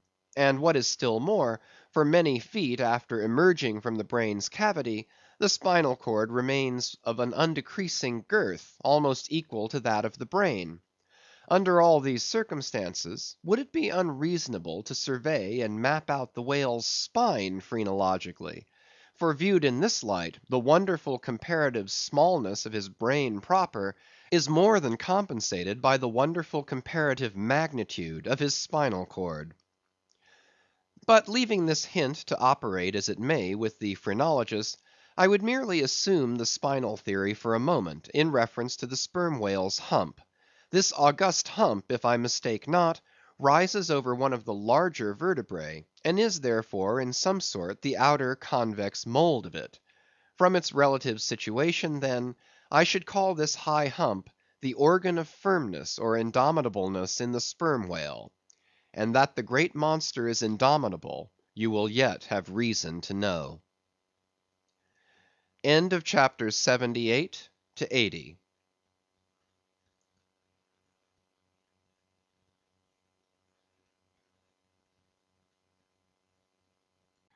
Moby Dick by Herman Melville, chapters 81 and 82. Chapter 81. The Pequod Meets the Virgin. The predestinated day arrived, and we duly met the ship Jungfrau, Derrick de Der, master of Bremen. At one time the greatest whaling people in the world, the Dutch and Germans are now among the least; but here and there, at very wide intervals of latitude and longitude, you still occasionally meet with their flag in the Pacific. For some reason, the Jungfrau seemed quite eager to pay her respects. While yet some distance from the Pequod, she rounded to, and dropping a boat, her captain was impelled toward us, impatiently standing in the bows instead of the stern. "What has he in his hand there?" cried Starbuck, pointing to something wavingly held by the German. "Impossible! A lamp feeder?" "Not that," said Stubb. "No, no, it's a coffee pot, Mr. Starbuck. He's coming off to make us our coffee, is the Yarman. Don't you see that big tin can there alongside of him? That's his boiling water. Oh, he's all right, is the Yarman." "Get along with you," cried Flask. "It's a lamp feeder in an oil can. He's out of oil, and has come a begging." However curious it may seem for an oil ship to be borrowing oil on the whale ground, and however much it may inadvertently contradict the old proverb about carrying coals to Newcastle, yet sometimes such a thing really happens; and in the present case Captain Derrick de Der did indubitably conduct a lamp feeder, as Flask did declare. As he mounted the deck, Ahab abruptly accosted him, without at all heeding what he had in his hand; but in his broken lingo the German soon evinced his complete ignorance of the white whale, immediately turning the conversation to his lamp feeder and oil can, with some remarks touching his having to turn into his hammock at night in profound darkness, his last drop of Bremen oil being gone, and not a single flying fish yet captured to supply the deficiency; concluding by hinting that his ship was indeed what in the fishery is technically called a clean one, that is, an empty one, well deserving the name of Jungfrau, or the Virgin. His necessities supplied, Derick departed; but he had not gained his ship's side when whales were almost simultaneously raised from the mast heads of both vessels; and so eager for the chase was Derick, that without pausing to put his oil can and lamp feeder aboard, he slewed round his boat and made after the Leviathan lamp feeders. Now the game having risen to the leeward, he and the other 3 German boats that soon followed him had considerably the start of the Pequod's keels. There were 8 whales, an average pod. Aware of their danger, they were going all abreast with great speed straight before the wind, rubbing their flanks as closely as so many spans of horses in harness. They left a great wide wake, as though continually unrolling a great wide parchment upon the sea. Full in this rapid wake, and many fathoms in the rear, swam a huge humped old bull, which by his comparatively slow progress, as well as by the unusual yellowish incrustations overgrowing him, seemed afflicted with the jaundice, or some other infirmity. Whether this whale belonged to the pod in advance seemed questionable, for it is not customary for such venerable leviathans to be at all social. Nevertheless, he stuck to their wake, though indeed their backwater must have retarded him, because the white bone or swell at his broad muzzle was a dashed one, like the swell formed when two hostile currents meet. His spout was short, slow, and laborious, coming forth with a choking sort of gush, and spending itself in torn shreds, followed by strange subterranean commotions in him, which seemed to have egress at his other buried extremity, causing the waters behind him to upbubble. "Who's got some paregoric?" said Stubb. "He has the stomach ache, I'm afraid. Lord, think of having half an acre of stomach ache! Adverse winds are holding mad Christmas in him, boys.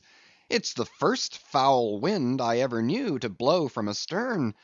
But look, did ever whale yaw so before? It must be he's lost his tiller."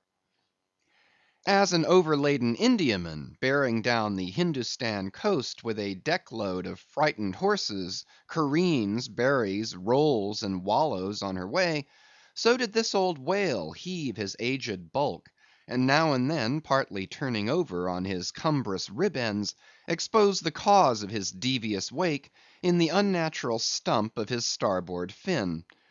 Whether he had lost that fin in battle, or had been born without it, it were hard to say. "Only wait a bit, old chap, and I'll give ye a sling for that wounded arm," cried cruel Flask, pointing to the whale line near him. "Mind he don't sling thee with it," cried Starbuck. "Give way, or the German will have him." With one intent, all the combined rival boats were pointed for this one fish; because not only was he the largest, and therefore the most valuable whale, but he was nearest to them, and the other whales were going with such great velocity, moreover, as almost to defy pursuit for the time. At this juncture the Pequod's keels had shot by the three German boats last lowered; but from the great start he had had, Derick's boat still led the chase, though every moment neared by his foreign rivals. The only thing they feared was, that from being already so nigh to his mark, he would be enabled to dart his iron before they could completely overtake and pass him. As for Derick, he seemed quite confident that this would be the case, and occasionally, with a deriding gesture, shook his lamp feeder at the other boats. "The ungracious and ungrateful dog!" cried Starbuck. "He mocks and dares me with the very poor box I filled for him not 5 minutes ago." Then in his old intense whisper, "Give way, greyhounds! Dog to it!" "I tell you what it is, men," cried Stubb to his crew, "it's against my religion to get mad, but I'd like to eat that villainous Yarman. Pull, won't ye? Are ye going to let that rascal beat ye? Do ye love brandy? A hogshead of brandy, then, to the best man. Come, why don't some of ye burst a blood vessel? Who's that been dropping an anchor overboard? We don't budge an inch; we're becalmed. Halloo, here's grass growing in the boat's bottom, and by the Lord, the mast there, budding. This won't do, boys. Look at that Yarman. The short and long of it is, men, will ye spit fire or not?" "Oh, see the suds he makes!" cried Flask, dancing up and down. "What a hump! Oh, do pile on the beef! Lays like a log! Oh, my lads, do spring! Slapjacks and quahogs for supper, you know, my lads; baked clams and muffins. Oh, do spring! He's 100-barreler. Don't lose him now; oh, don't! See that Yarman! Oh, won't ye pull for your duff, my lads? Such a sog! Such a sogger! Don't you love sperm? There goes $3,000, men! A bank! A whole bank! The Bank of England! Oh, do! What's that Yarman about now?" At this moment Derick was in the act of pitching his lamp feeder at the advancing boats, and also his oil can; perhaps with the double view of retarding his rival's way, and at the same time economically accelerating his own by the momentary impetus of the backward toss.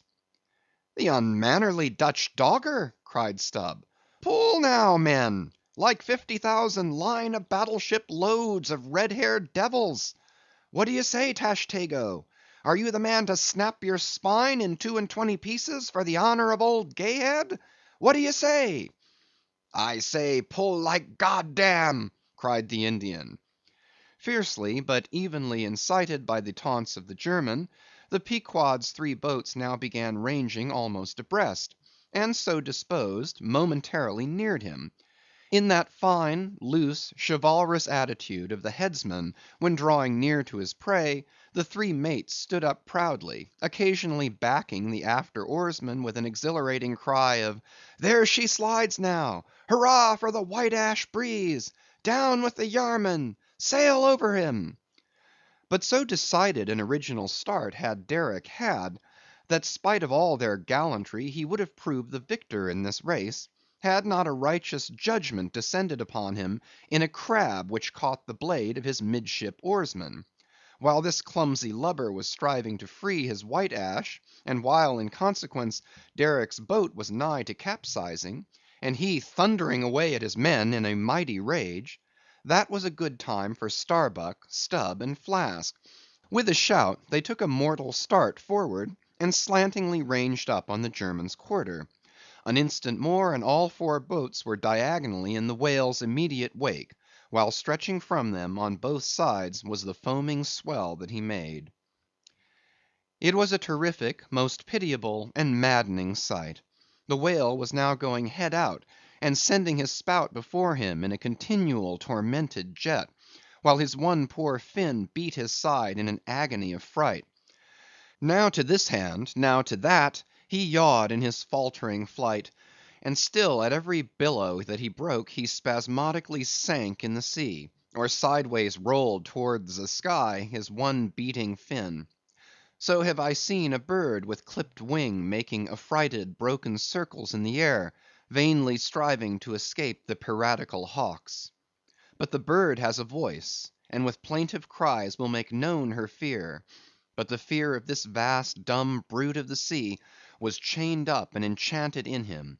He had no voice, save that choking respiration through his spiracle, and this made the sight of him unspeakably pitiable; while still, in his amazing bulk, portcullis jaw, and omnipotent tail, there was enough to appall the stoutest man who so pitied.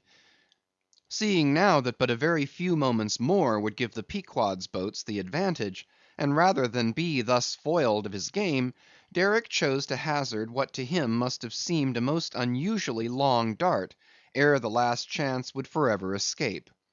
But no sooner did his harpooneer stand up for the stroke, than all 3 tigers, Queequeg, Tashtego, and Daggoo, instinctively sprang to their feet, and standing in a diagonal row, simultaneously pointed their barbs; and darted over the head of the German harpooneer their 3 Nantucket irons entered the whale.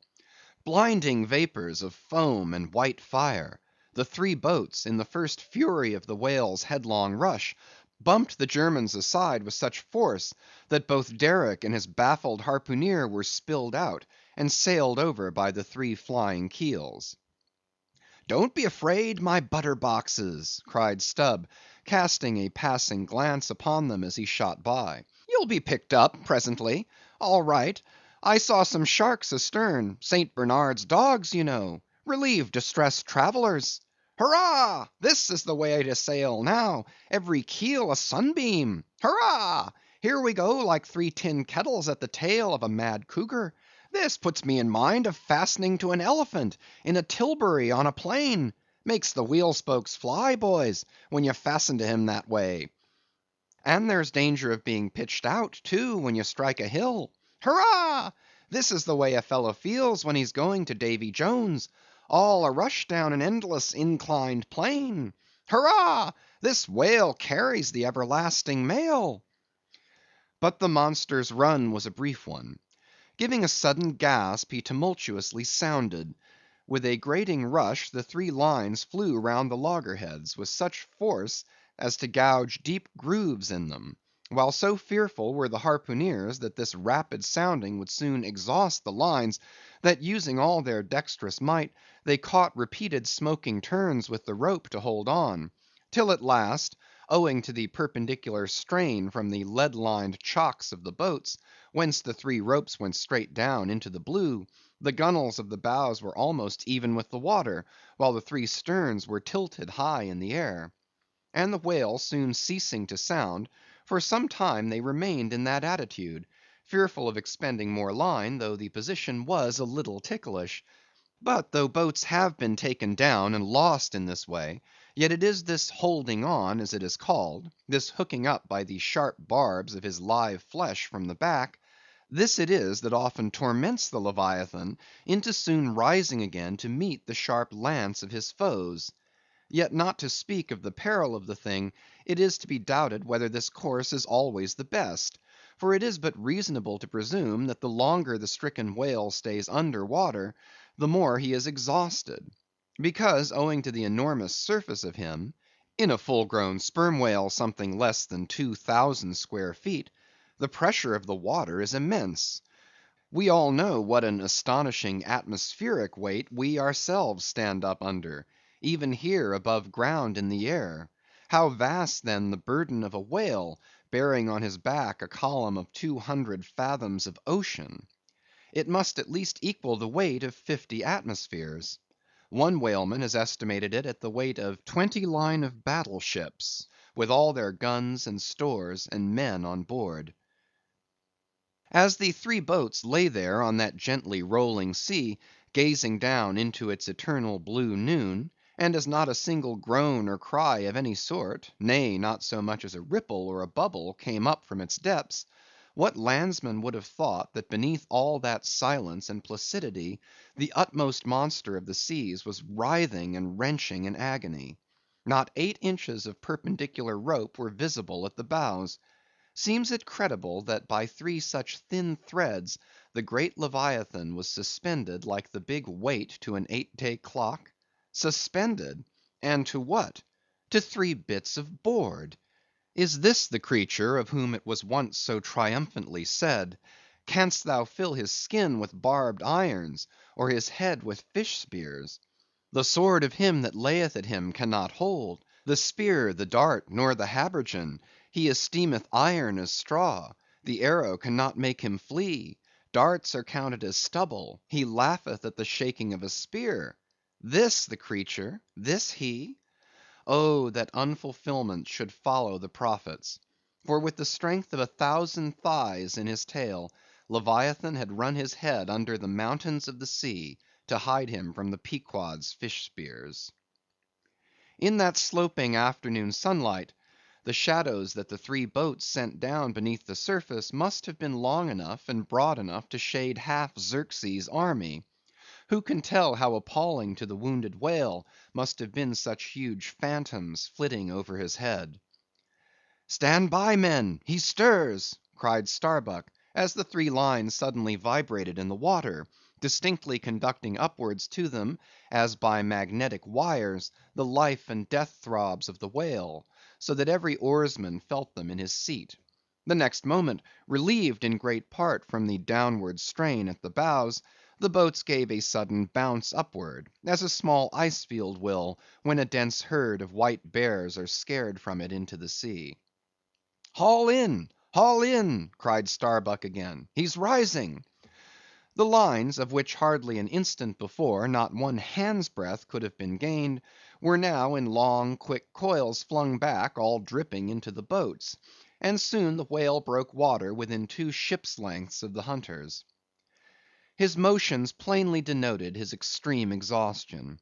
In most land animals there are certain valves or floodgates in many of their veins, whereby when wounded the blood is, in some degree at least, instantly shut off in certain directions. Not so with the whale, one of whose peculiarities it is to have an entire non valvular structure of the blood vessels; so that when pierced even by so small a point as a harpoon, a deadly drain is at once begun upon his whole arterial system; and when this is heightened by the extraordinary pressure of water at a great distance below the surface, his life may be said to pour from him in incessant streams. Yet so vast is the quantity of blood in him, and so distant and numerous its interior fountains, that he will keep thus bleeding and bleeding for a considerable period, even as in a drought a river will flow, whose source is in the well springs of far off and undiscernible hills.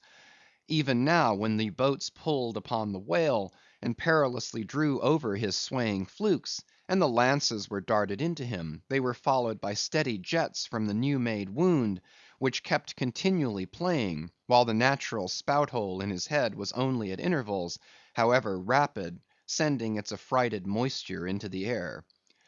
From this last vent no blood yet came, because no vital part of him had thus far been struck.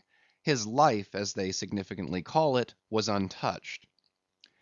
As the boats now more closely surrounded him, the whole upper part of his form, with much of it that is ordinarily submerged, was plainly revealed. His eyes, or rather the places where his eyes had been, were beheld. As strange misgrown masses gather in the knot holes of the noblest oaks when prostrate, so from the points which the whale's eyes had once occupied, now protruded blind bulbs, horribly pitiable to see. But pity there was none. For all his old age, and his one arm, and his blind eyes, he must die the death, and be murdered, in order to light the gay bridals and other merry makings of men, and also to illuminate the solemn churches that preach unconditional inoffensiveness by all to all. Still rolling in his blood, at last he partially disclosed a strangely discolored bunch or protuberance, the size of a bushel, low down on the flank. "A nice spot!" cried Flask. "Just let me prick him there once." "Avast!" cried Starbuck, "there's no need of that." But humane Starbuck was too late. At the instant of the dart, an ulcerous jet shot from this cruel wound, and goaded by it into more than sufferable anguish, the whale, now spouting thick blood, with swift fury, blindly darted at the craft, bespattering them and their glorying crews all over with showers of gore, capsizing Flask's boat, and marring the bows. It was his death stroke. For by this time, so spent was he by loss of blood, that he helplessly rolled away from the wreck he had made, lay panting on his side, impotently flapped with his stumped fin, then over and over slowly revolved like a waning world, turned up the white secrets of his belly, lay like a log, and died. It was most piteous, that last expiring spout. As when by unseen hands the water is gradually drawn off from some mighty fountain, and with half stifled melancholy gurglings the spray column lowers and lowers to the ground, so the last long dying spout of the whale. Soon, while the crews were awaiting the arrival of the ship, the body showed symptoms of sinking with all its treasures unrifled. Immediately, by Starbuck's orders, lines were secured to it at different points, so that ere long every boat was a buoy, the sunken whale being suspended a few inches beneath them by the cords. By very heedful management, when the ship drew nigh, the whale was transferred to her side, and was strongly secured there by the stiffest fluke chains; for it was plain that unless artificially upheld, the body would at once sink to the bottom. It so chanced that almost upon first cutting into him with the spade, the entire length of a corroded harpoon was found embedded in his flesh, on the lower part of the bunch before described. But as the stumps of harpoons are frequently found in the dead bodies of captured whales, with the flesh perfectly healed around them, and no prominence of any kind to denote their place, therefore there must needs have been some other unknown reason in the present case fully to account for the ulceration alluded to. But still more curious was the fact of a lance head of stone being found in him, not far from the buried iron, the flesh perfectly firm about it. Who had darted that stone lance, and when? It might have been darted by some Norwest Indian, long before America was discovered. What other marvels might have been rummaged out of this monstrous cabinet, there is no telling, But a sudden stop was put to further discoveries by the ship's being unprecedentedly dragged over sideways to the sea, owing to the body's immensely increasing tendency to sink. However, Starbuck, who had the ordering of affairs, hung on to it to the last; hung on to it so resolutely, indeed, that when at length the ship would have been capsized if still persisting in locking arms with the body, then when the command was given to break clear from it, such was the immovable strain upon the timber heads to which the fluke chains and cables were fastened, that it was impossible to cast them off. Meantime everything in the Pequod was aslant.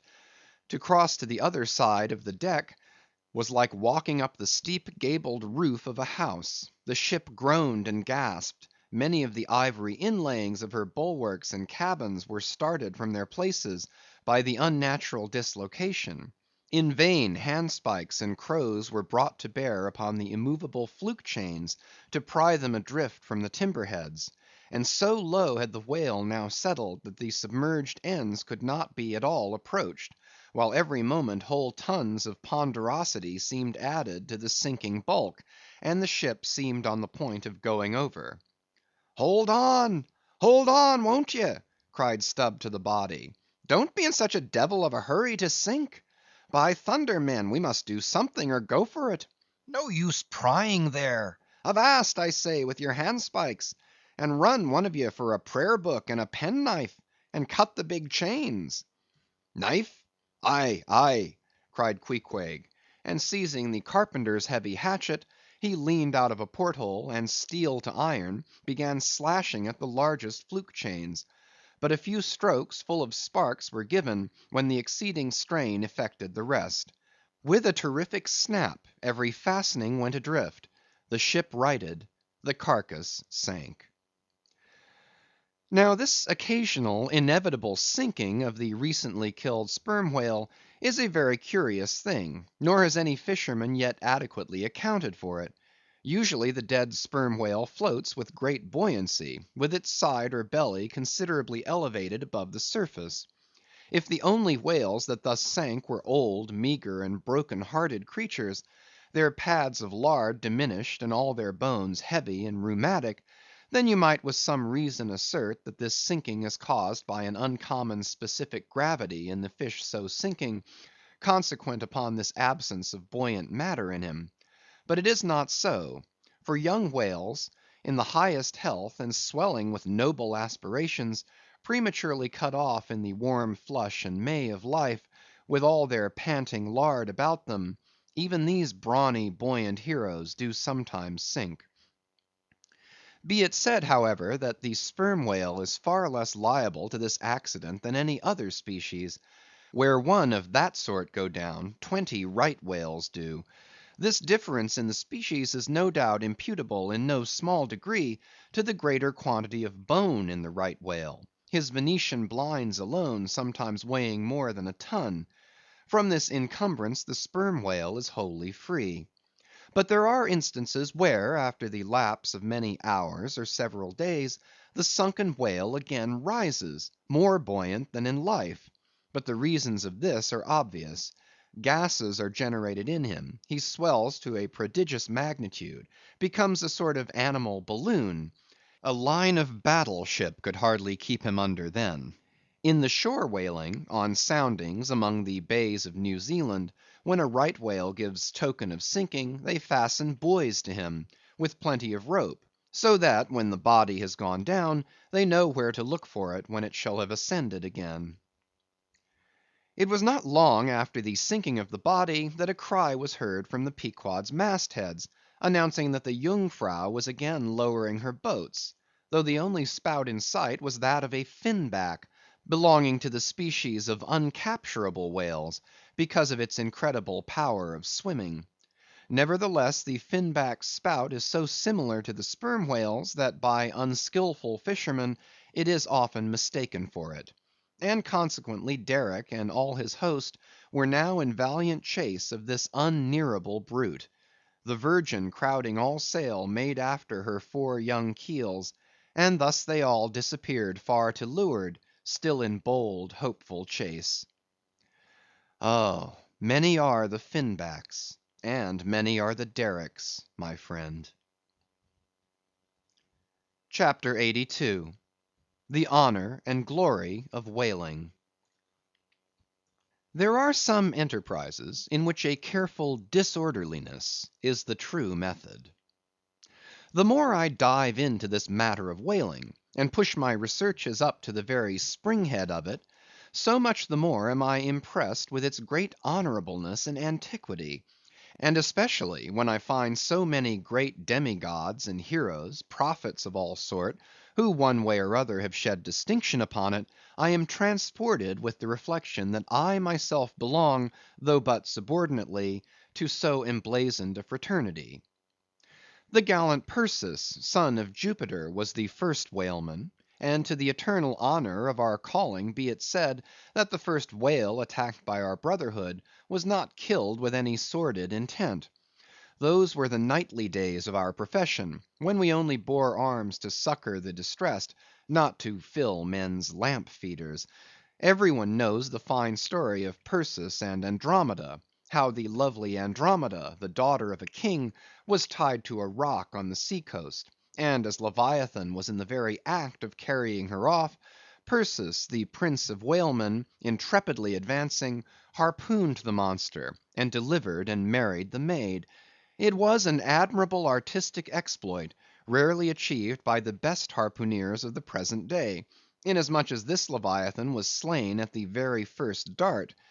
And let no man doubt this Archite story; for in the ancient Joppa, now Jaffa, on the Syrian coast, in one of the pagan temples, there stood for many ages the vast skeleton of a whale, which the city's legends and all the inhabitants asserted to be the identical bones of the monster that Perseus slew. When the Romans took Joppa, the same skeleton was carried to Italy in triumph.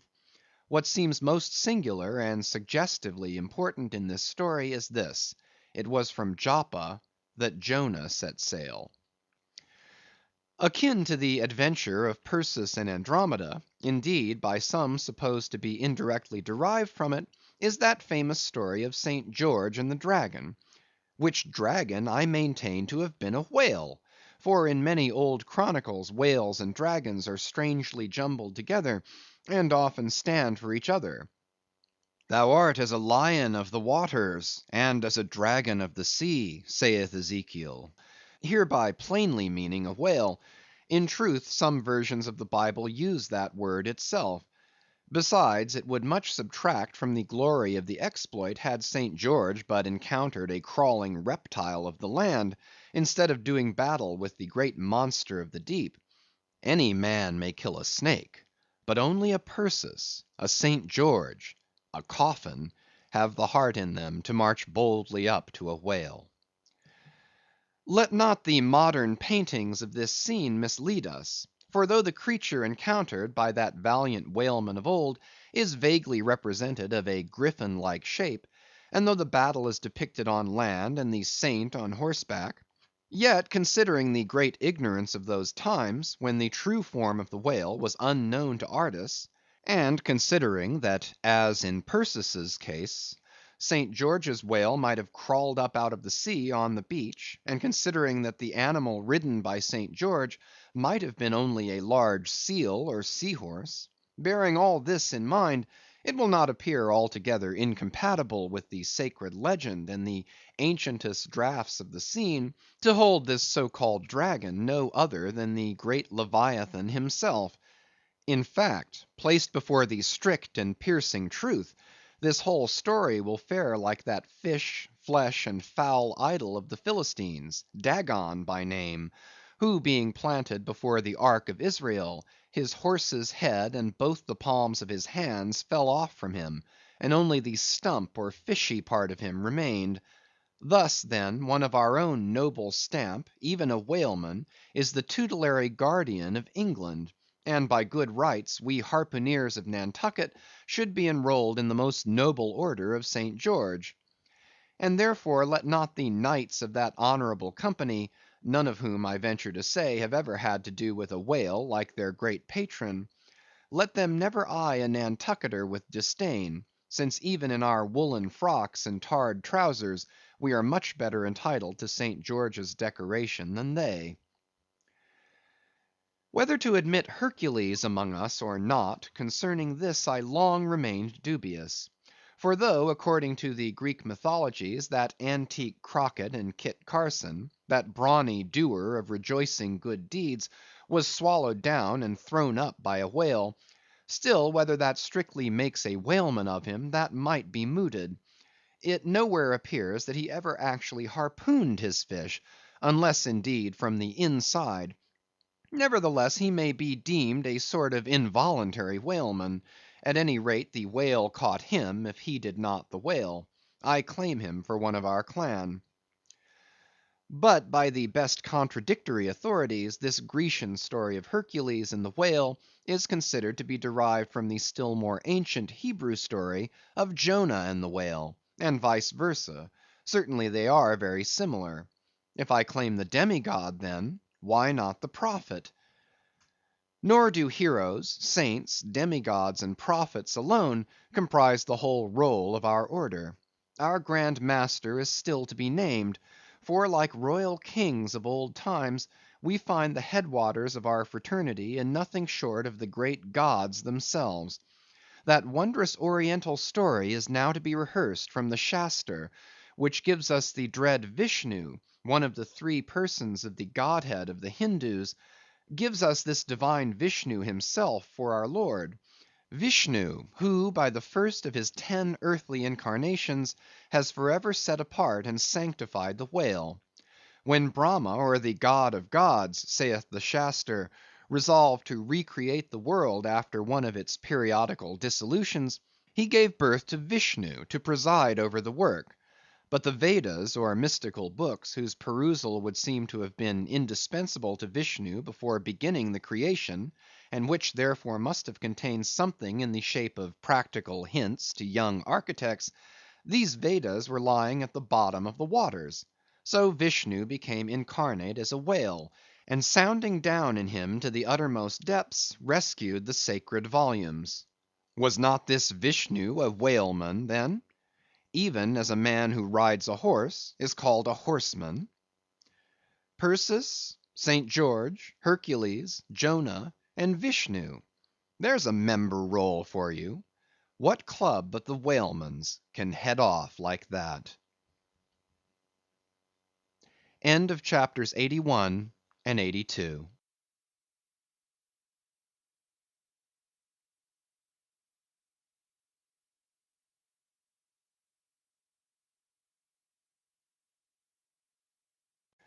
Moby Dick by Herman Melville, chapters 83 to 86. Chapter 83. Jonah Historically Regarded.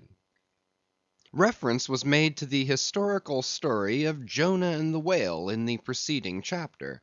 Now some Nantucketers rather distrust this historical story of Jonah and the whale.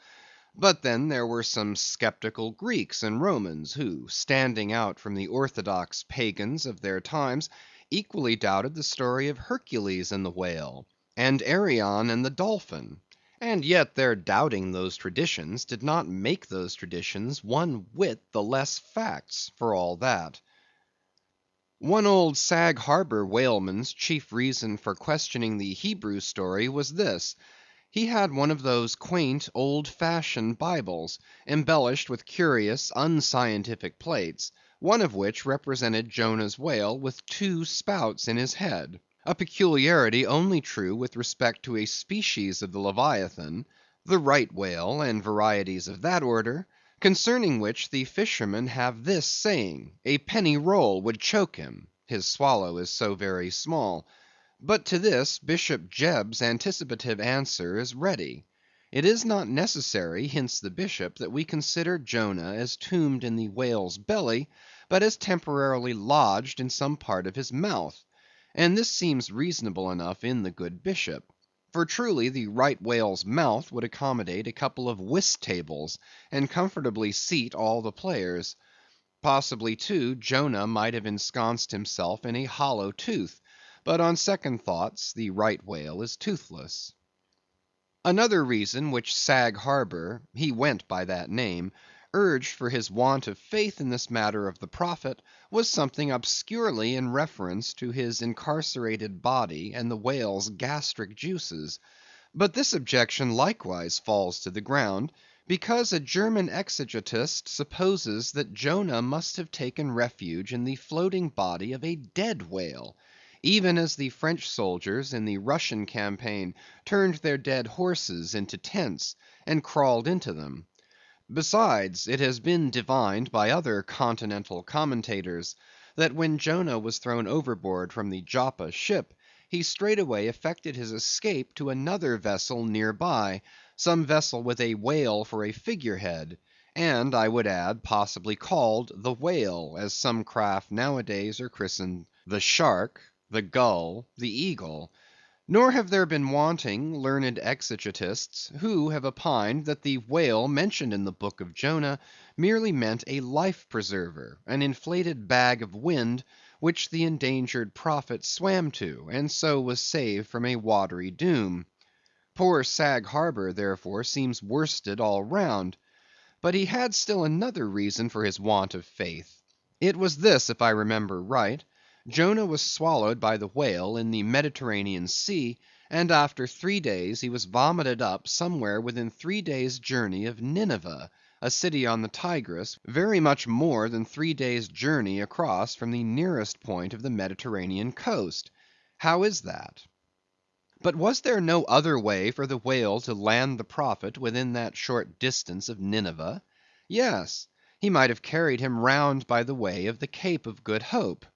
But not to speak of the passage through the whole length of the Mediterranean, and another passage up the Persian Gulf and the Red Sea, such a supposition would involve the complete circumnavigation of all Africa in 3 days, not to speak of the Tigris waters near the site of Nineveh being too shallow for any whale to swim in. Besides, this idea of Jonah's weathering the Cape of Good Hope at so early a day would wrest the honor of the discovery of that great headland from Bartholomew Diaz, its reputed discoverer, and so make modern history a liar. But all these foolish arguments of old Sag Harbor only evinced his foolish pride of reason, a thing still more reprehensible in him, seeing that he had but little learning except what he had picked up from the sun and the sea. I say it only shows his foolish, impious pride and abominable, devilish rebellion against the reverend clergy. For by a Portuguese Catholic priest, this very idea of Jonah's going to Nineveh via the Cape of Good Hope was advanced as a signal magnification of the general miracle, and so it was. Besides, to this day the highly enlightened Turks devoutly believe in the historical story of Jonah. And some 3 centuries ago, an English traveller, in old Harris's Voyages, speaks of a Turkish mosque built in honor of Jonah, in which mosque was a miraculous lamp that burnt without any oil. Chapter 84. Pitch-poling. To make them run easily and swiftly, the axles of carriages are anointed. And for much the same purpose, some whalers perform an analogous operation upon their boat. They grease the bottom. Nor is it to be doubted that as such a procedure can do no harm, it may possibly be of no contemptible advantage, considering that oil and water are hostile, that oil is a sliding thing, and that the object in view is to make the boat slide bravely. Queequeg believes strongly in anointing his boat, and one morning not long after the German ship Jungfrau disappeared, took more than customary pains in that occupation, crawling under its bottom where he hung over the side, and rubbing in the unctuousness as though diligently seeking to insure a crop of hair from the craft's bald keel. He seemed to be working in obedience to some particular presentiment. Nor did it remain unwarranted by the event. Towards noon, whales were raised, but so soon as the ship sailed down to them, they turned and fled with swift precipitancy, a disordered flight, as of Cleopatra's barges from Actium. Nevertheless, the boats pursued, and Stubb's was foremost. By great exertion, Tashtego at last succeeded in planting one iron; but the stricken whale, without at all sounding, still continued his horizontal flight, with added fleetness. Such unintermitted strainings upon the planted iron must sooner or later inevitably extract it. It became imperative to lance the flying whale, or be content to lose him. But to haul the boat up to his flank was impossible, he swam so fast and furious. What then remained? Of all the wondrous devices and dexterities, the sleights of hand, and countless subtleties, to which the veteran whaleman is so often forced, none exceed that fine manœuvre with the lance, called pitch–poling.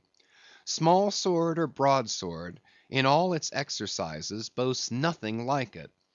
It is only indispensable with an inveterate running whale; its grand fact and feature is the wonderful distance to which the long lance is accurately darted from a violently rocking, jerking boat, under extreme headway.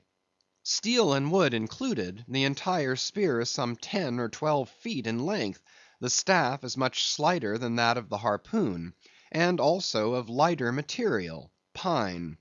It is furnished with a small rope called a warp, of considerable length, by which it can be hauled back to the hand after darting. But before going further, it is important to mention here, that though the harpoon may be pitch–poled in the same way with the lance, yet it is seldom done; and when done, it is still less frequently successful, on account of the greater weight and inferior length of the harpoon as compared with the lance, which, in effect, become serious drawbacks. As a general thing, therefore, you must first get fast to a whale before any pitch–poling comes into play. Look now at Stubb; a man who, from his humorous, deliberate coolness and equanimity in the direst emergencies, was specially qualified to excel in pitch–poling. Look at him; he stands upright in the tossed bow of the flying boat, wrapped in fleecy foam; the towing whale is 40 feet ahead.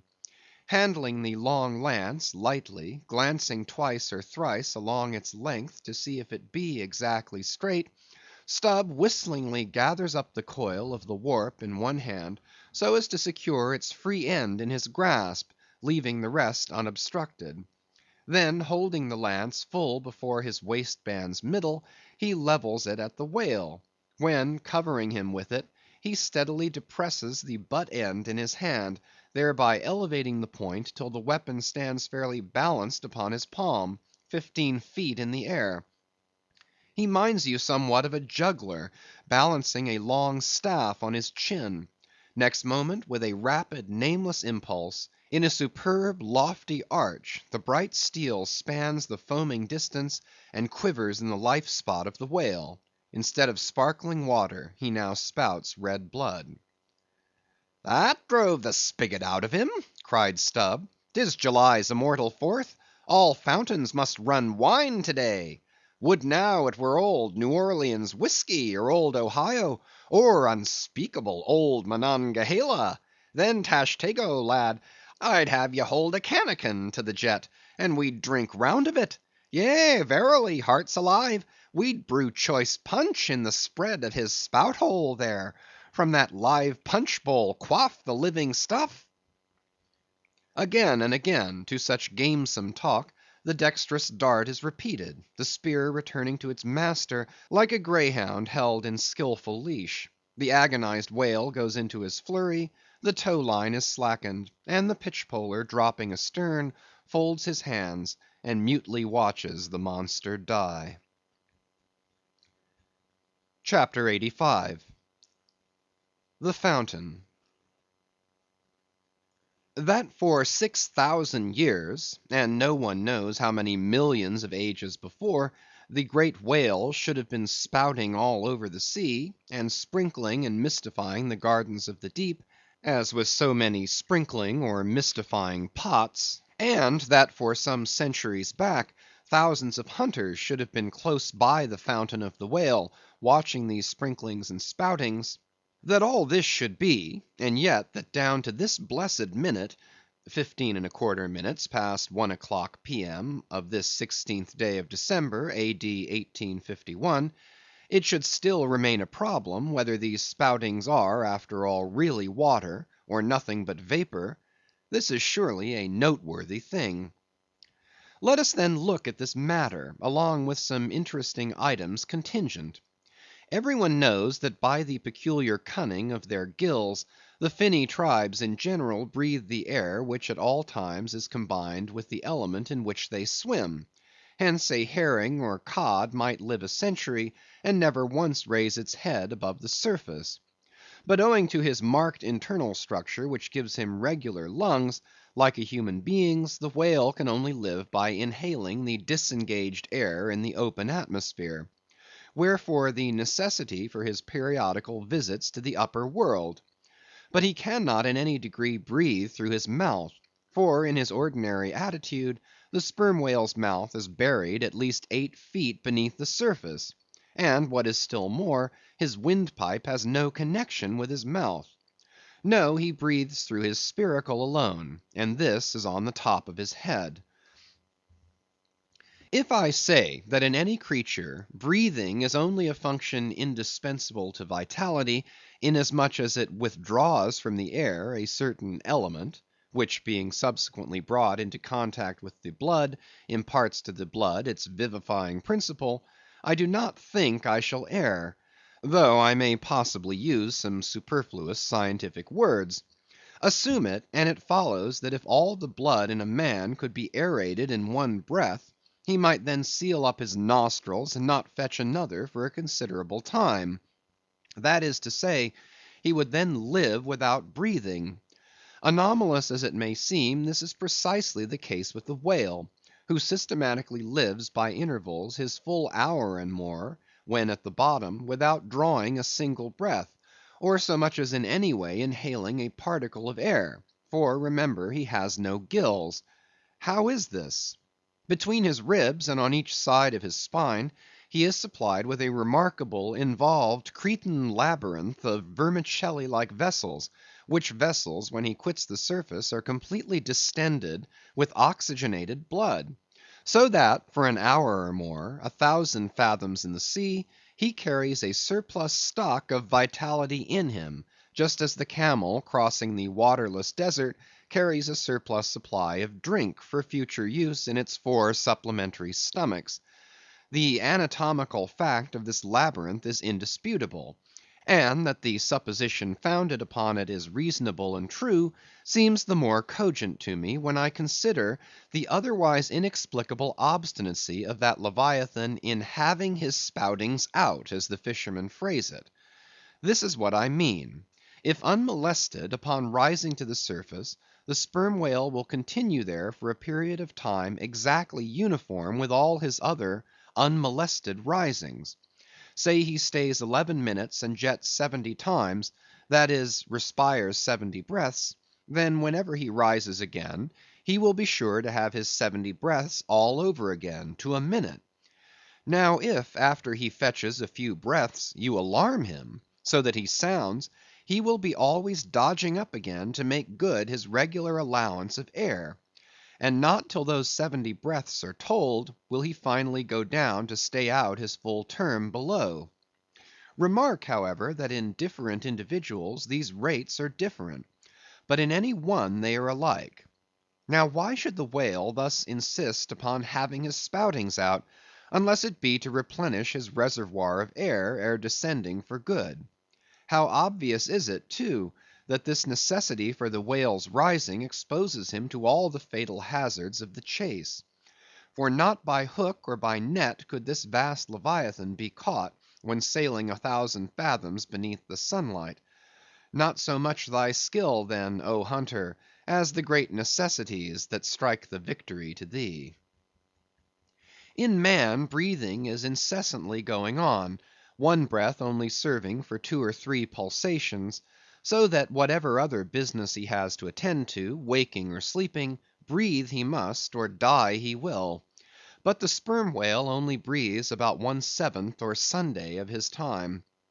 It has been said that the whale only breathes through his spout hole. If it could truthfully be added that his spouts are mixed with water, then I opine we should be furnished with the reason why his sense of smell seems obliterated in him; for the only thing about him that at all answers to his nose is that identical spout hole, and being so clogged with two elements, it could not be expected to have the power of smelling. But owing to the mystery of the spout, whether it be water or whether it be vapor, no absolute certainty can as yet be arrived at on this head. Sure it is, nevertheless, that the sperm whale has no proper olfactories. But what does he want of them? No roses, no violets, no cologne water in the sea. Furthermore, as his windpipe solely opens into the tube of his spouting canal, and as that long canal, like the Grand Erie Canal, is furnished with a sort of locks that open and shut for the downward retention of air or the upward exclusion of water, therefore the whale has no voice, unless you insult him by saying that when he so strangely rumbles, he talks through his nose. But then again, what has the whale to say? Seldom have I known any profound being that had anything to say to this world, unless forced to stammer out something by way of getting a living. Oh, happy that the world is such an excellent listener! Now the spouting canal of the sperm whale, chiefly intended as it is for the conveyance of air, and for several feet laid along horizontally just beneath the upper surface of his head, and a little to one side, this curious canal is very much like a gas pipe laid down in a city on one side of a street. But the question returns whether this gas pipe is also a water pipe; in other words, whether the spout of the sperm whale is the mere vapor of the exhaled breath, or whether that exhaled breath is mixed with water taken in at the mouth, and discharged through the spiracle. It is certain that the mouth indirectly communicates with the spouting canal; but it cannot be proved that this is for the purpose of discharging water through the spiracle; because the greatest necessity for so doing would seem to be when in feeding he accidentally takes in water. But the sperm whale's food is far beneath the surface, and there he cannot spout even if he would. Besides, if you regard him very closely, and time him with your watch, you will find that when unmolested, there is an undeviating rhyme between the periods of his jets and the ordinary periods of respiration. But why pester one with all this reasoning on the subject? Speak out! You have seen him spout; then declare what the spout is. Can you not tell water from air? My dear sir, in this world it is not so easy to settle these plain things. I have ever found your plain things the knottiest of all; and as for this whale spout, you might almost stand in it and yet be undecided as to what it is precisely. The central body of it is hidden in the snowy, sparkling mist enveloping it; and how can you certainly tell whether any water falls from it, when always when you are close enough to a whale to get a close view of his spout, he is in a prodigious commotion, the water cascading all around him? And if at such times you should think that you really perceive drops of moisture in the spout, how do you know that they are not merely condensed from its vapor? Or how do you know that they are not those identical drops superficially lodged in the spout hole fissure, which is countersunk into the summit of the whale's head? For even when tranquilly swimming through the midday sea in a calm, with his elevated hump sun dried as a dromedary's in the desert, even then the whale always carries a small basin of water on his head, as under a blazing sun you will sometimes see a cavity in a rock filled up with rain. Nor is it at all prudent for the hunter to be over curious touching the precise nature of the whale's spout. It will not do for him to be peering into it, and putting his face in it. You cannot go with your pitcher to this fountain and fill it, and bring it away; for even when coming into slight contact with the outer vapory shreds of the jet, which will often happen, your skin will feverishly smart from the acridness of the thing so touching it. And I know one, who coming into still closer contact with the spout, whether with some scientific object in view or otherwise, I cannot say, the skin peeled off from his cheek and arm. Wherefore among whalemen the spout is deemed poisonous; they try to evade it. Another thing, I have heard it said, and I do not much doubt it, that if the jet is fairly spouted into your eyes, it will blind you. The wisest thing the investigator can do, then, it seems to me, is to let this deadly spout alone. Still, we can hypothesize, even if we cannot prove and establish. My hypothesis is this, that the spout is nothing but mist; and besides other reasons, to this conclusion I am impelled by considerations touching the great inherent dignity and sublimity of the sperm whale. I account him no common shallow being, inasmuch as it is an undisputed fact that he is never found on soundings or near shores; all other whales sometimes are. He is both ponderous and profound; and I am convinced that from the heads of all ponderous, profound beings, such as Plato, Pyrrho, the Devil, Jupiter, Dante, and so on, there always goes up a certain semi‐visible steam while in the act of thinking deep thoughts. While composing a little treatise on eternity, I had the curiosity to place a mirror before me, and ere long saw reflected there a curious, involved worming and undulation in the atmosphere over my head; the invariable moisture of my hair, while plunged in deep thought, after 6 cups of hot tea in my thin shingled attic of an August noon. This seems an additional argument for the above supposition. And how nobly it raises our conceit of the mighty misty monster, to behold him solemnly sailing through a calm tropical sea, his vast mild head overhung by a canopy of vapor, engendered by his incommunicable contemplations; and that vapor, as you will sometimes see it, glorified by a rainbow, as if heaven itself had put its seal upon his thoughts. For, do you see, rainbows do not visit the clear air; they only irradiate vapor. And so, through all the thick mists of the dim doubts in my mind, divine intuitions now and then shoot, enkindling my fog with a heavenly ray. And for this I thank God; for all have doubts, many deny; but doubts or denials, few along with them have intuitions. Doubts of all things earthly, and intuitions of some things heavenly; this combination makes neither believer nor infidel, but makes a man who regards them both with equal eye. CHAPTER 86. The Tail. Other poets have warbled the praises of the soft eye of the antelope, and the lovely plumage of the bird that never alights. Less celestial, I celebrate a tail. Reckoning the largest sized sperm whale's tail to begin at that point of the trunk where it tapers to about the girth of a man, it comprises, upon its upper surface alone, an area of at least 50 square feet. The compact round body of its root expands into 2 broad, firm, flat palms or flukes, gradually shoaling away to less than an inch in thickness. At the crotch or junction these flukes slightly overlap, then sideways recede from each other like wings, leaving a wide vacancy between. In no living thing are the lines of beauty more exquisitely defined than in the crescentic borders of these flukes. At its utmost expansion in the full grown whale, the tail will considerably exceed 20 feet across. The entire member seems a dense webbed bed of welded sinews; but cut into it, and you find that 3 distinct strata compose it: upper, middle, and lower. The fibres in the upper and lower layers are long and horizontal; those of the middle one very short, and running crosswise between the outside layers.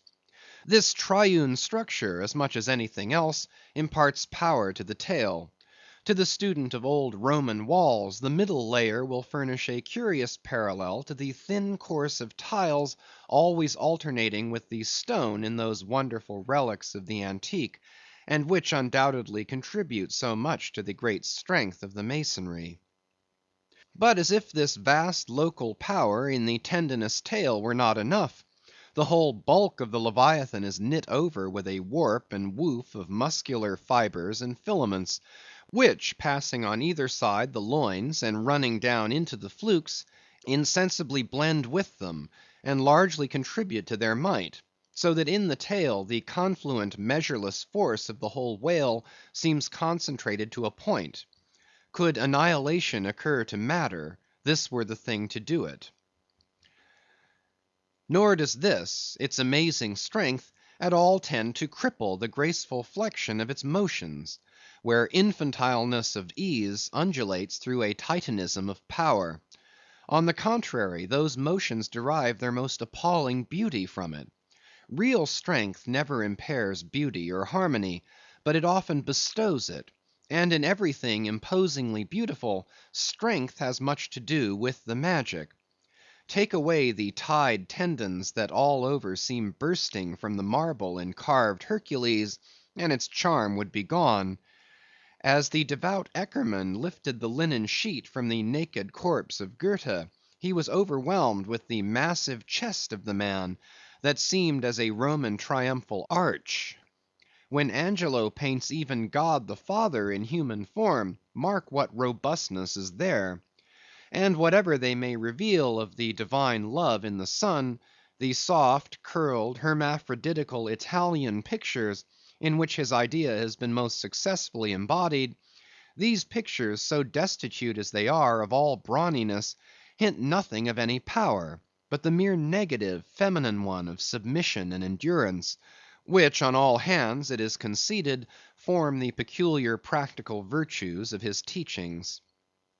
Such is the subtle elasticity of the organ I treat of, that whether wielded in sport or in earnest, or in anger, whatever be the mood it be in, its flexions are invariably marked by exceeding grace.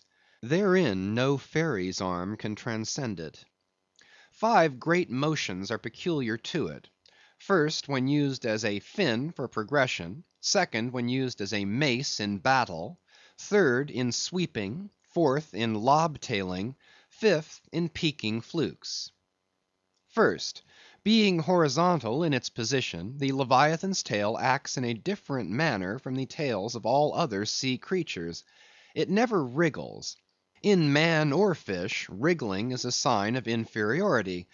To the whale, his tail is the sole means of propulsion; scroll-wise coiled forwards beneath the body, and then rapidly sprung backwards, it is this which gives that singular darting, leaping motion to the monster when furiously swimming.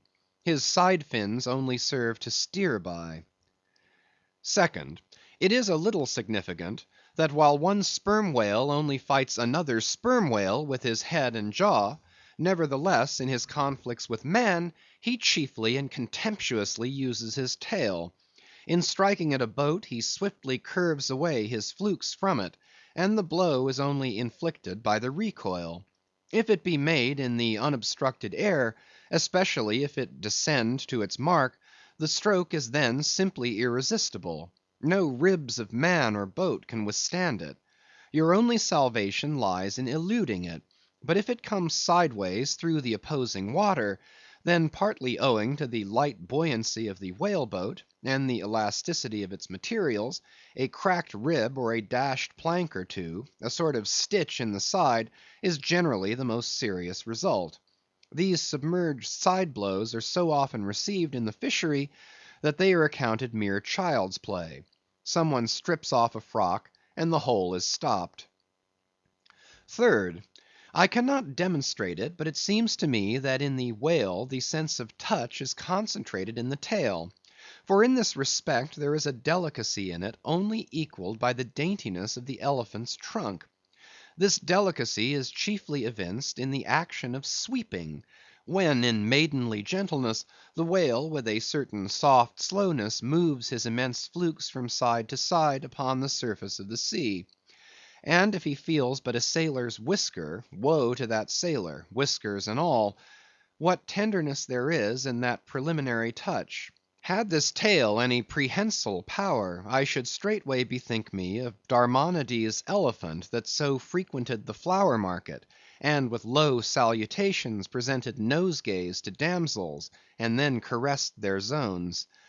On more accounts than one, a pity it is that the whale does not possess this prehensile virtue in his tail; for I have heard of yet another elephant, that when wounded in the fight, curved round his trunk and extracted the dart. Fourth, stealing unawares upon the whale in the fancied security of the middle of solitary seas, you find him unbent from the vast corpulence of his dignity, and kitten like he plays on the ocean as if it were a hearth. But still you see his power in his play.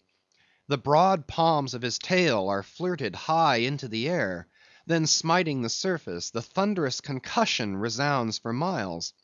You would almost think a great gun had been discharged; and if you notice the light wreath of vapor from the spiracle at his other extremity, you would think that that was the smoke from the touch hole. Fifth, as in the ordinary floating posture of the Leviathan, the flukes lie considerably below the level of his back, they are then completely out of sight beneath the surface; but when he is about to plunge into the deeps, his entire flukes with at least 30 feet of his body are tossed erect in the air, and so remain vibrating a moment, till they downward shoot out of view. Excepting the sublime breach, somewhere else to be described, this peaking of the whale's flukes is perhaps the grandest sight to be seen in all animated nature. Out of the bottomless profundities the gigantic tail seems spasmodically snatching at the highest heaven. So in dreams have I seen majestic Satan thrusting forth his tormented colossal claw from the flame Baltic of hell. But in gazing at such scenes, it is all in all what mood you are in. If in the Dantean, the devils will occur to you; if in that of Isaiah, the archangels. Standing at the mast head of my ship during a sunrise that crimsoned sky and sea, I once saw a large herd of whales in the east, all heading towards the sun, and for a moment vibrating in concert with peaked flukes. As it seemed to me at the time, such a grand embodiment of adoration of the gods was never beheld, even in Persia, the home of the fire worshippers. As Ptolemy Philopater testified of the African elephant, I then testified of the whale, pronouncing him the most devout of all beings. For according to King Juba, the military elephants of antiquity often hailed the morning with their trunks uplifted in the profoundest silence. The chance comparison in this chapter between the whale and the elephant, so far as some aspects of the tail of the one and the trunk of the other are concerned, should not tend to place those two opposite organs on an equality, much less the creatures to which they respectively belong. For as the mightiest elephant is but a terrier to Leviathan, so, compared with Leviathan's tail, his trunk is but the stalk of a lily. The most direful blow from the elephant's trunk were as the playful tap of a fan, compared with the measureless crush and crash of the sperm whale's ponderous flukes, which in repeated instances have one after the other hurled entire boats with all their oars and crews into the air, very much as an Indian juggler tosses his balls. Footnote: Though all comparison in the way of general bulk between the whale and the elephant is preposterous, inasmuch as in that particular the elephant stands in much the same respect to the whale as a dog does to the elephant, nevertheless there are not wanting some points of curious similitude. Among these is the spout.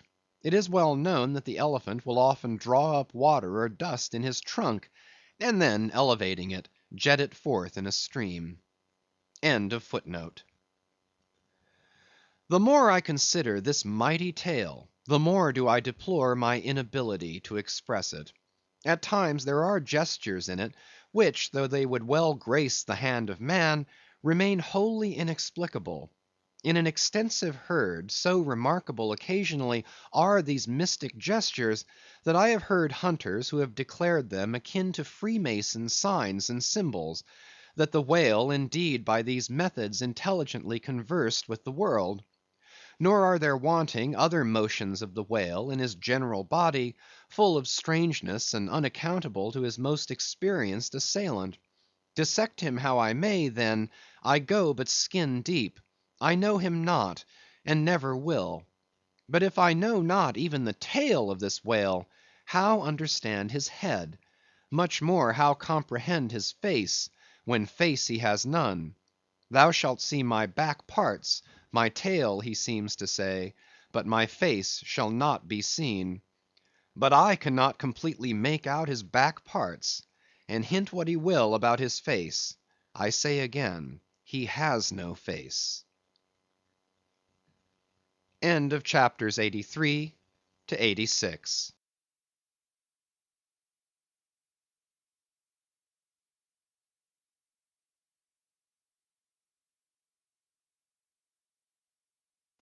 Moby Dick, by Herman Melville, chapters 87 and 88. Chapter 87. The Grand Armada. The long and narrow peninsula of Malacca, extending southeastward from the territories of Burma, forms the most southerly point of all Asia. In a continuous line from that peninsula stretch the long islands of Sumatra, Java, Bali, and Timor, which, with many others, form a vast mole or rampart, lengthwise connecting Asia with Australia, and dividing the long unbroken Indian Ocean from the thickly studded Oriental archipelagoes. This rampart is pierced by several sally ports for the convenience of ships and whales, conspicuous among which are the Straits of Sunda and Malacca. By the Straits of Sunda chiefly, vessels bound to China from the west emerge into the China seas. Those narrow Straits of Sunda divide Sumatra from Java, and standing midway in that vast rampart of islands, buttressed by that bold green promontory known to seamen as Java Head, they not a little correspond to the central gateway opening into some vast walled empire; and considering the inexhaustible wealth of spices, and silks, and jewels, and gold, and ivory, with which the thousand islands of that Oriental Sea are enriched, it seems a significant provision of nature, that such treasures, by the very formation of the land, should at least bear the appearance, however ineffectual, of being guarded from the all-grasping Western world. The shores of the Straits of Sunda are unsupplied with those domineering fortresses which guard the entrances to the Mediterranean, the Baltic, and the Propontis. Unlike the Danes, these Orientals do not demand the obsequious homage of lowered topsails from the endless procession of ships before the wind, which for centuries past, by night and day, have passed between the islands of Sumatra and Java, freighted with the costliest cargoes of the East. But while they freely waive a ceremonial like this, they do by no means renounce their claim to more solid tribute.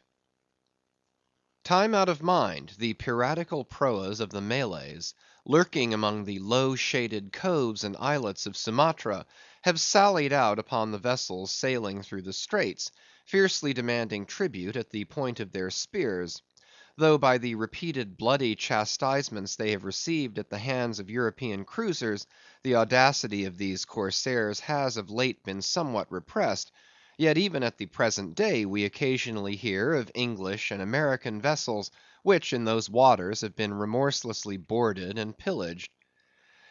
With a fair fresh wind the Pequod was now drawing nigh to these straits, Ahab purposing to pass through them into the Javan seas, and thence, cruising northward, over waters known to be frequented here and there by the sperm whale, sweep inshore by the Philippine Islands, and gain the far coast of Japan, in time for the great whaling season there.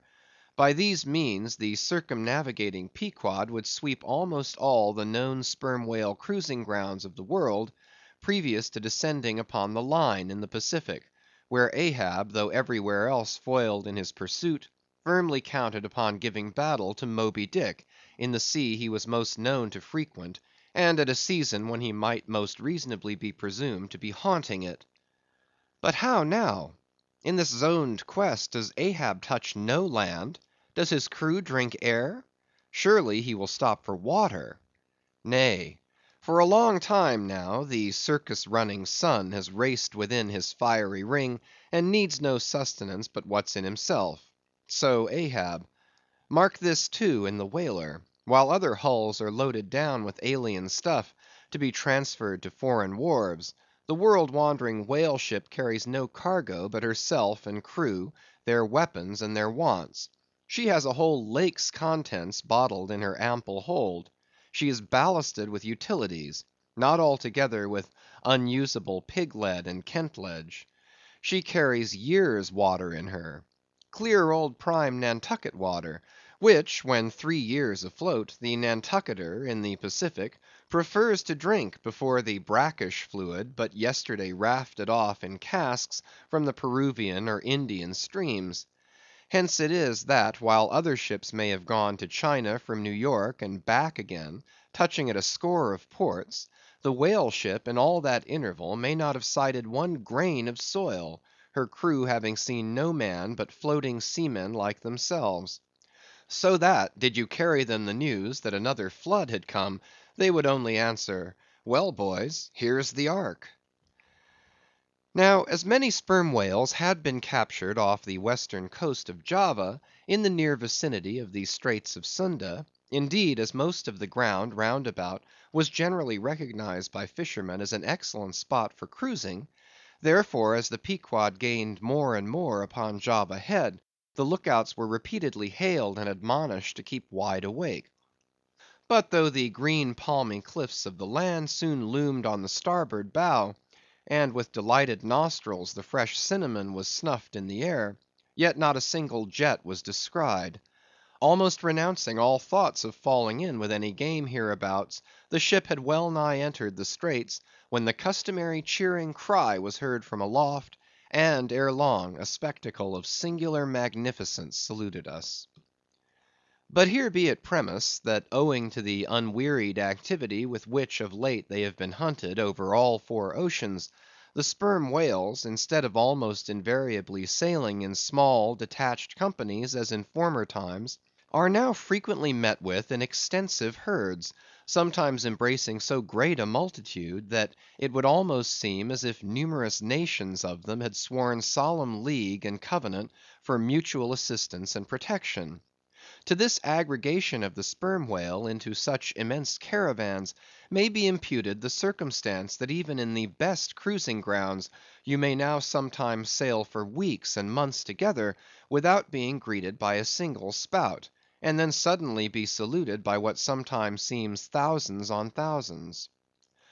Broad on both bows, at a distance of some 2 or 3 miles, and forming a great semicircle, embracing one half of the level horizon, a continuous chain of whale jets were up playing and sparkling in the noonday air. Unlike the straight perpendicular twin jets of the right whale, which dividing at top, fall over in 2 branches, like the cleft drooping boughs of a willow, the single forward slanting spout of the sperm whale presents a thick curled bush of white mist, continually rising and falling away to leeward.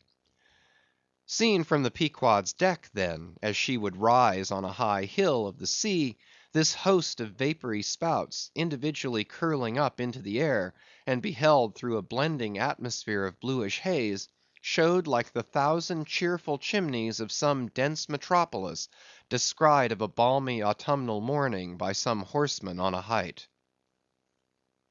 As marching armies, approaching an unfriendly defile in the mountains, accelerate their march, all eagerness to place that perilous passage in their rear, and once more expand in comparative security upon the plain, even so did this vast fleet of whales now seem hurrying forward through the straits, gradually contracting the wings of their semicircle, and swimming on in one solid but still crescentic center. Crowding all sail, the Pequod pressed after them, the harpooneers handling their weapons, and loudly cheering from the heads of their yet suspended boats.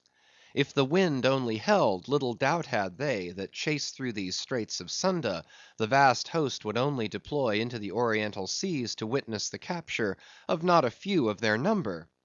And who could tell whether in that congregated caravan, Moby Dick himself might not temporarily be swimming, like the worshipped white elephant in the coronation procession of the Siamese? So with stunsail piled on stunsail, we sailed along, driving these leviathans before us, when of a sudden the voice of Tashtego was heard, loudly directing attention to something in our wake. Corresponding to the crescent in our van, we beheld another in our rear. It seemed formed of detached white vapors, rising and falling something like the spouts of the whales, only they did not so completely come and go, for they constantly hovered, without finally disappearing. Leveling his glass at this sight, Ahab quickly revolved in his pivot hole, crying, "Aloft there, and rig whips and buckets to wet the sails! Malays, sir, and after us!" As if too long lurking behind the headlands, till the Pequod should fairly have entered the straits, these rascally Asiatics were now in hot pursuit, to make up for their over-cautious delay. But when the swift Pequod, with a fresh leading wind, was herself in hot chase, how very kind of these tawny philanthropists to assist in speeding her on to her own chosen pursuit; mere riding whips and rolls to her, as they were. As with glass under arm, Ahab to and fro paced on the deck, in his forward turn beholding the monsters he chased, and in the after one the bloodthirsty pirates chasing him; some such fancy as the above seemed his. And when he glanced upon the green walls of the watery defile in which the ship was then sailing, and bethought him that through that gate lay the route to his vengeance, and beheld how, through that same gate, he was now both chasing and being chased to his deadly end; and not only that, but a herd of remorseless wild pirates and inhuman atheistical devils were infernally cheering him on with their curses; when all these conceits had passed through his brain, Ahab's brow was left gaunt and ribbed, like the black sand beach after some stormy tide has been gnawing it, without being able to drag the firm thing from its place. But thoughts like these troubled very few of the reckless crew; and when, after steadily dropping and dropping the pirates astern, the Pequod at last shot by the vivid green Cockatoo Point on the Sumatra side, emerging at last upon the broad waters beyond, then the harpooneers seemed more to grieve that the swift whales had been gaining upon the ship, than to rejoice that the ship had so victoriously gained upon the Malays. But still driving on in the wake of the whales, at length they seemed abating their speed; gradually the ship neared them, and the wind now dying away, word was passed to spring to the boats. But no sooner did the herd, by some presumed wonderful instinct of the sperm whale, become notified of the three keels that were after them, though as yet a mile in their rear, than they rallied again, and forming in close ranks and battalions, so that their spouts all looked like flashing lines of stacked bayonets, moved on with redoubled velocity. Stripped to our shirts and drawers, we sprang to the White Ash, and after several hours' pulling were almost disposed to renounce the chase, when a general pausing commotion among the whales gave animating token that they were now at last under the influence of that strange perplexity of inert irresolution, which, when fishermen perceive it in the whale, they say he is gallied. The compact martial columns in which they had been hitherto rapidly and steadily swimming, were now broken up in one measureless rout; and like King Porus's elephant in the Indian battle with Alexander, they seemed going mad with consternation; in all directions expanding in vast irregular circles, and aimlessly swimming hither and thither by their short thick spoutings, they plainly betrayed their distraction of panic. This was still more strangely evinced by those of their number who, completely paralyzed as it were, helplessly floated like waterlogged dismantled ships on the sea. Had these leviathans been but a flock of simple sheep, pursued over the pasture by three fierce wolves, they could not possibly have evinced such excessive dismay. But this occasional timidity is characteristic of almost all herding creatures. Though banding together in tens of thousands, the lion-maned buffaloes of the West have fled before a solitary horseman.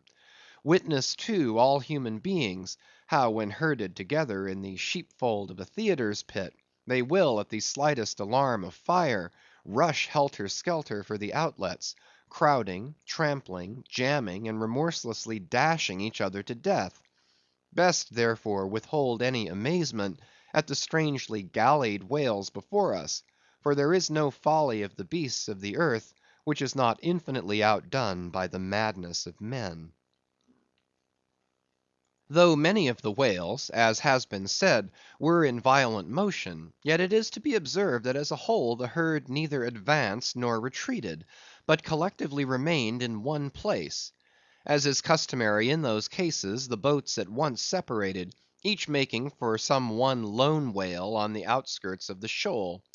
In about 3 minutes' time, Queequeg's harpoon was flung; the stricken fish darted blinding spray in our faces, and then running away with us like light, steered straight for the heart of the herd. Though such a movement on the part of the whale struck under such circumstances is in no wise unprecedented, and indeed is almost always more or less anticipated, yet does it present one of the more perilous vicissitudes of the fishery. For as the swift monster drags you deeper and deeper into the frantic shoal, you bid adieu to circumspect life, and only exist in a delirious throb. As, blind and deaf, the whale plunged forward, as if by sheer power of speed to rid himself of the iron leech that had fastened to him; as we thus tore a white gash in the sea, on all sides menaced as we flew by the crazed creatures to and fro rushing about us, our beset boat was like a ship mobbed by ice isles in a tempest, and striving to steer through their complicated channels and straits, not knowing at what moment it may be locked in and crushed. But not a bit daunted, Queequeg steered us manfully; now sheering off from this monster directly across our route in advance, now edging away from that, whose colossal flukes were suspended overhead; while all the time Starbuck stood up in the bows, lance in hand, pricking out of our way whatever whales he could reach by short darts, for there was no time to make long ones. Nor were the oarsmen quite idle, though their wonted duty was now altogether dispensed with. They chiefly attended to the shouting part of the business. "Out of the way, Commodore!" cried one, to a great dromedary that of a sudden rose bodily to the surface, and for an instant threatened to swamp us. "Hard down with your tail there!" cried a second to another, which, close to our gunwale, seemed calmly cooling himself with his own fan-like extremity. All whale boats carry certain curious contrivances, originally invented by the Nantucket Indians, called drugs. Two thick squares of wood, of equal size, are stoutly clenched together, so that they cross each other's grain at right angles. A line of considerable length is then attached to the middle of this block, and the other end of the line being looped, it can in a moment be fastened to a harpoon. It is chiefly among gallied whales that this drug is used; for then more whales are close round you than you can possibly chase at one time. But sperm whales are not every day encountered; while you may, then, you must kill all you can. And if you cannot kill them all at once, you must wing them, so that they can be afterwards killed at your leisure. Hence it is, that at times like these the drug comes into requisition. Our boat was furnished with 3 of them. The first and second were successfully darted, and we saw the whales staggeringly running off, fettered by the enormous sidelong resistance of the towing drug. They were cramped like malefactors with the chain and ball. But upon flinging the third, in the act of tossing overboard the clumsy wooden block, it caught under one of the seats of the boat, and in an instant tore it out and carried it away, dropping the oarsman in the boat's bottom as the seat slid from under him. On both sides the sea came in at the wounded planks, but we stuffed 2 or 3 drawers and shirts in, and so stopped the leaks for the time. It had been next to impossible to dart these drugged harpoons, were it not that as we advanced into the herd, our whale's way greatly diminished; moreover, that as we went still further and further from the circumference of commotion, the direful disorders seemed waning; so that when at last the jerking harpoon drew out, and the towing whale sideways vanished, then, with the tapering force of his parting momentum, we glided between 2 whales into the innermost heart of the shoal, as if from some mountain torrent we had slid into a serene valley lake. Here the storms in the roaring glens between the outermost whales were heard, but not felt.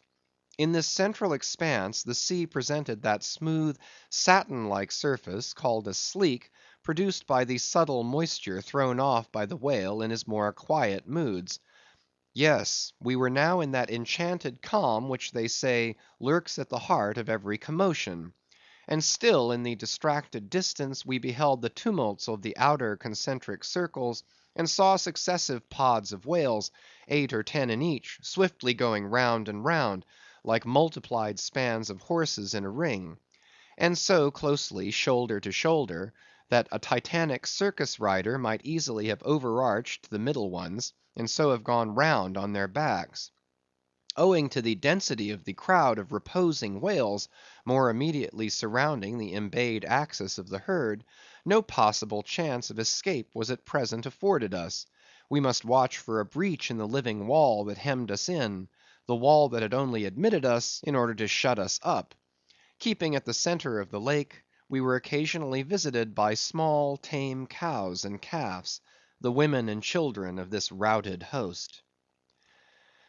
Now, inclusive of the occasional wide intervals between the revolving outer circles, and inclusive of the spaces between the various pods in any one of those circles, the entire area at this juncture, embraced by the whole multitude, must have contained at least 2 or 3 square miles.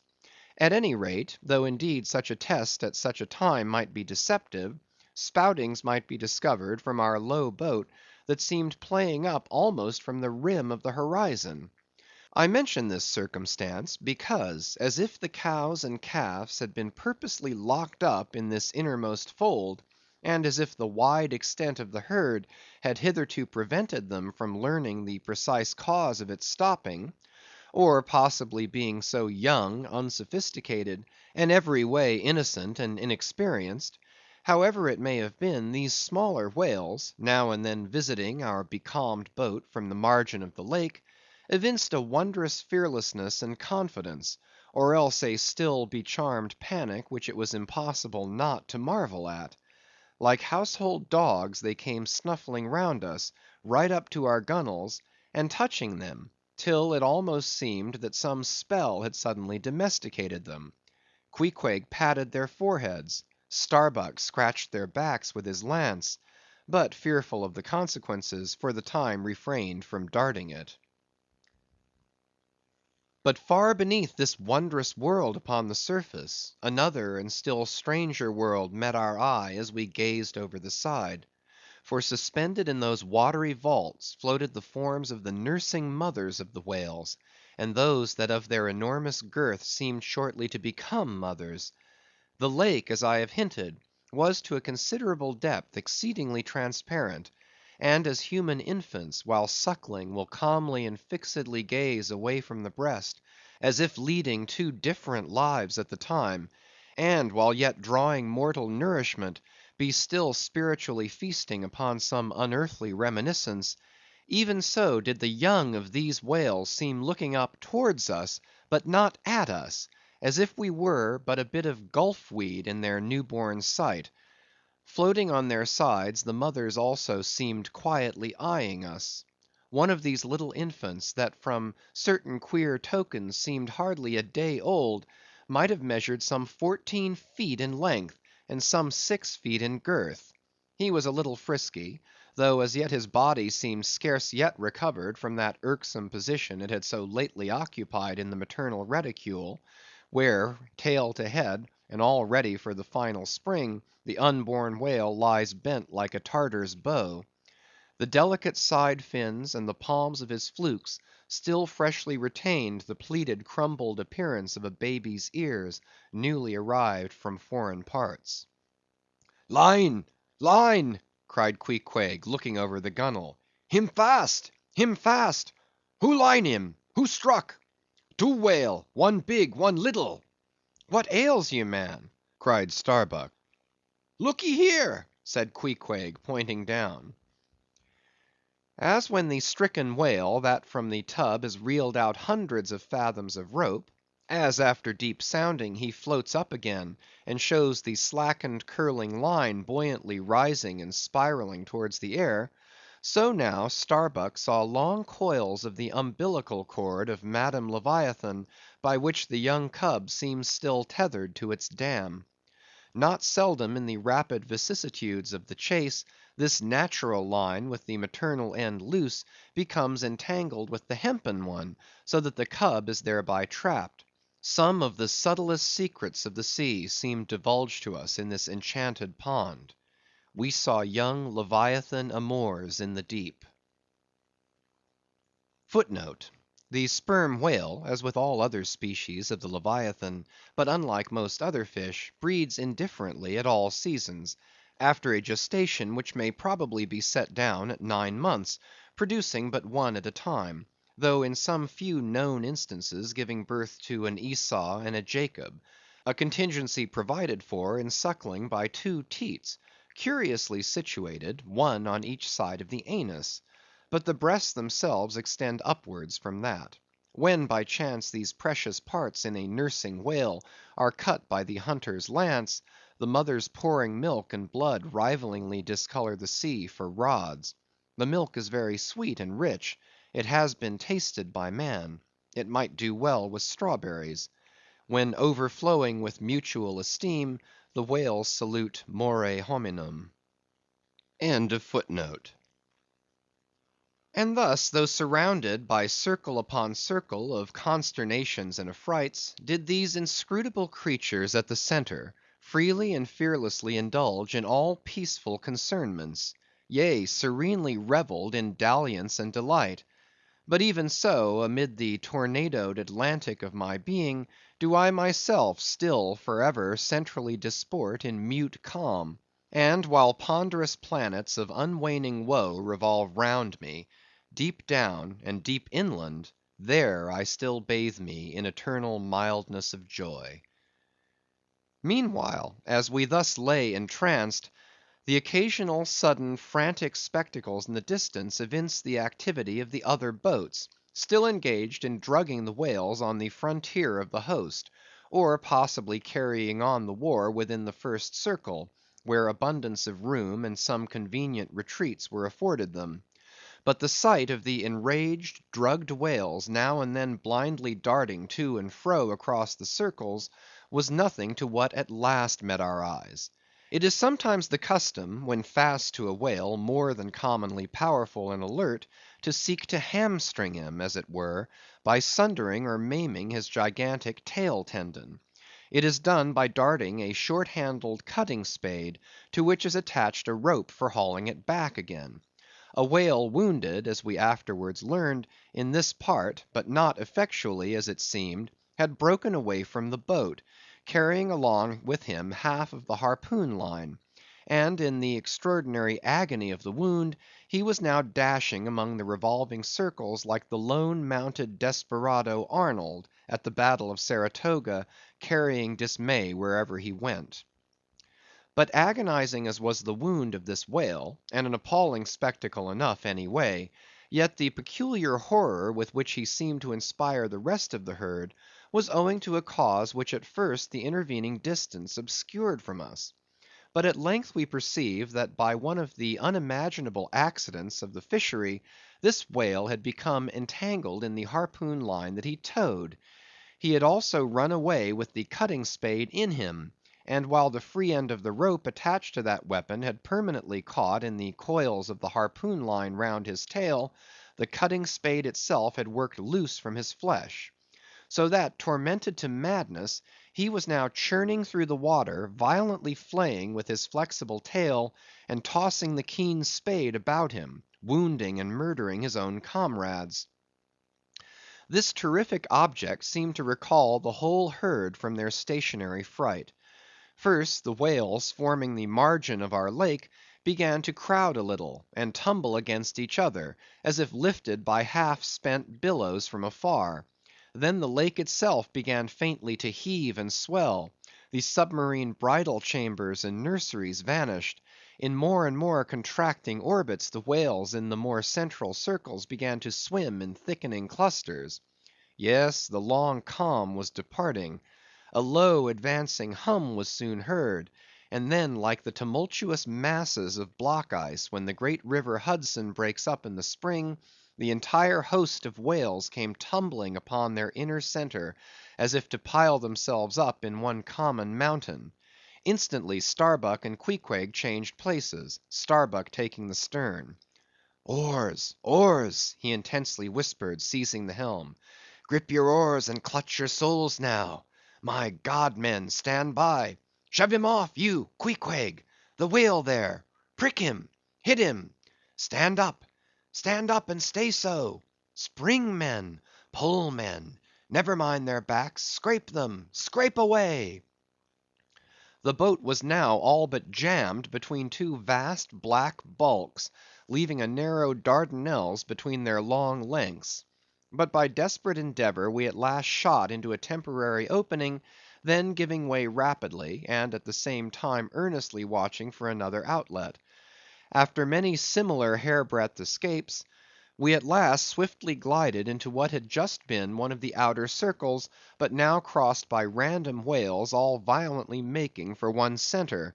This lucky salvation was cheaply purchased by the loss of Queequeg's hat, who, while standing in the bows to prick the fugitive whales, had his hat taken clean from his head by the air eddy made by the sudden tossing of a pair of broad flukes close by. Riotous and disordered as the universal commotion now was, it soon resolved itself into what seemed a systematic movement; for having clumped together at last in one dense body, they then renewed their onward flight with augmented fleetness. Further pursuit was useless, but the boats still lingered in their wake to pick up what drugged whales might be dropped astern, and likewise to secure one which Flask had killed and waifed. The waif is a pennant pole, 2 or 3 of which are carried by every boat, and which, when additional game is at hand, are inserted upright into the floating body of a dead whale, both to mark its place on the sea, and also as token of prior possession, should the boats of any other ship draw near.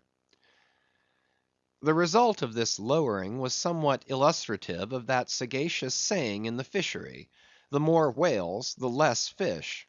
Of all the drugged whales only one was captured; the rest contrived to escape for the time, but only to be taken, as will hereafter be seen, by some other craft than the Pequod.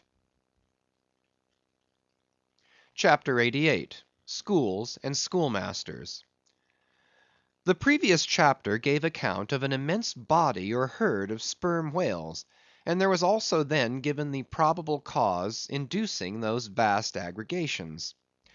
Now, though such great bodies are at times encountered, yet, as must have been seen, even at the present day, small detached bands are occasionally observed, embracing from 20 to 50 individuals each. Such bands are known as schools.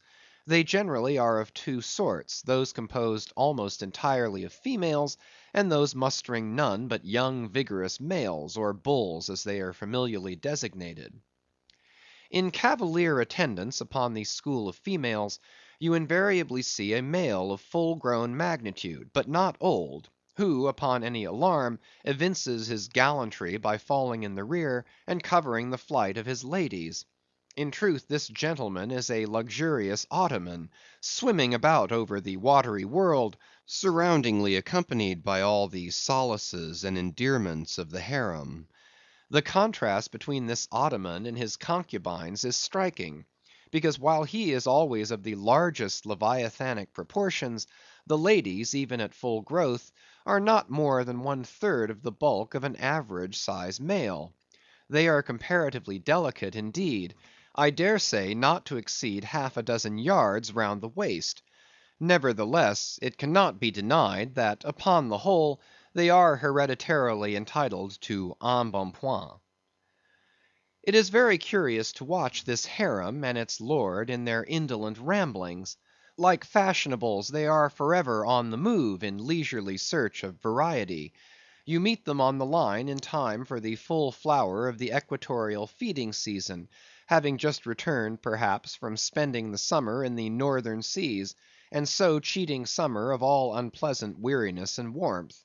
By the time they have lounged up and down the promenade of the equator awhile, They start for the oriental waters in anticipation of the cool season there, and so evade the other excessive temperature of the year. When serenely advancing on one of these journeys, if any strange, suspicious sights are seen, my Lord Whale keeps a wary eye on his interesting family. Should any unwarrantably pert young Leviathan coming that way presume to draw confidentially close to one of the ladies, with what prodigious fury the Bashaw assails him and chases him away! High times, indeed, if unprincipled young rakes like him are to be permitted to invade the sanctity of domestic bliss; though, do what the Bashaw will, he cannot keep the most notorious Lothario out of his bed; for, alas, all fish bed in common. As ashore the ladies often cause the most terrible duels among their rival admirers, just so with the whales, who sometimes come to deadly battle, and all for love.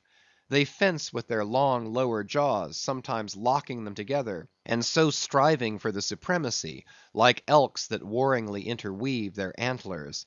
Not a few are captured having deep scars of these encounters, furrowed heads, broken teeth, scalloped fins, and in some instances wrenched and dislocated mouths. But supposing the invader of domestic bliss to betake himself away at the first rush of the harem's lord, then it is very diverting to watch that lord. Gently he insinuates his vast bulk among them again, and revels there awhile, still in tantalizing vicinity to young Lothario, like pious Solomon devoutly worshipping among his 1,000 concubines. Granting other whales to be in sight, the fishermen will seldom give chase to one of these Grand Turks, for these Grand Turks are too lavish of their strength, and hence their unctuousness is small.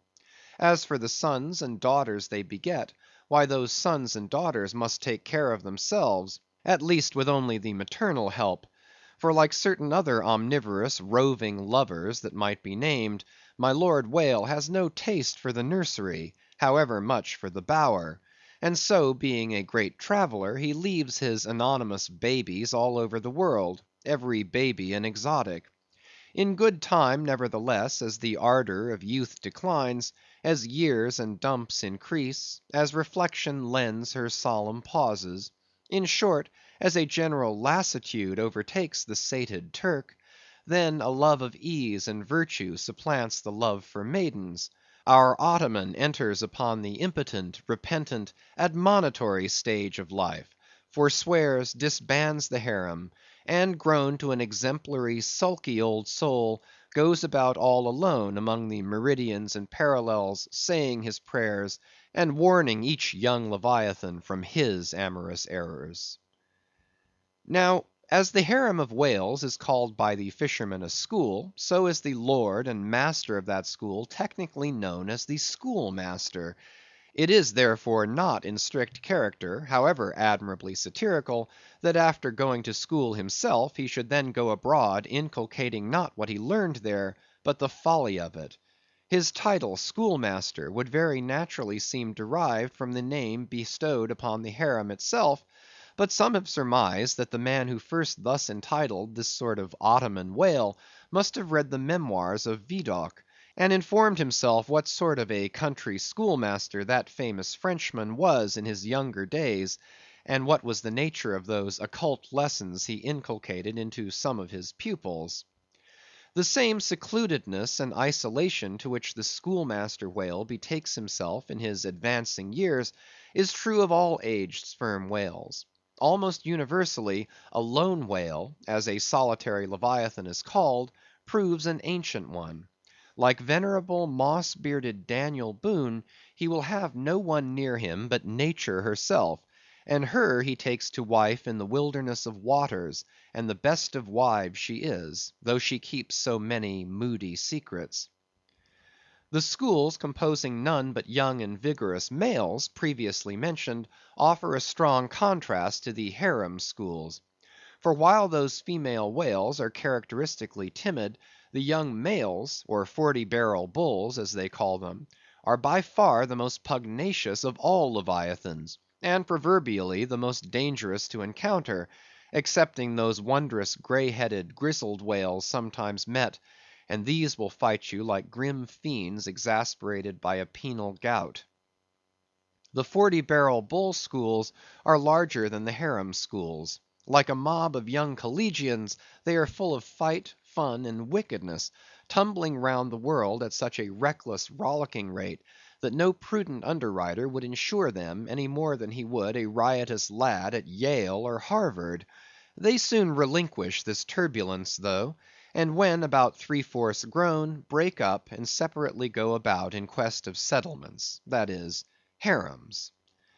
Another point of difference between the male and female schools is still more characteristic of the sexes. Say you strike a 40-barrel bull, poor devil, all his comrades quit him. But strike a member of the harem school, and her companions swim around her with every token of concern, sometimes lingering so near her and so long as themselves to fall a prey. End of chapters 87 and 88.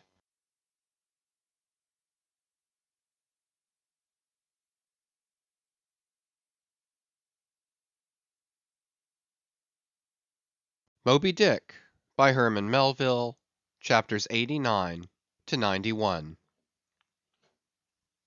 Chapter 89. Fast Fish and Loose Fish.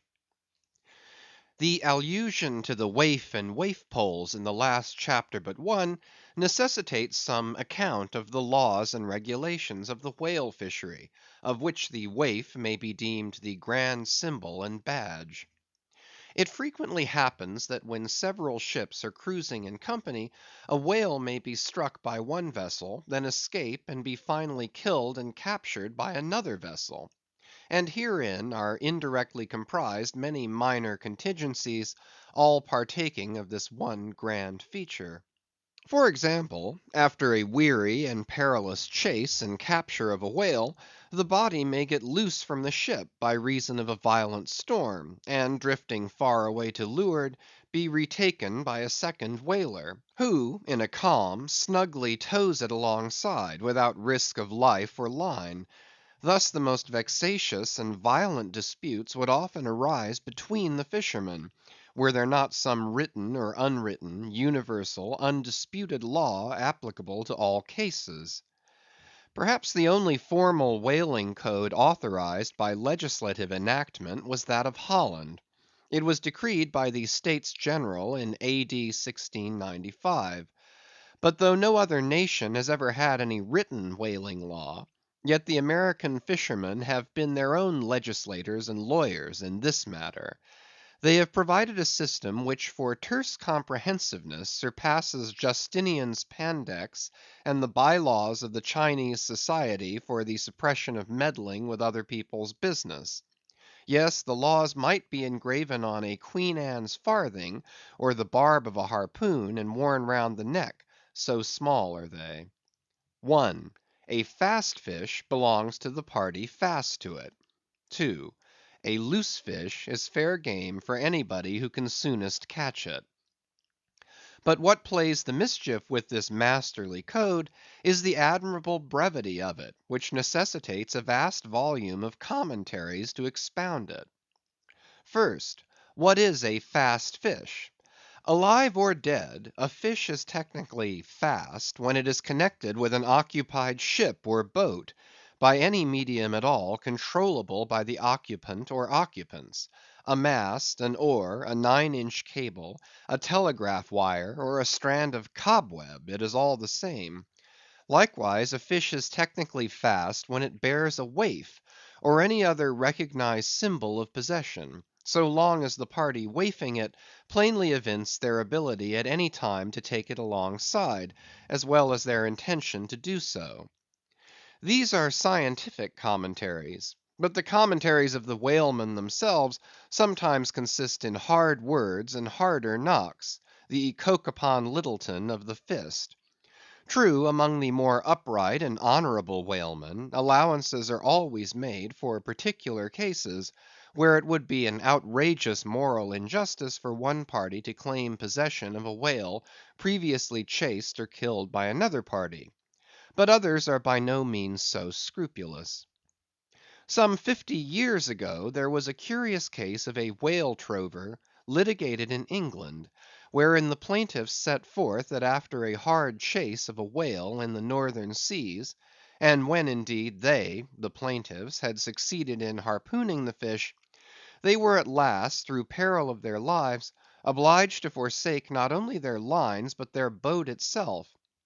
Ultimately the defendants, the crew of another ship, came up with the whale, struck, killed, seized, and finally appropriated it, before the very eyes of the plaintiffs; and when those defendants were remonstrated with, their captain snapped his fingers in the plaintiffs' teeth, and assured them that by way of doxology to the deed he had done, he would now retain their line, harpoons, and boat, which had remained attached to the whale at the time of the seizure; wherefore the plaintiffs now sued for the recovery of the value of their whale, line, harpoons, and boat.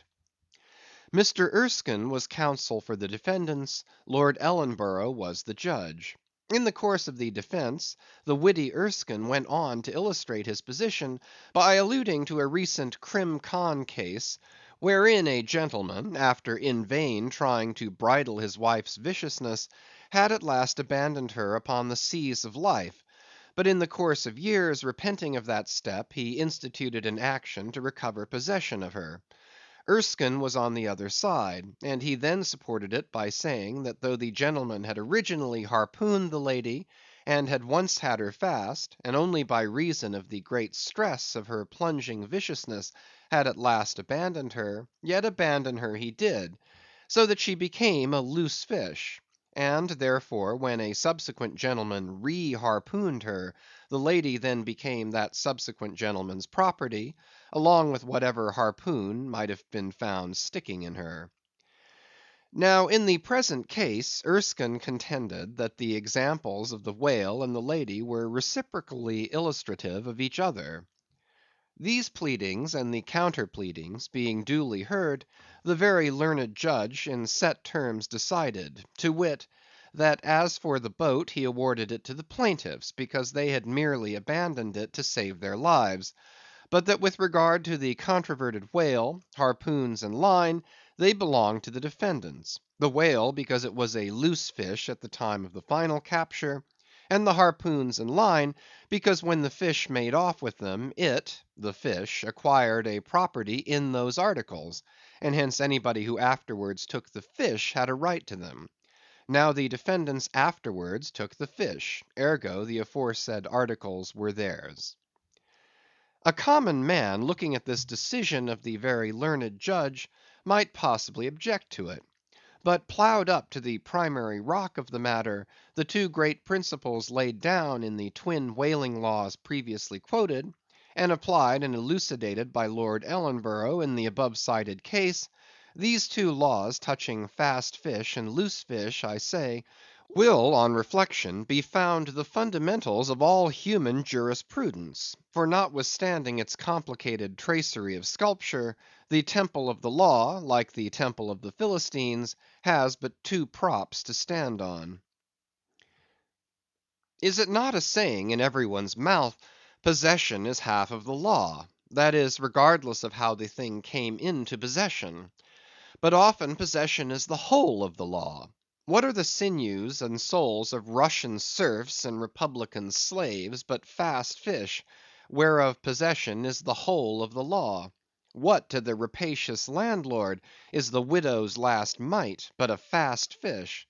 What is yonder undetected villain's marble mansion with a door plate for a waif, what is that but a fast fish? What is the ruinous discount which Mordecai the broker gets from poor Woebegone the bankrupt, on a loan to keep Woebegone's family from starvation? What is that ruinous discount but a fast fish? What is the Archbishop of Save-Souls' income of £100,000, seized from the scant bread and cheese of hundreds of thousands of broken‐backed laborers, all sure of heaven, without any of Save-Souls' help? What is that globular £100,000 but a fast fish? What are the Duke of Dunder's hereditary towns and hamlets but fast fish? What to that redoubted harpooneer, John Bull, is poor Ireland but a fast fish? What to that apostolic lancer, brother Jonathan, is Texas but a fast fish? And concerning all these, is not possession the whole of the law? But if the doctrine of fast fish be pretty generally applicable, the kindred doctrine of loose fish is still more widely so. That is internationally and universally applicable. What was America in 1492 but a loose fish, in which Columbus struck the Spanish standard by way of waifing it for his royal master and mistress? What was Poland to the Czar? What Greece to the Turk? What India to England? What at last will Mexico be to the United States? All loose fish. What are the rights of man and the liberties of the world but loose fish? What all men's minds and opinions but loose fish? What is the principle of religious belief in them but a loose fish? What to the ostentatious, smuggling verbalists are the thoughts of thinkers but loose fish? What is the great globe itself but a loose fish? And what are you, reader, but a loose fish, and a fast fish too? CHAPTER 90. Heads or Tails. De baleno vero sufficit, si rex habeat caput, et regina caudam. Bracton, L3, C3. Latin from the books of the laws of England, which, taken along with the context, means that of all whales captured by anybody on the coast of that land, the king, as honorary grand harpooneer, must have the head, and the queen be respectfully presented with the tail. A division which in the whale is much like having an apple; there is no intermediate remainder. Now, as this law, under a modified form, is to this day in force in England, and as it offers in various respects a strange anomaly touching the general law of fast and loosed fish, it is here treated of in a separate chapter, on the same courteous principle that prompts the English railways to be at the expense of a separate car specially reserved for the accommodation of royalty. In the first place, in curious proof of the fact that the above mentioned law is still in force, I proceed to lay before you a circumstance that happened within the last 2 years. It seems that some honest mariners of Dover or Sandwich, or some one of the Cinque Ports, had after a hard chase succeeded in killing and beaching a fine whale, which they had originally descried afar off from the shore. Now the Cinque Ports are partially or somehow under the jurisdiction of a sort of policeman or beadle, called a Lord Warden. Holding the office directly from the crown, I believe, all the royal emoluments incident to the Cinque Port territories become by assignment his.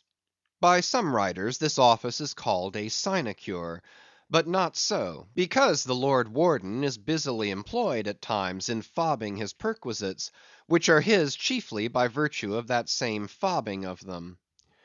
Now, when these poor sunburnt mariners, barefooted, and with their trowsers rolled high up on their eely legs, had wearily hauled their fat fish high and dry, promising themselves a good £150 from the precious oil and bone, and in fantasy sipping rare tea with their wives, and good ale with their cronies, upon the strength of their respective shares, up steps a very learned and most Christian and charitable gentleman, with a copy of Blackstone under his arm, and laying it upon the whale's head, he says, "Hands off! This fish, my masters, is a fast fish. I seize it as the Lord Warden's." Upon this the poor mariners, in their respectful consternation, so truly English, not knowing what to say, fall to vigorously scratching their heads all round, meanwhile ruefully glancing from the whale to the stranger; but that did nowise mend the matter, or at all soften the hard heart of the learned gentleman with the copy of Blackstone. At length one of them, after long scratching about for his ideas, made bold to speak. "Please, sir, who is the Lord Warden?" "The Duke." "But the Duke had nothing to do with taking this fish." "It is his." "We have been at great trouble and peril and some expense, and is all that to go to the Duke's benefit, and we get nothing at all for our pains but our blisters?" It is his. Is the Duke so very poor as to be forced to this desperate mode of getting a livelihood? It is his. I thought to relieve my old bedridden mother by part of my share of this whale. It is his. Won't the Duke be content with a quarter or a half? It is his. In a word, the whale was seized and sold, and his Grace the Duke of Wellington received the money. Thinking that viewed in some particular lights, this case might by a bare possibility in some small degree be deemed, under the circumstances, a rather hard one, an honest clergyman of the town respectfully addressed a note to his Grace, begging him to take the case of those unfortunate mariners into full consideration. To which my Lord Duke, in substance, replied (both letters were published) that he had already done so, and received the money, and would be obliged to the reverend gentleman if for the future he, the reverend gentleman, would decline meddling with other people's business. Is this the still militant old man, standing at the corners of the three kingdoms, on all hands coercing alms of beggars? It will readily be seen that in this case the alleged right of the Duke to the whale was a delegated one from the sovereign. We must needs inquire then on what principle the sovereign is originally invested with that right. The law itself has already been set forth. But Plowdon gives us the reason for it. Says Plowdon, the whale so caught belongs to the King and Queen, "because of its superior excellence." And by the soundest commentators this has ever been held a cogent argument in such matters. But why should the king have the head and the queen the tail? A reason for that, ye lawyers. In his treatise on Queen Gold, or Queen Pin Money, an old King's Bench author, one William Prynne, thus discourseth: "Ye tail is ye queen's, that ye queen's wardrobe may be supplied with ye whalebone." Now this was written at a time when the black limber bone of the Greenland or right whale was largely used in ladies' bodices. But this same bone is not in the tail, it is in the head, which is a sad mistake for a sagacious lawyer like Prynne. But is the queen a mermaid to be presented with a tail? An allegorical meaning may lurk here. There are two royal fish so styled by the English law writers, the whale and the sturgeon, both royal property under certain limitations, and nominally supplying the 10th branch of the crown's ordinary revenue. I know not that any other author has hinted of the matter, but by inference it seems to me that the sturgeon must be divided in the same way as the whale, the king receiving the highly dense and elastic head peculiar to that fish, which symbolically regarded may possibly be humorously grounded upon some presumed congeniality. And thus there seems a reason in all things, even in law. CHAPTER 91. The Pequod meets the Rosebud. "In vain it was to rake for ambergris in the paunch of this Leviathan, insufferable fetter denying not inquiry." Sir T. Brown, V.E. It was a week or two after the last whaling scene recounted, and when we were slowly sailing over a sleepy, vapory, mid‐day sea, that the many noses on the Pequod's deck proved more vigilant discoverers than the three pairs of eyes aloft. A peculiar and not very pleasant smell was smelt in the sea. "I will bet something now," said Stubb, "that somewhere hereabouts are some of those drugged whales we tickled the other day. I thought they would keel up before long." Presently the vapors in advance slid aside, and there in the distance lay a ship, whose furled sails betokened that some sort of whale must be alongside. As we glided nearer, the stranger showed French colors from his peak, and by the eddying cloud of vulture sea fowl that circled, and hovered, and swooped around him, it was plain that the whale alongside must be what the fishermen call a blasted whale; that is, a whale that has died unmolested on the sea, and so floated an unappropriated corpse. It may well be conceived what an unsavory odor such a mass must exhale; worse than an Assyrian city in the plague, when the living are incompetent to bury the departed. So intolerable indeed is it regarded by some, that no cupidity could persuade them to moor alongside of it. Yet are there those who will still do it, notwithstanding the fact that the oil obtained from such subjects is of a very inferior quality, and by no means of the nature of attar of rose. Coming still nearer with the expiring breeze, we saw that the Frenchman had a second whale alongside, and this second whale seemed even more of a nosegay than the first. In truth, it turned out to be one of those problematical whales that seem to dry up and die with a sort of prodigious dyspepsia or indigestion, leaving their defunct bodies almost entirely bankrupt of anything like oil. Nevertheless, in its proper place, we shall see that no knowing fisherman will ever turn up his nose at such a whale as this, however much he may shun blasted whales in general. The Pequod had now swept so nigh to the stranger, that Stubb vowed he recognized his cutting spade pole entangled in the lines that were knotted round the tail of one of these whales.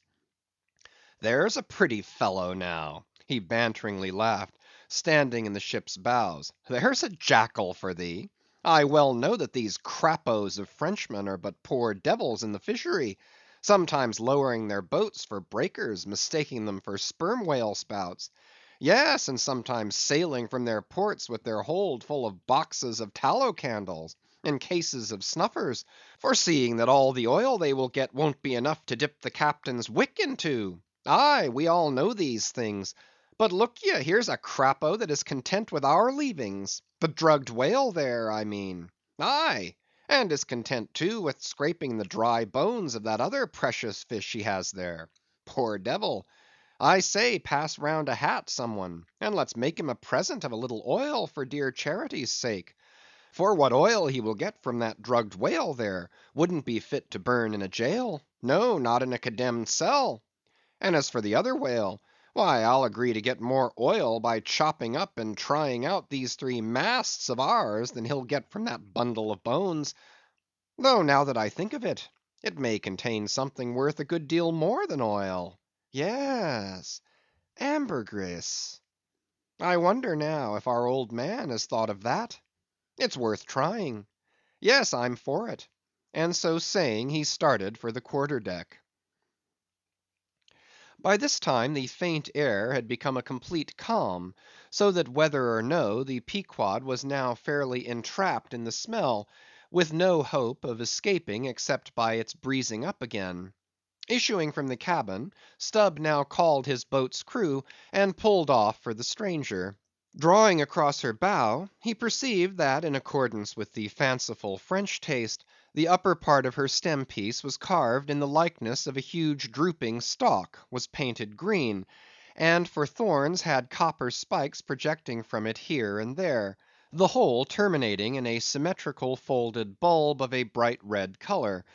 Upon her headboards in large gilt letters he read "Bouton de Rose," rose button or rose bud, and this was the romantic name of this aromatic ship.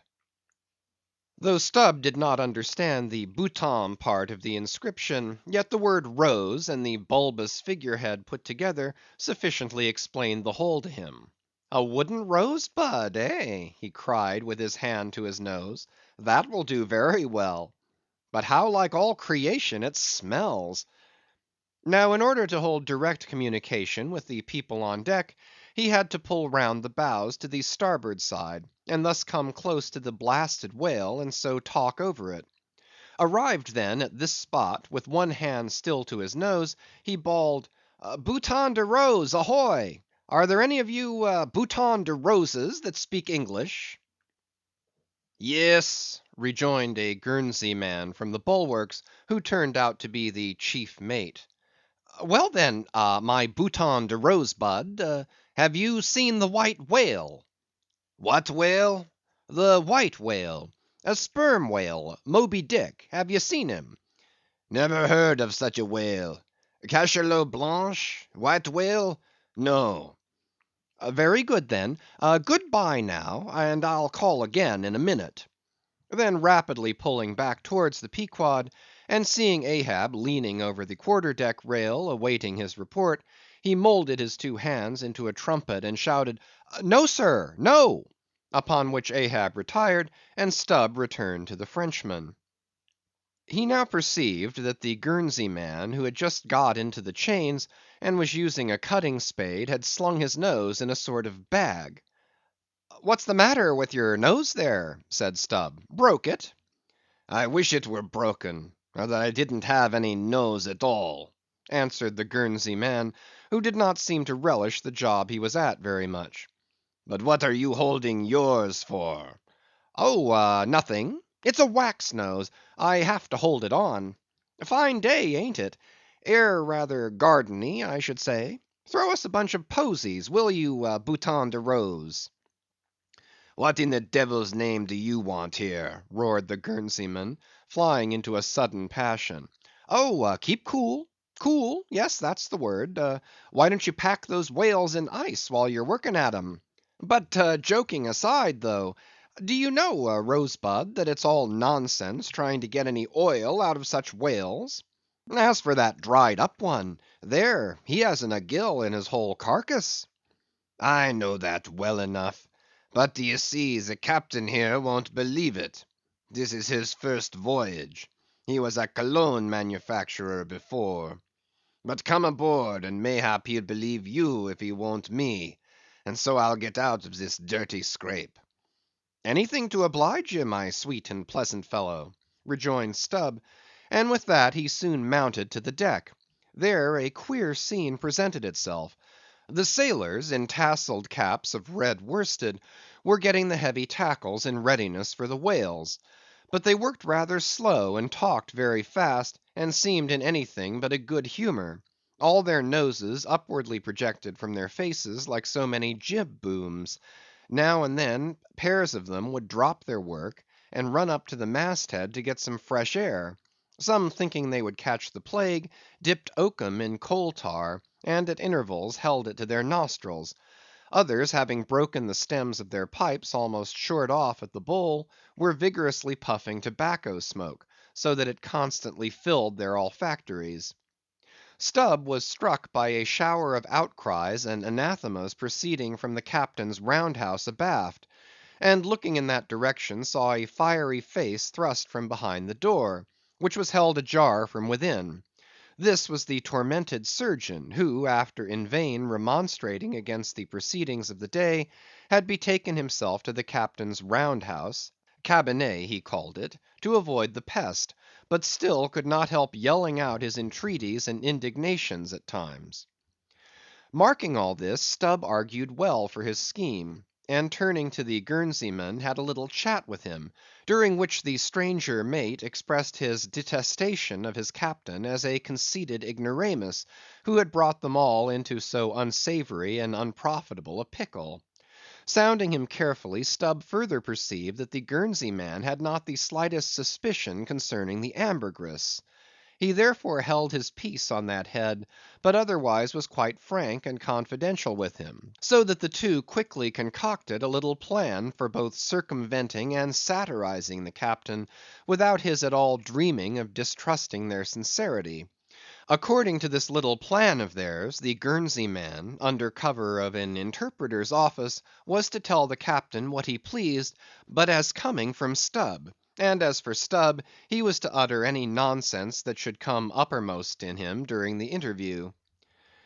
By this time their destined victim appeared from his cabin. He was a small and dark, but rather delicate looking man for a sea captain, with large whiskers and moustache, however, and wore a red cotton velvet vest with watch seals at his side. To this gentleman Stubb was now politely introduced by the Guernsey man, who at once ostentatiously put on the aspect of interpreting between them. "What shall I say to him first?" said he. "Why," said Stubb, eyeing the velvet vest and watch and seals, "you may as well begin by telling him that he looks a sort of babyish to me, though I don't pretend to be a judge." "He says, monsieur," said the Guernseyman in French, turning to his captain, "that only yesterday his ship spoke a vessel whose captain and chief mate, with 6 sailors, had all died of a fever caught from a blasted whale they had brought alongside." Upon this the captain started, and eagerly desired to know more. "What now?" said the Guernsey man to Stubb. "Why, since he takes it so easy, tell him that now I have eyed him carefully, I'm quite certain that he's no more fit to command a whale ship than a St. Jago monkey. In fact, tell him from me he's a baboon." "He vows and declares, Monsieur, that the other whale, the dried one, is far more deadly than the blasted one. In fine, Monsieur, he conjures us, as we value our lives, to cut loose from these fish." Instantly the captain ran forward, and in a loud voice commanded his crew to desist from hoisting the cutting tackles, and at once cast loose the cables and chains confining the whales to the ship. "What now?" said the Guernsey man, when the captain had returned to them. Why, let me see. Yes, you may as well tell him now that in fact tell him I've diddled him, and aside to himself, perhaps somebody else. "He says, Monsieur, that he's very happy to have been of any service to us." Hearing this, the captain vowed that they were the grateful parties, meaning himself and mate, and concluded by inviting Stubb down into his cabin to drink a bottle of Bordeaux. "He wants you to take a glass of wine with him," said the interpreter. Thank him heartily, but tell him it's against my principles to drink with the man I've diddled. In fact, tell him I must go." "He says, Monsieur, that his principles won't admit of his drinking, but that if Monsieur wants to live another day to drink, then Monsieur had best drop all 4 boats, and pull the ship away from these whales, for it's so calm they won't drift." By this time Stubb was over the side, and getting into his boat, hailed the Guernsey man to this effect: that having a long tow line in his boat, he would do what he could to help them, by pulling out the lighter whale of the 2 from the ship's side. While the Frenchman's boats, then, were engaged in towing the ship one way, Stubb benevolently towed away at his whale the other way, ostentatiously slacking out a most unusually long tow line. Presently a breeze sprang up, Stubb feigned to cast off from the whale; hoisting his boats, the Frenchman soon increased his distance, while the Pequod slid in between him and Stubb's whale. Whereupon Stubb quickly pulled to the floating body, and hailing the Pequod to give notice of his intentions, at once proceeded to reap the fruit of his unrighteous cunning. Seizing his sharp boat spade, he commenced an excavation in the body, a little behind the side fin. You would almost have thought he was digging a cellar there in the sea; and when at length his spade struck against the gaunt ribs, it was like turning up old Roman tiles and pottery buried in fat English loam. His boat's crew were all in high excitement, eagerly helping their chief, and looking as anxious as gold hunters. And all the time numberless fowls were diving and ducking and screaming and yelling and fighting around them. Stubb was beginning to look disappointed, especially as the horrible nosegay increased, when suddenly from out the very heart of this plague there stole a faint stream of perfume, which flowed through the tide of bad smells without being absorbed by it, as one river will flow into and then along with another, without at all blending with it for a time. "I have it! I have it!" cried Stubb with delight, striking something in the subterranean regions. "A purse! A purse!" Dropping his spade, he thrust both hands in, and drew out handfuls of something that looked like ripe Windsor soap, or rich mottled old cheese, very unctuous and savory withal. You might easily dent it with your thumb. It is of a hue between yellow and ash color. And this, good friends, is ambergris, worth a gold guinea an ounce to any druggist. Some 6 handfuls were obtained, but more was unavoidably lost in the sea; and still more perhaps might have been secured, were it not for impatient Ahab's loud command to Stubb to desist, and come on board, else the ship would bid them good bye. End of Chapters 89 to 91.